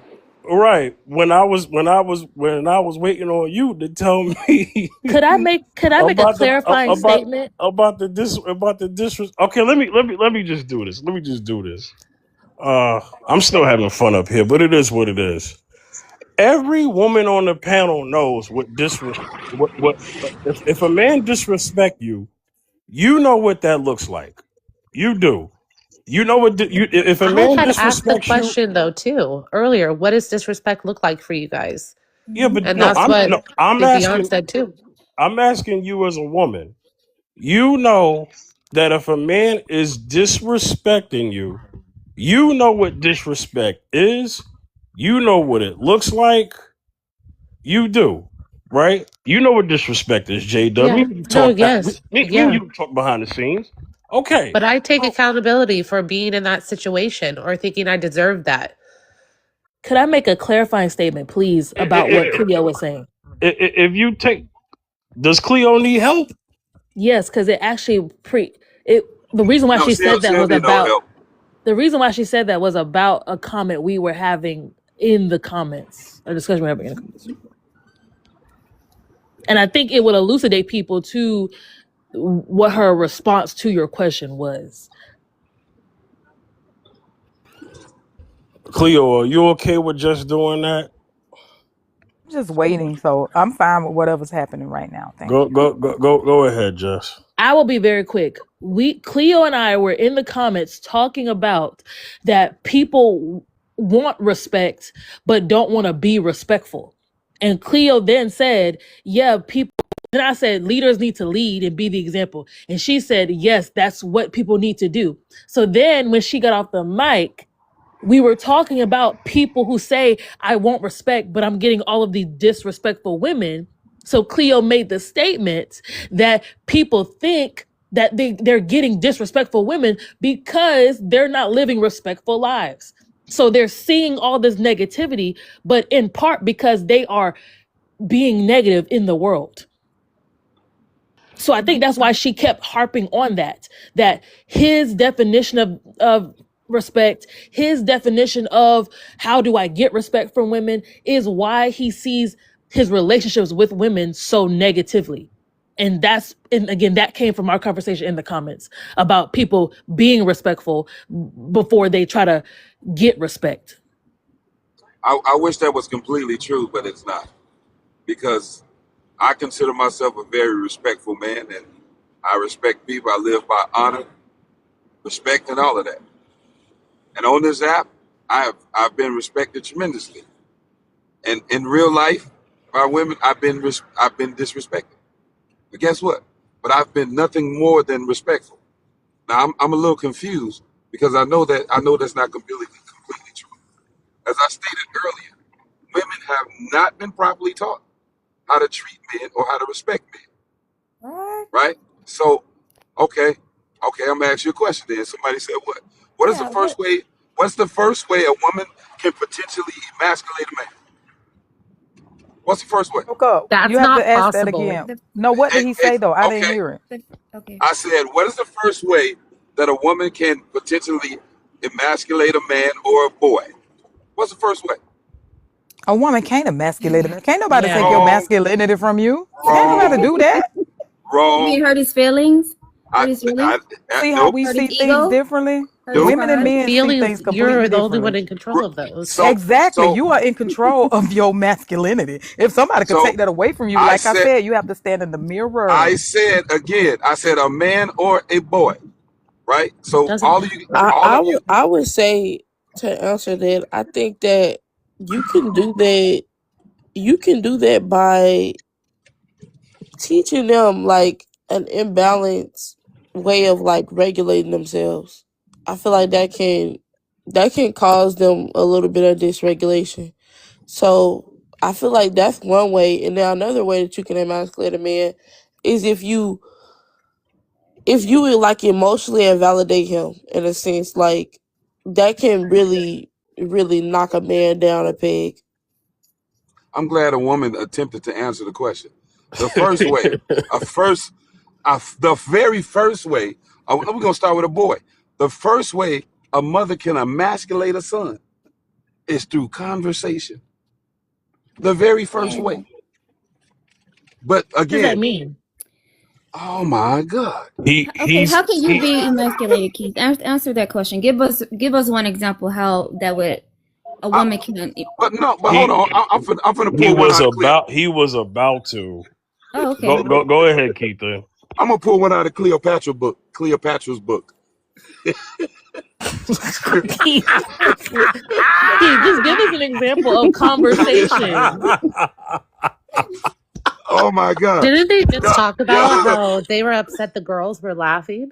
So it's funny to I'm me. laughing at Keith, and Keith made a joke. Well, Getty's gone. He was the one who said that, but he was being It's weird. funny to me. You guys are very selective, boy. I promise you are. No, I want to know what's the conversation you're talking about. The conversation. Hey, low key, I like y'all, man, for real. I'm actually laughing back here. But yeah, go ahead, Keith. Okay. You've never heard, as I stated before, women have not been properly taught how to treat a man. So therefore, there's challenges when women are raising their sons, and especially when they're raising their sons alone. The simple fact that a woman raises her voice at a young boy, the way she talks to him, repeatedly, right? These are small examples of this boy being emasculated as a boy from his mother. We've seen this over and over and over again, and we've normalized it. Okay? You see it all around you on a regular basis. You see it on social media. You see it in Did real you life. say you can't? You say you can't raise your voice at the boy? I said he didn't say talking about that. like calling him out of his You heard name him. and stuff He like said that. yeah. He said Hey, yeah. didn't You say can't that, scold Finn. him. Hey, You can't scold him. Keith, you know what it is? It's because you're not speaking fast enough that they don't think you're making a point. No, So let me literally cut him off. So let me Again. do this. Let me do this real quick. they can't help it, bro. No, he Again. said you can't yell at a boy. He said that. Like, they're not crazy. It's That's what he okay. said. It's okay. Y'all I know cut what him he's off talking. again. They gonna emasculate him. It's okay. I know what he's talking about. You can emasculate a man by ad hominems, agendas.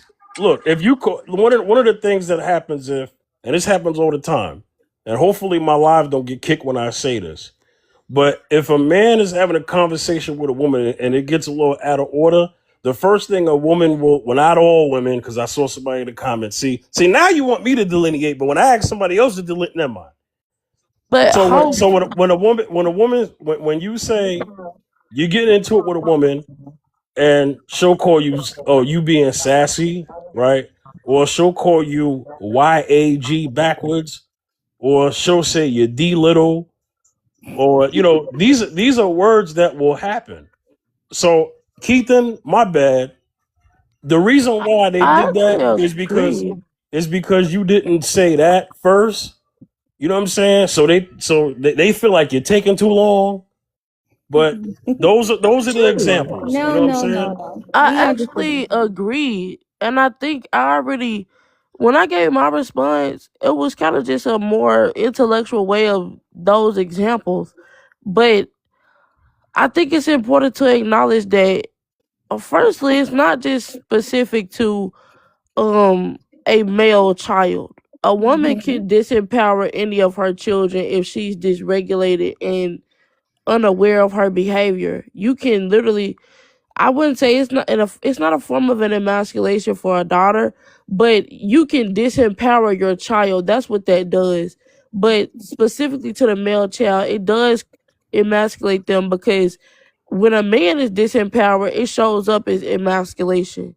And I would even say, to take it a step further, you can also emasculate a male child by coddling. Coddling can cause a male child to not really stand up in their masculine authority because there's always someone to pacify him. So it's a lot of different ways that can happen. I'm glad there's a woman that's taking a stab at this. I appreciate that because they act like this stuff doesn't happen on a It regular happens. basis. It And happens. so I just started speaking. Go ahead, you can have. No, I was agreeing with you. It happens. See, okay. I'm gonna help y'all out again. Okay, I'm a very patient man, and one of the things I spend a lot of time is making sure that I'm listening before I'm speaking. And I really don't like to interrupt people at all. I don't. I think it's rude. And I know we're on a panel, but it's hard for me to talk about what I'm talking about if I'm interrupted because I will forget what I'm talking about. My brain doesn't work that way. I got a one-track mind. I Okay, like to we'll be quiet. focus. I tried. Keith, and go ahead, brother. Go ahead. You're very clear to me. I understand perfectly what you're saying. Your point was what could happen, and then you also went to the foundations of where it could start. So that's why your example was the male child, because the response was, how can a man feel emasculated? And what you were doing was saying, okay, let's start from A before we get to Z. So I understood you clearly. You know why? Because me and you were once boys and we're now men. So we understand that. We understand that the things that can happen in early childhood could carry with you. Me and you understand it. And Beyond understands that too because he's a man as well. Yep. Are y'all arguing that most moms are emasculating? And what is the argument? Moms are emasculating their sons when they're children? Is that what this argument is? Because I don't Oh my understand. God. I don't believe in Cleopatra. emasculation. I don't believe a man. It's called self mastery. Nobody can take away my femininity. A man could call me out my name a gazillion times. He could say atrocious things about me. I'm still gonna be feminine. I don't understand the power these women have to say words and strip you of your masculinity. I do not understand it. I think men But and if women, you're we really are completely different. And I don't think that, I think a lot of men, I think y'all have victim mentality. Honestly, a lot of men do. I don't think it's productive to Wow. like minimize their Wait, what did she experiences. say? No, But You know what? she just proved Keaton's point. That was very easy. Yeah, she I just proved Keaton's point. I emasculated him by saying that. No, you Wow. didn't. I mean, No, I think you proved my point. no, you No, proved. fifth. This is what you did. He told an experience. He's talking about from a man's perspective.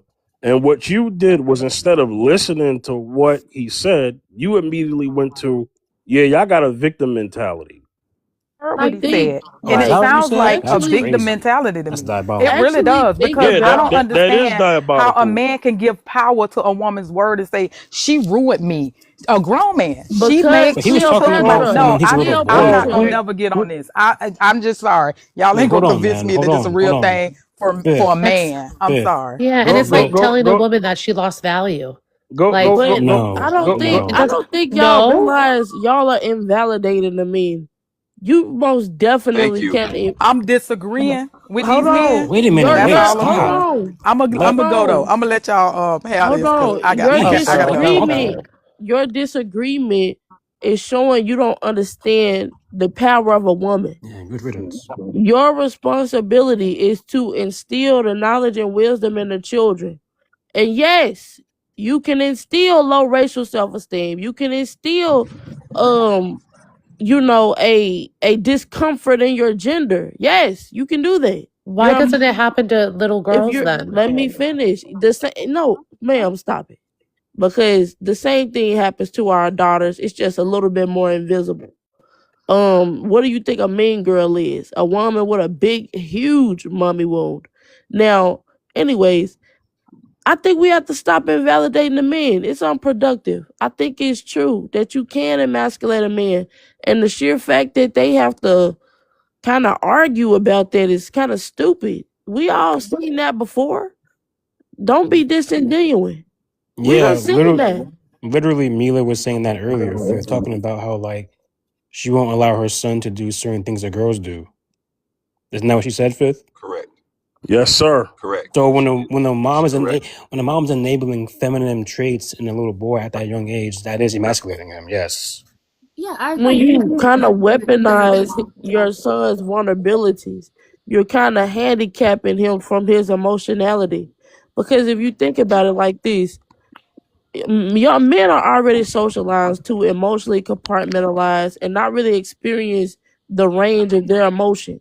So, because of that social conditioning in the household, if you don't also feel emotional safety, that can cause you to further shut down, which can disconnect you from your masculinity. Because you, as a man, like, I'm gonna say, think about it like this: if you're not in tune with yourself, what I'm gonna say, well, I said that wrong. If you're not in tune with the people around you, you can't really get deeper in tune with yourself because you shut down. So here's what I'm gonna add to this conversation. You know what I love that women say? Oh, men are not emotional. Oh, they don't talk, right? That, But the moment we start talking, like right now, the moment a man starts speaking, what does a woman immediately do? She starts talking over. She starts cutting him off. Now, guess what that does? Guess what a man does? And I'm gonna take this back to Amira. You know what a man does when a woman does that? it's a mirror. Amira, sorry about that, dear. Guess what he does? He starts to shut down immediately. Because why? Her voice is the biggest voice in the room, and her emotions are the only ones that matter. Right? Right? And then when you say, "Oh, men don't talk," it's funny to me how men have the highest unaliving rate, right? And yet, when men are speaking, experiences that other men have had, right? Little boys have had. Oh, that can't be real. That don't happen to men. That can't be true. Them Negroes just got a victim mentality. Oh, but the same under the same breath, honey, talk to me. But now I got a victim mentality. You know what's emasculating? That right there. You know how many times men have tried to open up and talk to women, and they didn't validate the things that he was saying. But as soon as he started talking, she starts to cut him off, and then the more and more she cut him off, the more and more he shuts down. Right? Guess what? He has lost power in that conversation. You know why? Because he's like, you know what? I want to keep the peace. I can't say nothing because I want to keep the peace. So when does he get to speak? When does he get to say something? When does what he has to say becomes valid and not just a puff of smoke? This is what I find interesting. Women say that they know men. It's such a contradiction. I said most women have not been taught how to treat women. I mean, how to treat a man. Most women have not been taught how to treat a man. But yet, I don't know what I'm talking about. But all the brothers know what I'm talking about, but they don't know what I'm talking about. Interesting. I'll land right there. So if I can make 2 points, right? Because I hear everybody's POV. I completely understand Cleo's POV about the idea of somebody removing your masculinity or removing your femininity? How can you deny me my humanity in that way? I completely agree that you often give away things versus somebody often taking things from you. So I can definitely agree with her on that POV, and I can see that. And then I can see Amira's point, right? About the idea of being disempowered, especially by a figure that you trusted throughout your life. I guess my only clarifying question or just like statement for the group, I guess, is if the child is being disempowered, and that also can happen to a female child, can we call the disempowering of the male child emasculation? Or because it can happen to both the male and the female child, is it what Amira said, which is disempowering them? So Like, let like, me like, is it Yeah, is but it the words have actively? definitions, so that's a let word me that let, let exists. me let me say this real quick, and then I need to let J Dub talk. So here's what's going on right now in live action. A man's having a conversation about what could happen to him going all the way back. That could go all the way back to when he's a boy. So now the conversation is, well, what about the daughters? Let's just deal with the man thing for a second before we get to the daughters, because that's another way to take away a man's experience. Well, now it's like, yeah, I know that happened to you, but what about the girls?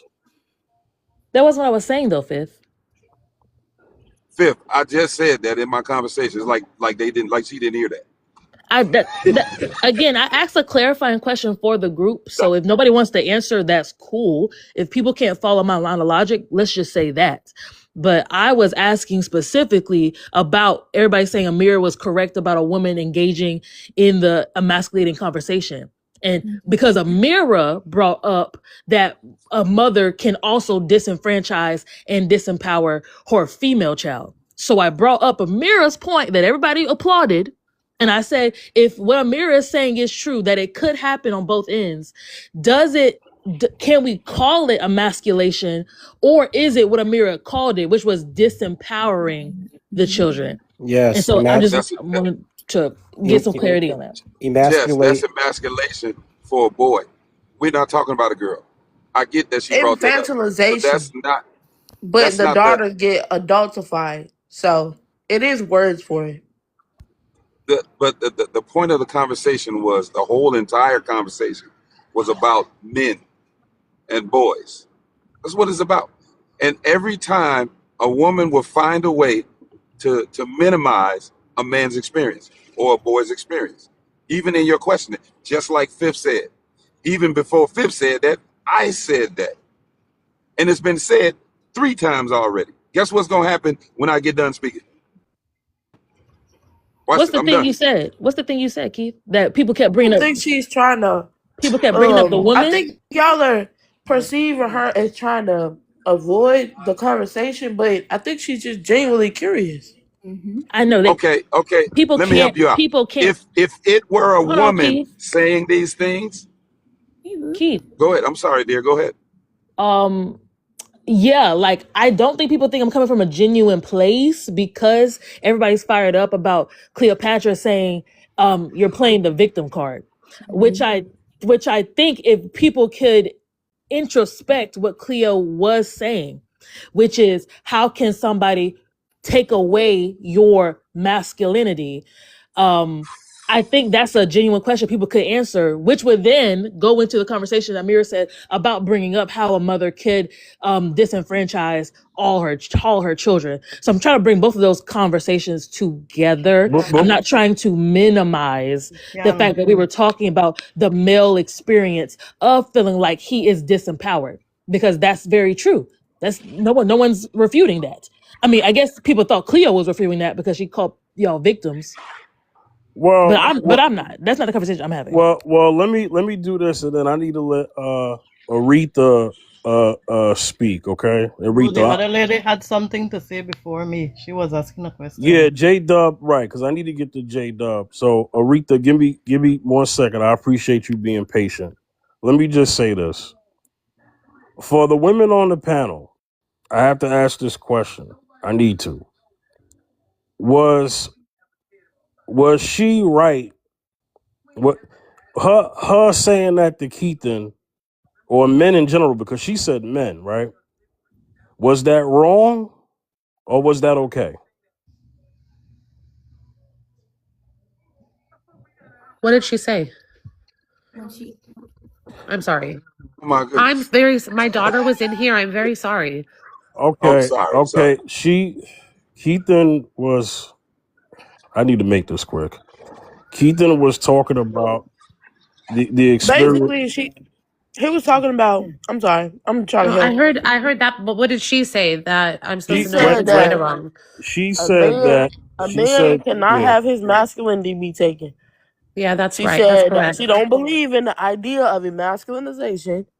Um, No, she said she doesn't believe it exists, and that you can't take someone's masculinity from them. But that statement is kind of very minimizing of the man's experiences, because if they're saying it's happening, okay, where do we get to the point where we acknowledge the harm that's being done? It was deflection.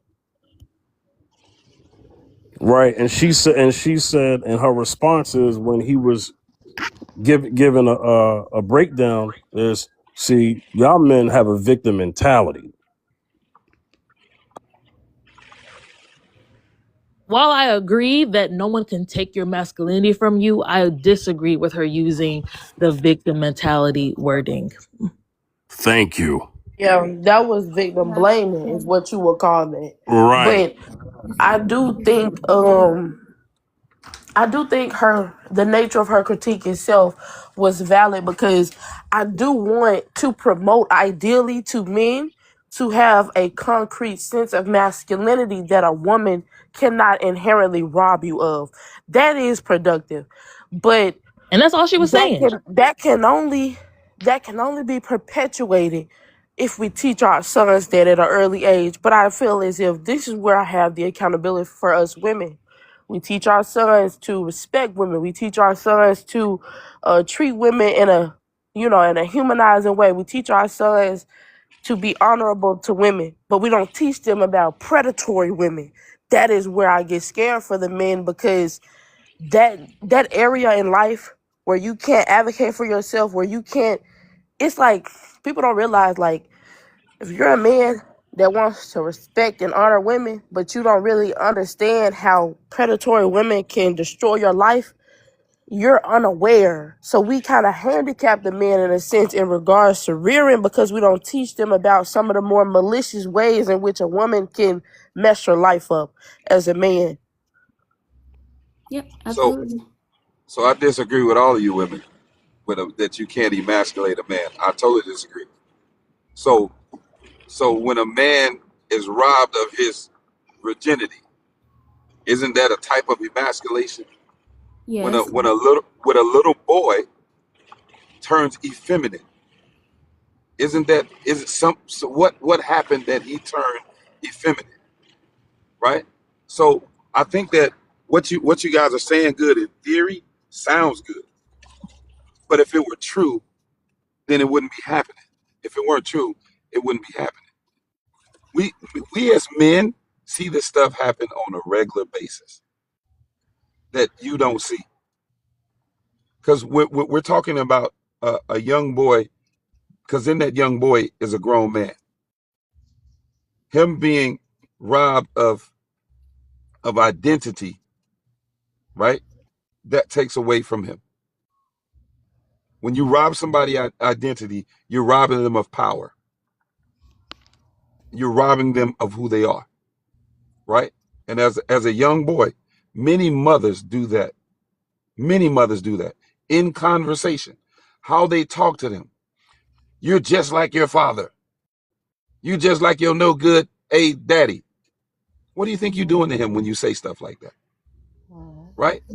But apparently this stuff doesn't exist, and it doesn't affect the child the man child, or it doesn't take power away from him. And these same men grow up hating women and treating women badly because they got mistreated from their mothers. You know how I know these stories? Because I have brothers that have gone through these very same stories. I got a brother sitting in jail right now because of the way that his mom treated him when he was a kid. Grew up being emasculated from his mother. I got more stories if you want me to tell them, because I know this stuff happens. I am a mentor of men. I know these stories, right? But the problem is you don't believe it's real. This could not possibly happen at all. No one can take that from you. Okay, let's go back to buck breaking. You don't think these men were being robbed of their power and who they are doing buck breaking? But nobody can take that from you, right, as a man. It's still happening now. But that's what I'm saying. I just wish that women would take the time to listen. Just listen. We're telling you, guess what I started doing when women were telling me about, what is it, femicide? Guess what I started doing? I started noticing more and more cases of femicide. I'm like, man, this is a real issue. Because I heard it so much, I said, wow, let me take some time to study this. Why did I do that? Why did I do that? Because it's a real issue that women are faced with. And I'm thinking, okay, what are the problems that these men are having that they go to this extreme? Right? So here we are as men telling you what you do to us, but you don't believe us. So then what's the point of having a conversation? You know what brothers do, ladies? We shut down and we don't talk to you. We say very little. And then you wonder why, what's going on. But you don't believe us. Because, oh, that's not the definition. No one can do that for you. But yet, I'm sitting up here telling you many stories. I can tell you many stories of men that have gone through these things. But, I mean, who am I? I don't have a doctor's degree or none of that. I don't, I guess I don't know. I don't get it. So I do think we're gonna have a difference of understanding in this conversation because it's very personal. So when people say something about it, I don't think people can operate in the conversation outside of their personal experience of how it personally affects them. So it's going to anything other than yes, you are right, is going to feel like a minimization of it. You mean what you're doing right now? And so Sorry for interrupting I never you. minimize anything. I never minimize anything. I don't think you hear yourself talking. It's really so mature for you to laugh on camera when you just said people should interrupt you. So crazy. I did that on purpose. So crazy how you're doing that on purpose when you just reprimanded us about doing that to you. If you could mute, purpose. if you could mute, I would love that. Sure thing. So, again, never ever should we. The problem is, and Amira brings this up constantly. And I'm censoring Amira because she often talks about this work. Is about how men don't have enough social safety nets. So they fall through these cracks when it comes to mental health, when it comes to community, when it comes to having resources. So we have a lot of these situations where men don't feel heard, men don't feel understood, men feel minimized.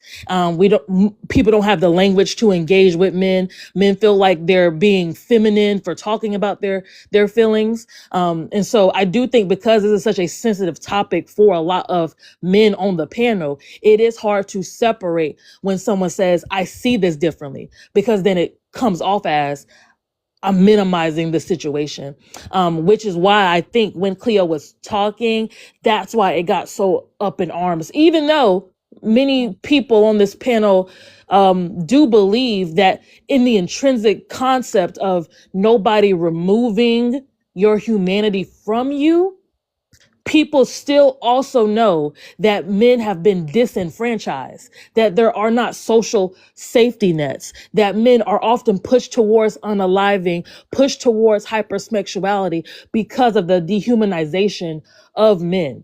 So if there's any way in this conversation that those two POVs can coexist, I would love that. But I just don't think it can because of how personal this conversation is for a lot of people. Well, That's why I'm gonna keep advocating for men to do their deconstruction work. You know, like I'm a self-proclaimed male advocate because at the end of the day, the suffering that is being inflicted on men is also being perpetuated by other men. Now, this is not to deflect the accountability for the women, but I think it's important to acknowledge predatory men as well. Because in our community, we don't acknowledge the fact that young men can get socially, I guess you could say, pushed in the wrong direction from their male elders. And people don't talk about that enough. I do think that also contributes to male suffering in a way that is very profound. Hmm. And I just want to say, Keith, I'm sorry those things happened to you. I didn't, dismiss your feelings at all.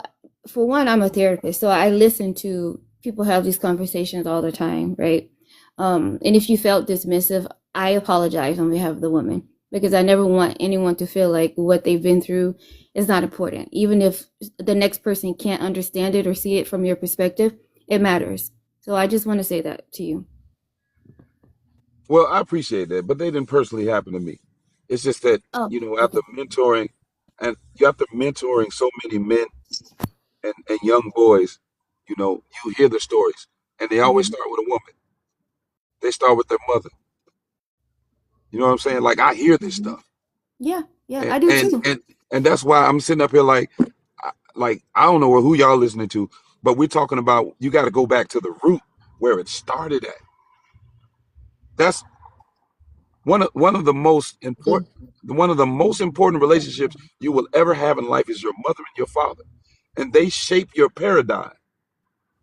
They shape your paradigm, Your identity, your reality, everything.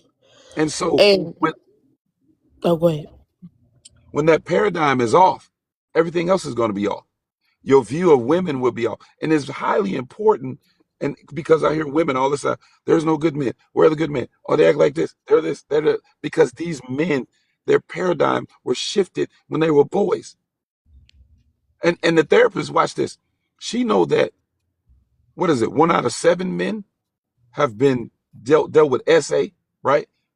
And so when you look at when you add factored in, you factor in the mom that doesn't know how to talk to him, the mom that he can't open up to, right? So when he grows up, guess what? He's not going to open up to a woman. And then when he does open up, you start to talk, he gets cut off in conversation. That's why I always stress conversation. That is the number one thing that you must master. And one thing about women I know that they can't do, be quiet. It's so hard for a woman to yield her voice when she's talking to a man because her voice has to be the number one and the loudest. She has way more words than I do. Women have way more words, way more thoughts to a man than a man has. So that means she should be twice as careful as speaking and listening because she knows she can overtalk a man. And you know what a man will do? A man will let you overtalk just for the sake of peace. So, and again, I say it's funny how women say they know how to respect a man, but yet don't even know that respect starts in conversation. And this whole conversation, and I'm gonna tell you why I'm so passionate about this, because I'm in my community, serving my community, helping young men, right? I see this stuff regularly. So when it's being dismissed and not acknowledged, it bothers me because I care, because I'm doing the work. I've done the work on myself. But when I hear women just constantly dismiss stuff, and this is, guess what, ladies? This is on a regular basis. You guys dismiss stuff in conversation. You use your intellect to dismiss men.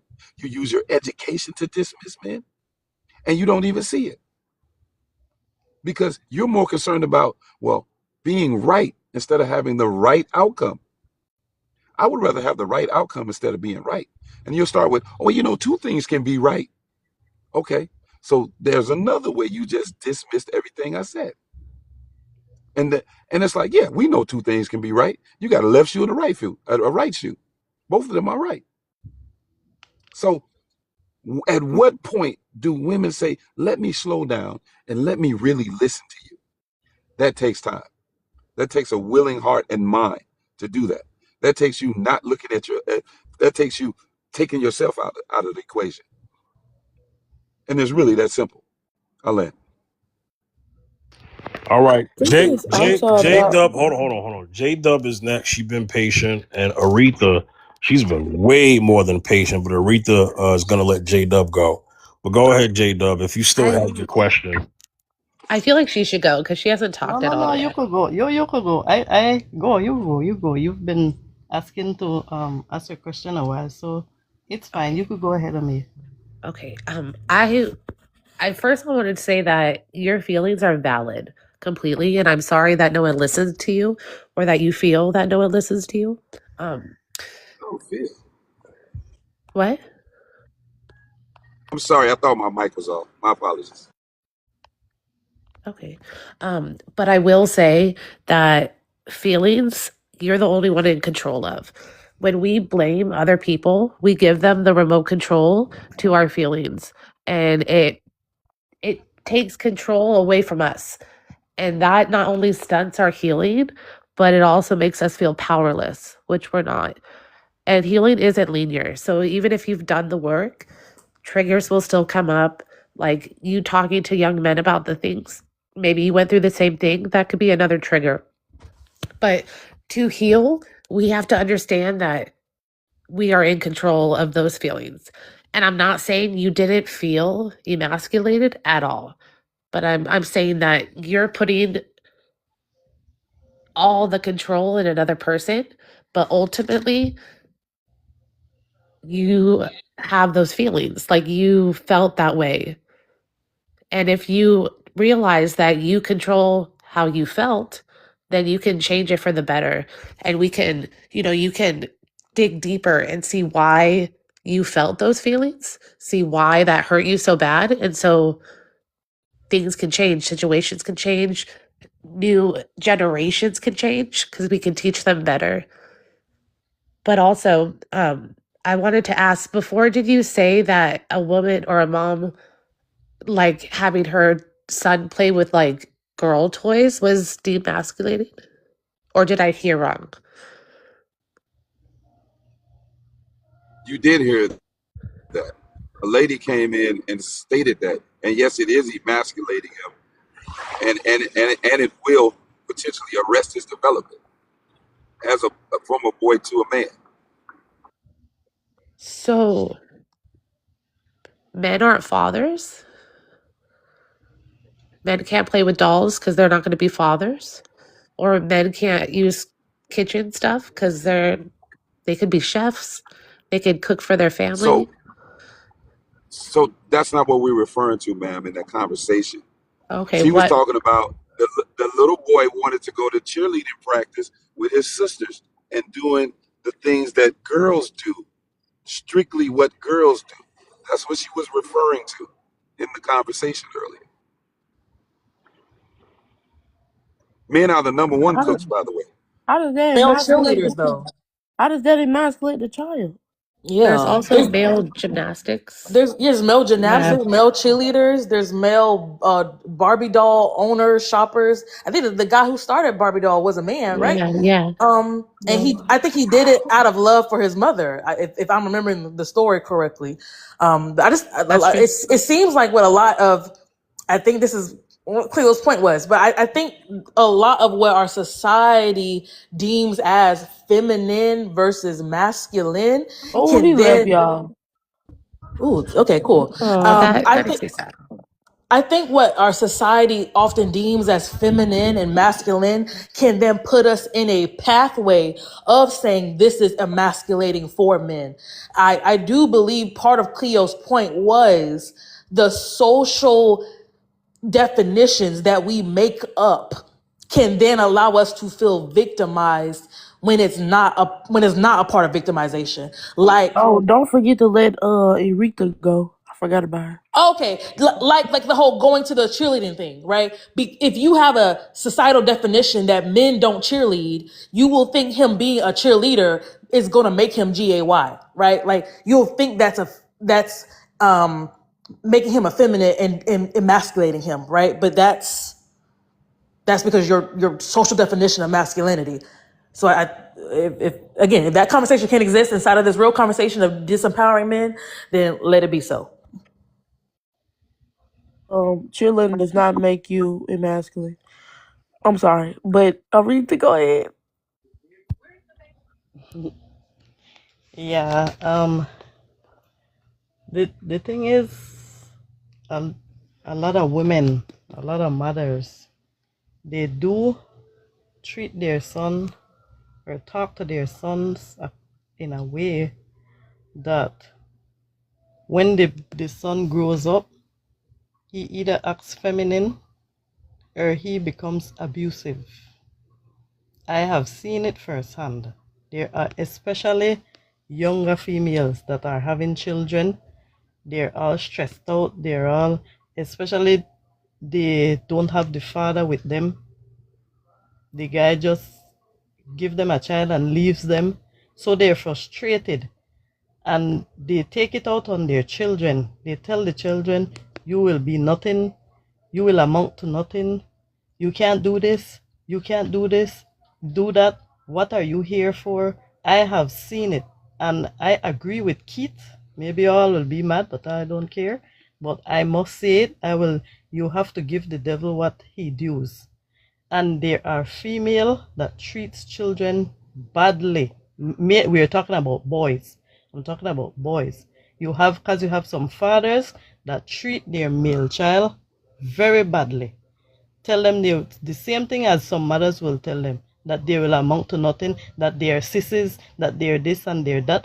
And whatever you put in your child head, that is what the child will grow up to be, because he is hearing it from he was a baby, that you're this, you're that, and you're nothing. So the child will keep it in their heads, and then when the child act out at school or wherever, they want to have a fit. But whatever you feed your child, that is what that child will grow up to be. That's why you have murderers, you have sex offenders, you have men that hate women. They get a pleasure out of abusing women in all sense of the word. And it starts from the parents. And most of them are female. Most of them are female. And I'm gonna just say this, and I'm gonna go ahead and head out, y'all. This is a very I'm gonna say decent conversation. No shade, host. I'll be back. But I just think that for me, it's all about rectifying your heart posture. I think far too often in society we we like to. I think for women it's very easy for us to ignore the pain of men because they are oppressors. But oppressors can experience pain and discomfort in society as well. And specifically when it comes to black men, they have a unique experience under patriarchy, being oppressed oppressors. That is a very challenging ego association in society to navigate. And I will say this though, when it comes to women and sometimes our problematic parenting, I think a lot of times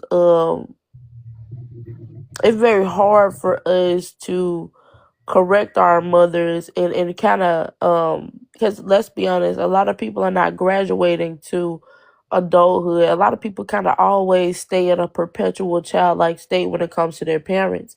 But you have to challenge your parents. You have to clock your mama T. You got to, because it's necessary. That's how you graduate to an adult. If you still get around your parents and you retreat into a childlike state, you got to do your inner child work because you still feel like that little kid There's around. not everyone who has that. There's not everyone who has that mindset. You have the way, I'm telling you, the way how you treat your child. There are some children that are very scared of their mothers. That They're very that's what I'm scared, so saying. you That's can't, what so I'm they can't saying. say you need to That's what I'm check your saying. You mom and have to whatever. do to heal. I But get it's it. not everybody have I your mindset. understand. That's what I'm I, saying. It's not I, everyone that has your mindset that will I say, I I need to know. check my mom or I'm a dad. aware. I'm aware. I'm just saying. I think to the people that are listening, I'm giving this information because some people are not aware that their inner child still boils to the surface when they're around their parents, and it stems from resentment. So I'm simply saying everyone does not have my mindset, but I'm just giving a little bit of my mindset for people who care to listen. But like just to land, I just think it's very productive to be able to aid men in their endeavors of their deconstruction journey and their awareness journey of the possible trauma that they've sustained from their mother wounds. Now, of course, I don't think we should overindulge because obviously you can't do the healing for people. But it is important to acknowledge the fact that men do have significant barriers when it comes to awareness regarding emotional wounds. So, community is very important. Consideration is very important. But I land. Y'all have a great night. You too. And I also think that we have to acknowledge how, like what Amira said, there is a level of privilege men have and also oppression that BOK men face. So often they're in a weird place of trying to pursue being an oppressor while also still being oppressed in different forms and fashions. And that often creates a blindness that when they come to the conversations about gender equity, what parenting should look like, it does come from a childhood wound that is often conflated with gender oppression, but it really was just racial and systemic oppression. It really was crimes of poverty, right? Mama couldn't feed y'all, so she had to go out on the street corners. And so you were abandoned for most of the week, or the most nutritious meal you got was in school. Your dad wasn't there because he was a Rolling Stone. And so you didn't have a community to talk to about things. And so you were introduced to corn very early. You were introduced to smugs very early. All of these things are often conflated with gender oppression when it's really not gender oppression. It's systemic oppression based on race. And so often when we come to the conversation, when women are specifically talking about gender oppression, it then gets added in the systemic racial part where my mama did this to me and it's treated like gender oppression when it's not.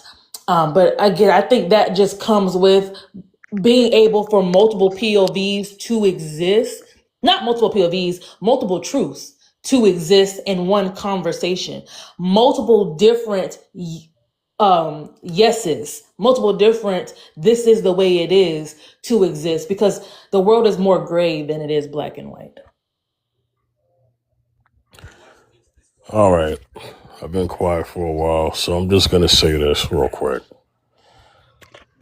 For the fellas out there in the chat and men who have been on this panel, there are just certain conversations that just have to be amongst men.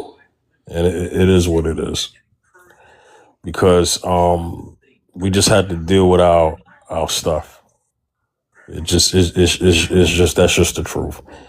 And same thing for the ladies. I'll be fair. There are some things that women need to have conversations just amongst women. You know what I'm saying? It is what it is. For the mothers out there who have sons, you know who you are. You get it. Brothers, you had your father in your life, uncles, grandfather. You don't just see things from one side.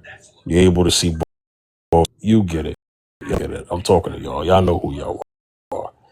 But for the ones who you get it, is, and I gave an example earlier for the fellas in terms of when they're vetting.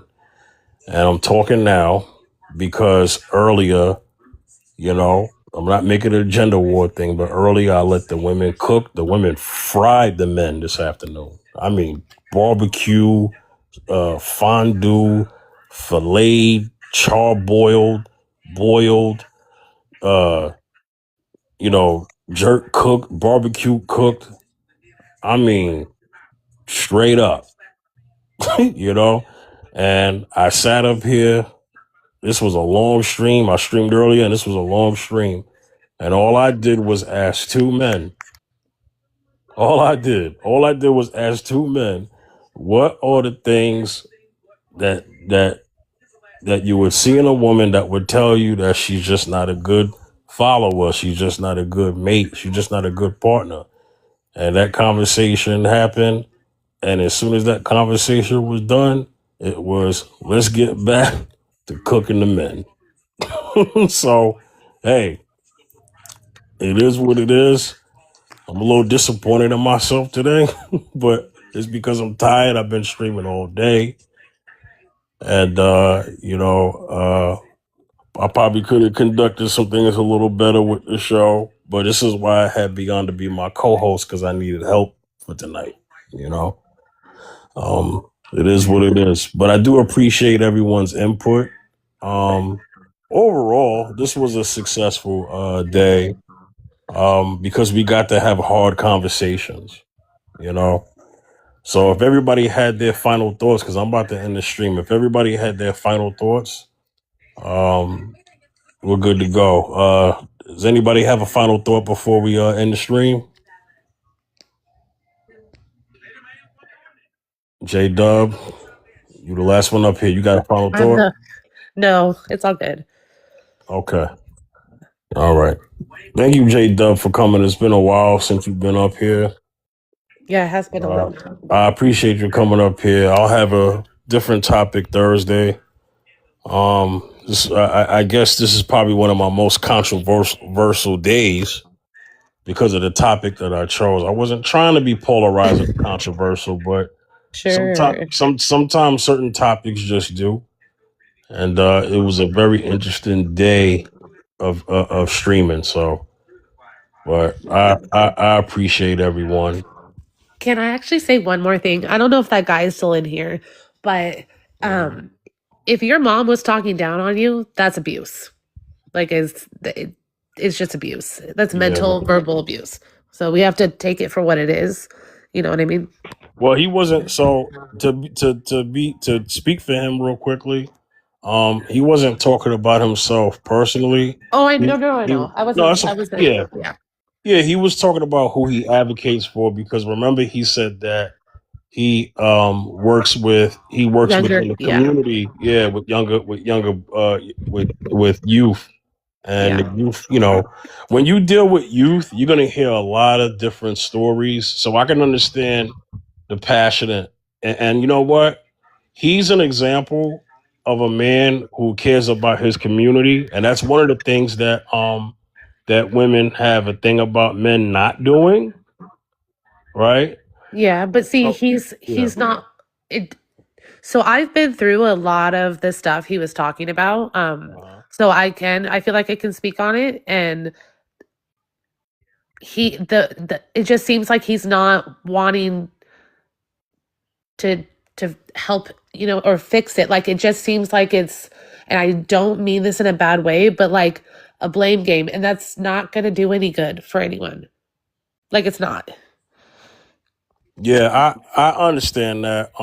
J Dub, can you bear with me when I say this, right? Yeah. Because I've been doing live since January. I've had women come on my panel and they get like very candid about their personal experience, right? They'll talk about themselves. And I never heard a man say, "Oh, you got a victim mentality." So that's So Jay, real quick, the reason why I'm saying it is because I'm gonna tell you why I'm saying that. Because once a man says that, and women have a problem with that, I can understand that because he would be wrong for saying that, right? so not necessarily. If in therapy, that's an actual term. Like, it's not something to belittle other people. It's literally a term they use. And so the fact that she said that, maybe knowing that he didn't realize that, I'm not going to say was very kind, but that is an actual term. So, and I only know that because I went to therapy and that was me. J-Dub, would you still want to come on this panel I won't say what it is, so don't get scared. I don't care. Yeah, well, I out of respect, I won't, because this is recorded. Okay. J-Dub, me and you have talked behind the scenes.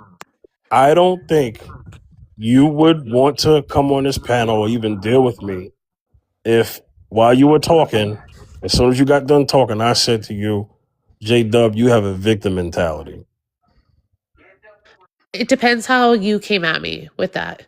So Okay. I've had people, because I've talked about it on here before, and I wasn't even talking about that when I said I've been through a lot of this stuff, but I've had men tell me that they know why and I deserved it and all kinds of stuff, like totally bashing. And I knew they meant it like maliciously, but I know from being in therapy that victim mentality is a real thing. And I had to learn to take accountability for the situation I put myself in.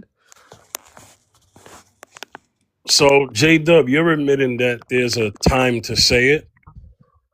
Yeah, definitely. And if someone doesn't understand that that's an actual term used in therapy, then I mean, like I said, it's not very kind.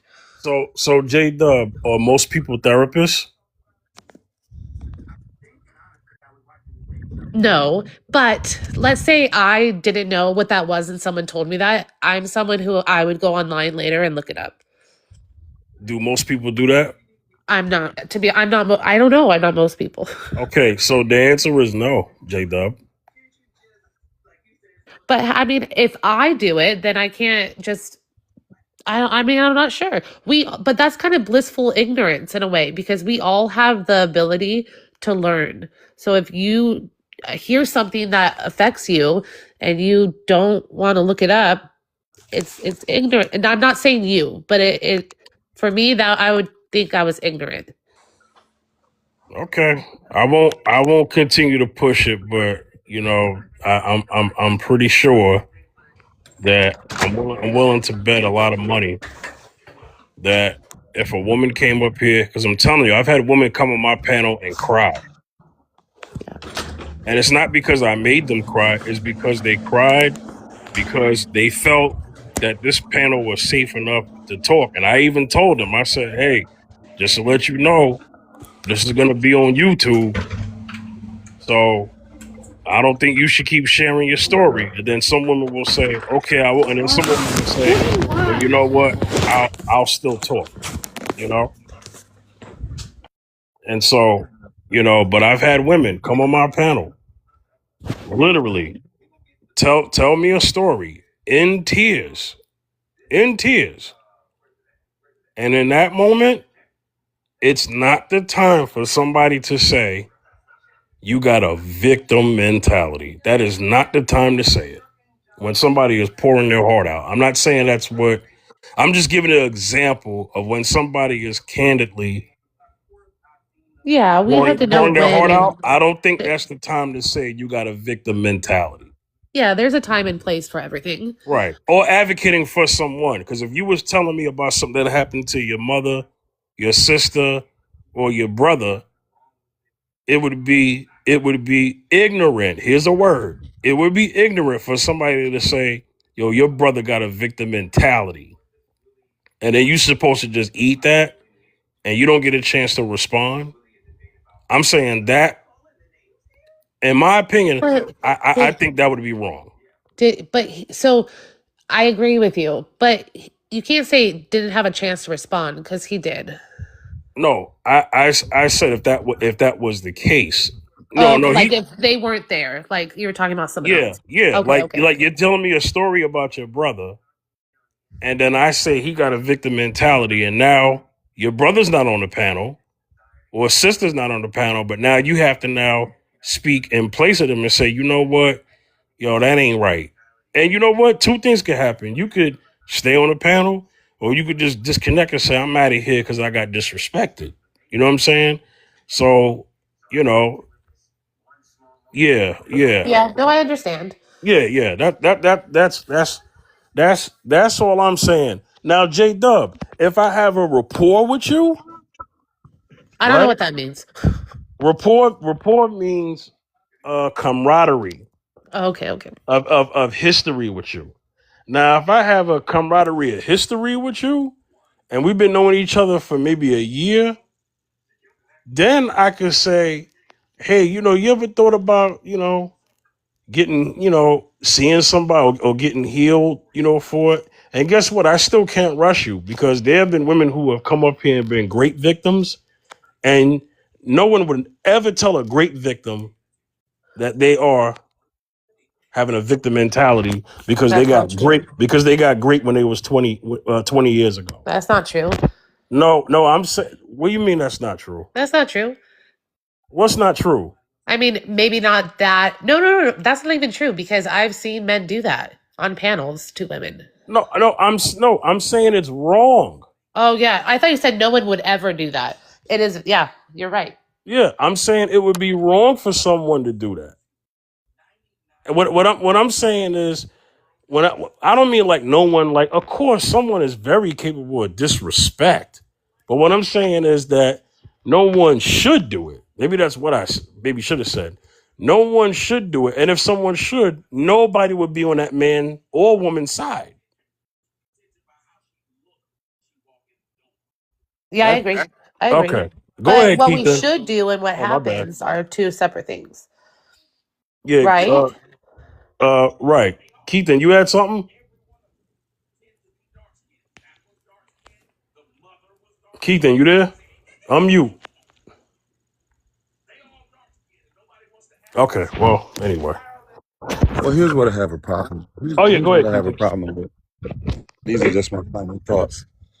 Is that majority of the women, it's like they'll say something good and then they'll take it away, right? And what Cleopatra was saying was totally dismissive. She was being so evasive, even answering Fifth's question. He was trying to show her a point, and she just kept talking and talking and talking and talking, things that were not related to his question. Well, I need to know what disrespect is, because it's different to every man. And I'm like, women, I'm going to tell you something, Jay. Women do not understand how to talk to men. They don't. Women, you do not understand how to talk to a man. Because you will say whatever comes out of your head without thinking. We have to think about what we're saying. So with that being said, she took no thought process of what she was saying.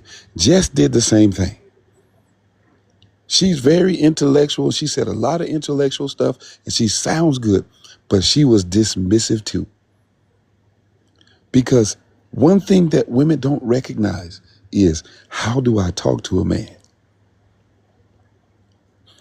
You just say whatever. Whatever comes to mind, let me just say it. Let me get it out. This thought is, I got to get this thought out. Come on out. With no thought of how this is going to affect the other person. Do I need to give this person sympathy or empathy? You'll do it with women. But when it comes to a man, you're not going to do that to a man readily. You know how I know? Because I've experienced it over and over again. Men have experienced this over and over and over again. And then the moment we say stuff, it gets invalidated. Well, here's what I think it is. Girls go through that too. But we're not talking about girls. Even when you spoke on my situation, Jay, I didn't even say that I had been through those things. You weren't even listening to me.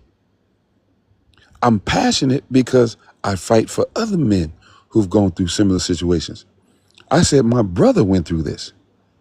I know how to separate my feelings from facts and information. Everything I was talking about was factual. I wasn't feeling anything.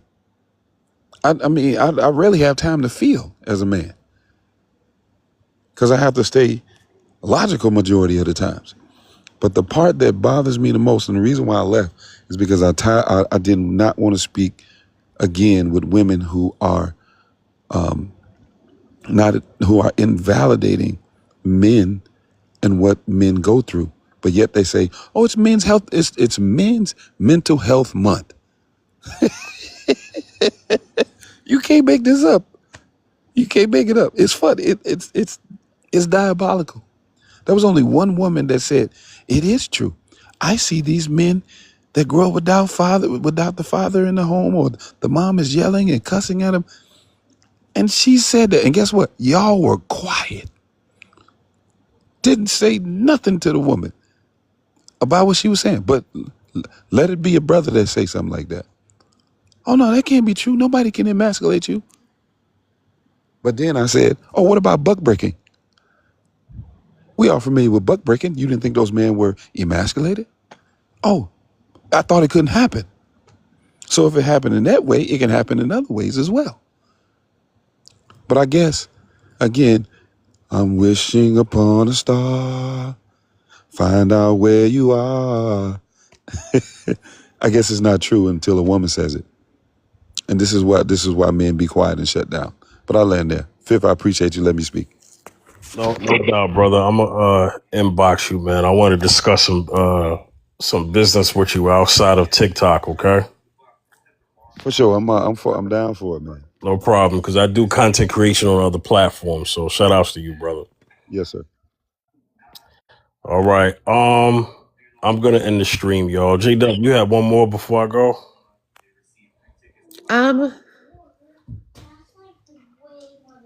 I can't really think. Sorry, but I It's mean, okay. I think we need to do better as women and men, as a human race, to be honest. Oh, I did want to say one thing about the communication and how women don't know how to talk to men. Both our brains do work differently. So women's are like a yarn and it's all, unraveled, but it all connects. And men is more like boxes and compartments. But if women don't know how to talk to you, then you don't really know how to talk to women either, because communication involves two people. And so if we're not comprehending what you're saying, and hence why we're not knowing how to talk to you or what to say back, then that means it's the same with you guys. I think we all need to work on maybe listening more instead of speaking, Yeah, absolutely. We both need to do a better job. I'll just say this. So, I appreciate everyone for coming on. I go live on TikTok. I go live every Thursday, 1 p.m. Eastern Time, 12 Central. The next time you'll see me on the internet is Monday on my YouTube show, Fifth at Night, 8 p.m. Eastern Time, 7 Central. Also on my YouTube platform, the Mrs. Z and Fifth podcast. That episode launched today. For those who want to listen to this, these lives that happen today on TikTok, I repost them on my YouTube the following day. Okay, so both How for come you the said? Oh no, he's gone. Okay. both for the broadcasts this afternoon, and tonight's will be up tomorrow, Friday, for people who want to replay it and listen. Okay, what was you about to say, J-Dub? Oh, nothing. It doesn't matter. Oh, okay, all right. But have a good night. You too. Good night, J-Dub. You have a good night. All right, y'all. I'll see y'all once again. I go live on TikTok every Thursday, 1 p.m. Eastern Time, 12 Central. Mrs. Z and Fifth podcast every Thursday on my YouTube channel at Fifth General TV. Mrs. Z, Fifth at Night, YouTube, every Monday night, 7 Central live show, 8 p.m. Eastern Time, 7 Central on Fifth General TV YouTube channel. All right. See y'all next time. Good night, y'all. Peace.